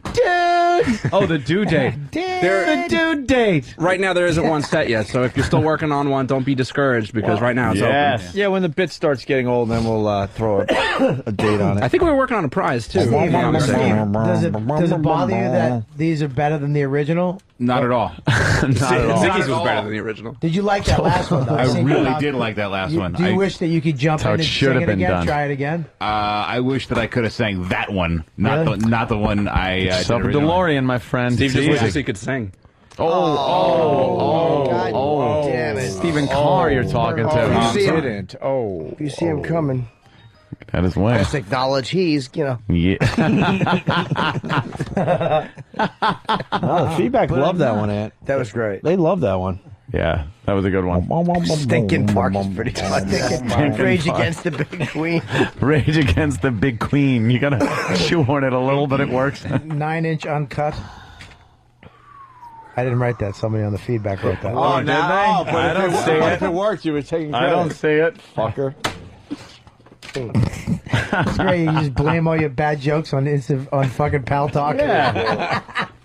No, I'm just saying that's what someone wrote. Yeah, that's what someone wrote. Fuck it, I didn't say that. That's what That's I'm a doing good idea. I'm doing that from now on. Yeah. Yeah, Tim Douchebag from fucking Kentucky. Yeah. What was the name of that group that just played it? It's just from Rich. Oh, shit. He didn't leave any other. name. No, he didn't leave any. What's wrong with you? The guy must have a band to promote. Yeah, I think he's got like a website. This is one reason to do this. You get a little promotion for your band. Yeah, Rich I'm Modern Metal. That's all he wrote. He's got to have a real band. What's up, Hawk? Not anymore. What's up, ill-fitting shirt? Now that's better. What's up with your torso, Eric? Finac, is that it? Familiar, right? He's got one. Nine-inch happened? males. That would have been. So there's the joke. What was it? 9-inch males. Thank you. Thank you for making the joke that I got off Pal Talk better. That's hilarious. David Blowy. Is any singer with any gay thing. That's it for Steve. Okay, we got it. David Blowy. David Blowy. All right, let's very do good. line of the day and get out of here. What we're going to do with some of the songs that stand out, we're going to play the whole version in between the two halves of the show or whatever. Yeah. To start off the exclusive satellite side of the show. Yeah. So show's over? Game over. Well, we start Game line of the over, day. man. Who knows? We could go another half hour. is fucking great. They're coming. That lounge one was really good. Very like the different. lounge. How are we going to figure out who wins I was this? about to ask that same question. Maybe we should have I think voting. they're all winners. We should probably have voting. Except Ziggy. We should somehow have the listeners vote. Get Yeah, the the better listeners ones have to online, vote. and because that, I mean, this is a We'll lot. cull it down to a reasonable number, put them up online. They could listen and vote away. At a polling system. He wants to talk. WebEx gives us line of the day. Keep that going. That's good. Hold meetings, make presentations, and do it from the comfort of your home or office. Check it out at webex.com.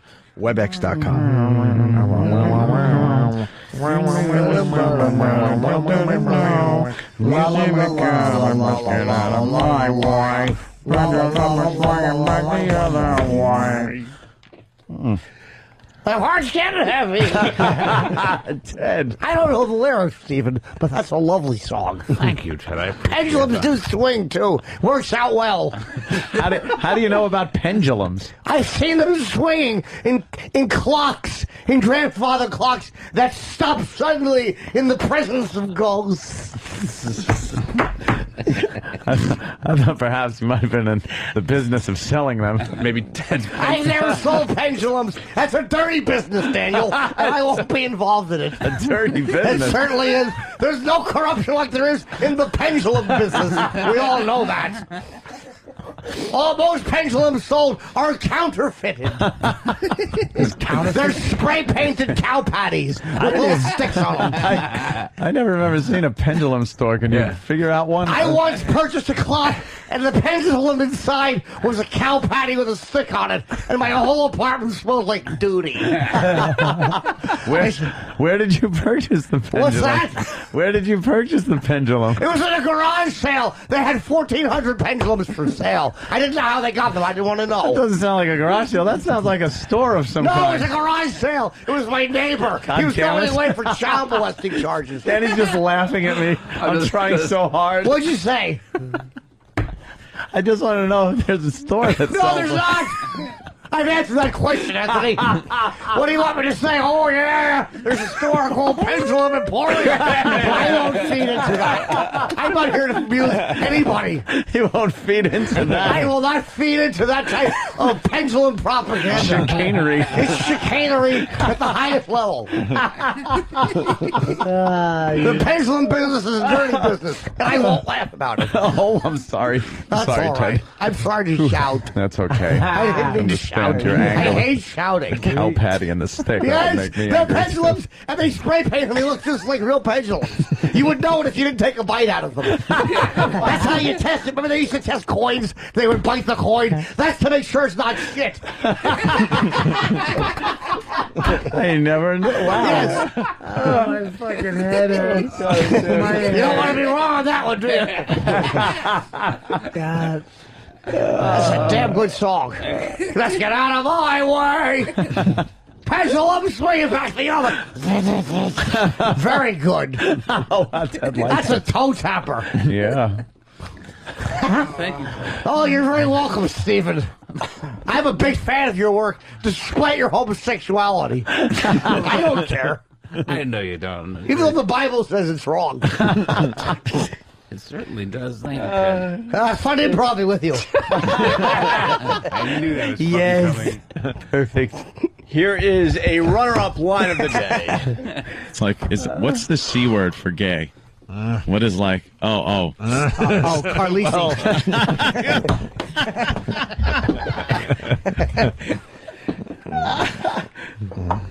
Oh, does Steve take some abuse? The Steve. same fucking abuse. Yes, and hysterical every time. It really is a fucking climber. Oh. Here's another runner-up line of the day. There's no reason for it. How could she provoke that? I don't know. Showing up. In a fucking bikini top. How the fuck is that? Unnecessary brutality. Completely reasonless. Stands to reason. I won't have it. The fuck is that? Another runner-up line of the day. This is actually in Mega Man 9 when you fight Homo Man.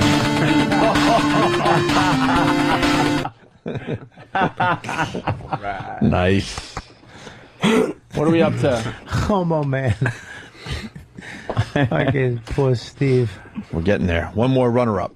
My heart's getting heavy, my blood's getting cold. You change me into something that I just can't control. If you see me coming, best get out of my way.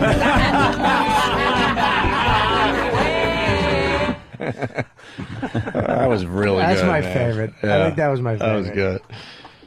All right. Line of the day time. Thank you, WebEx.com.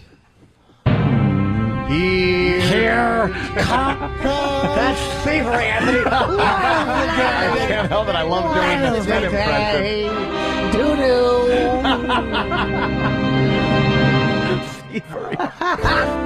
Swing it back. The other way. Someone wrote Peter, Paul, and Fairy.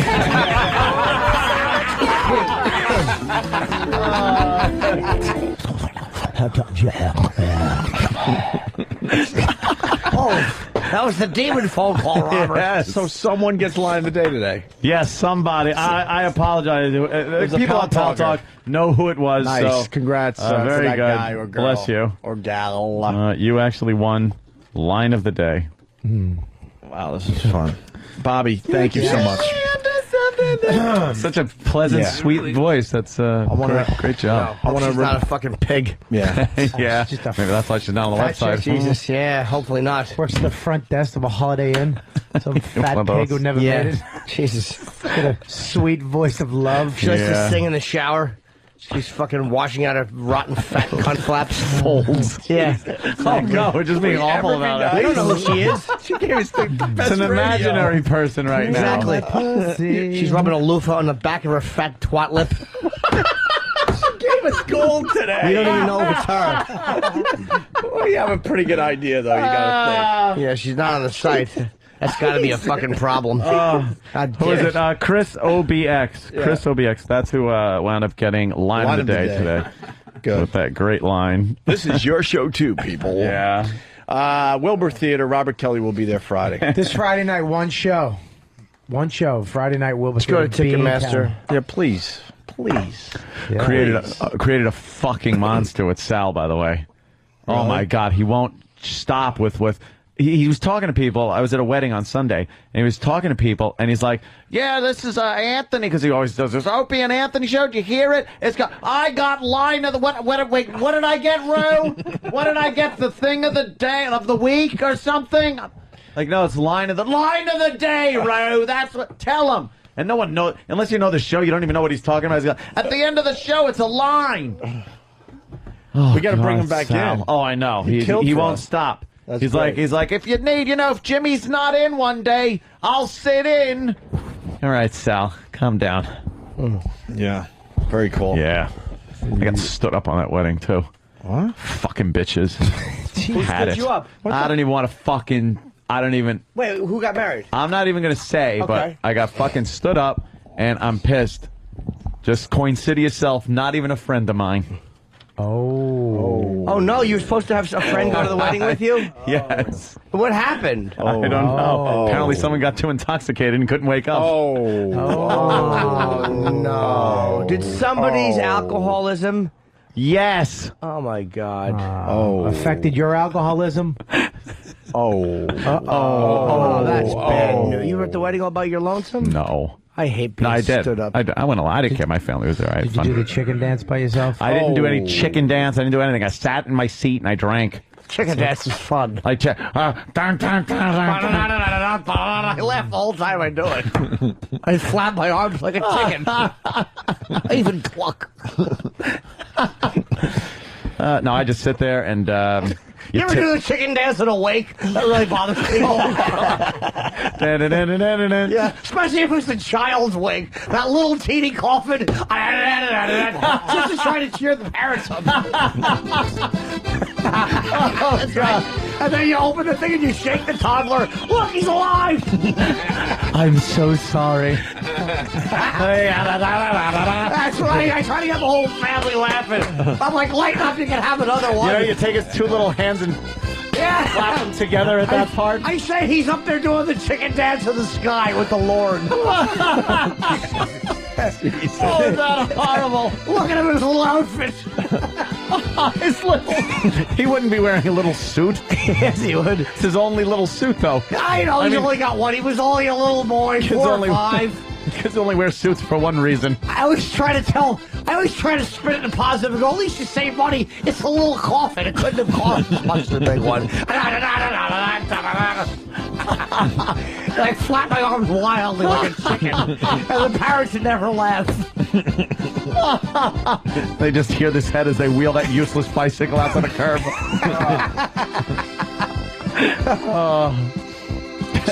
An awful song. It really is, especially to do a child's funeral. I'm 10 today. My throat's going to be suffering. All right, that's it. Pre-order Jim Norton's book, I Hate Your Guts, on Amazon. It's doing very well so far. The book comes out in 2 weeks from today. But you can get your copy ahead of time, or at least order it ahead of time. Because we do whatever we want. It's our channel. We're playing The Who, The Secret today as we leave.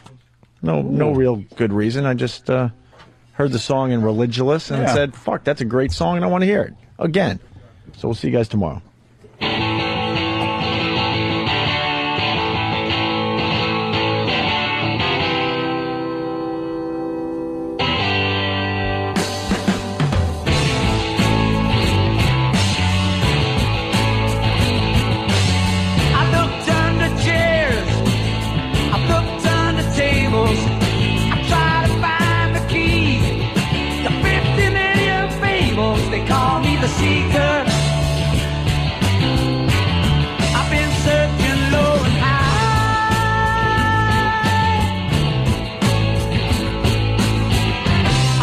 To get what I'm after till the day I die.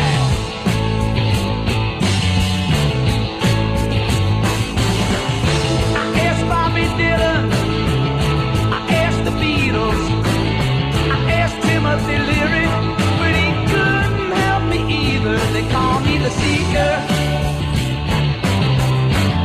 I've been searching low and high.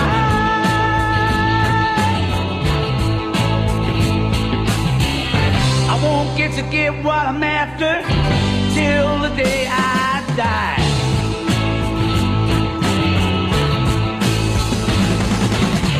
People tend to hate me 'cause I never smile. As I ransack their homes, they want to shake my hand. Focusing on nowhere, investigating miles.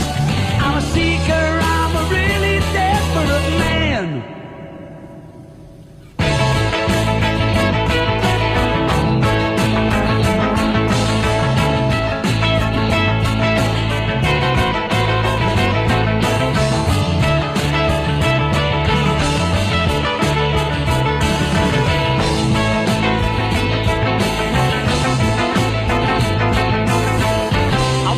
To get what I'm after till the day I die.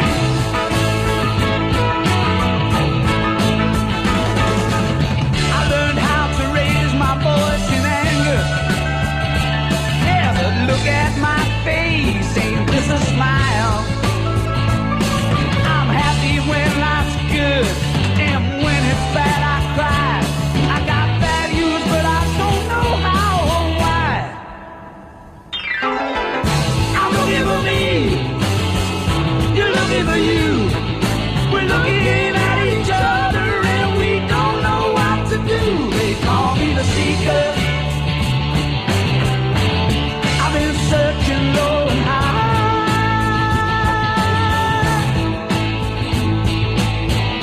I won't get to get what I'm after till the day I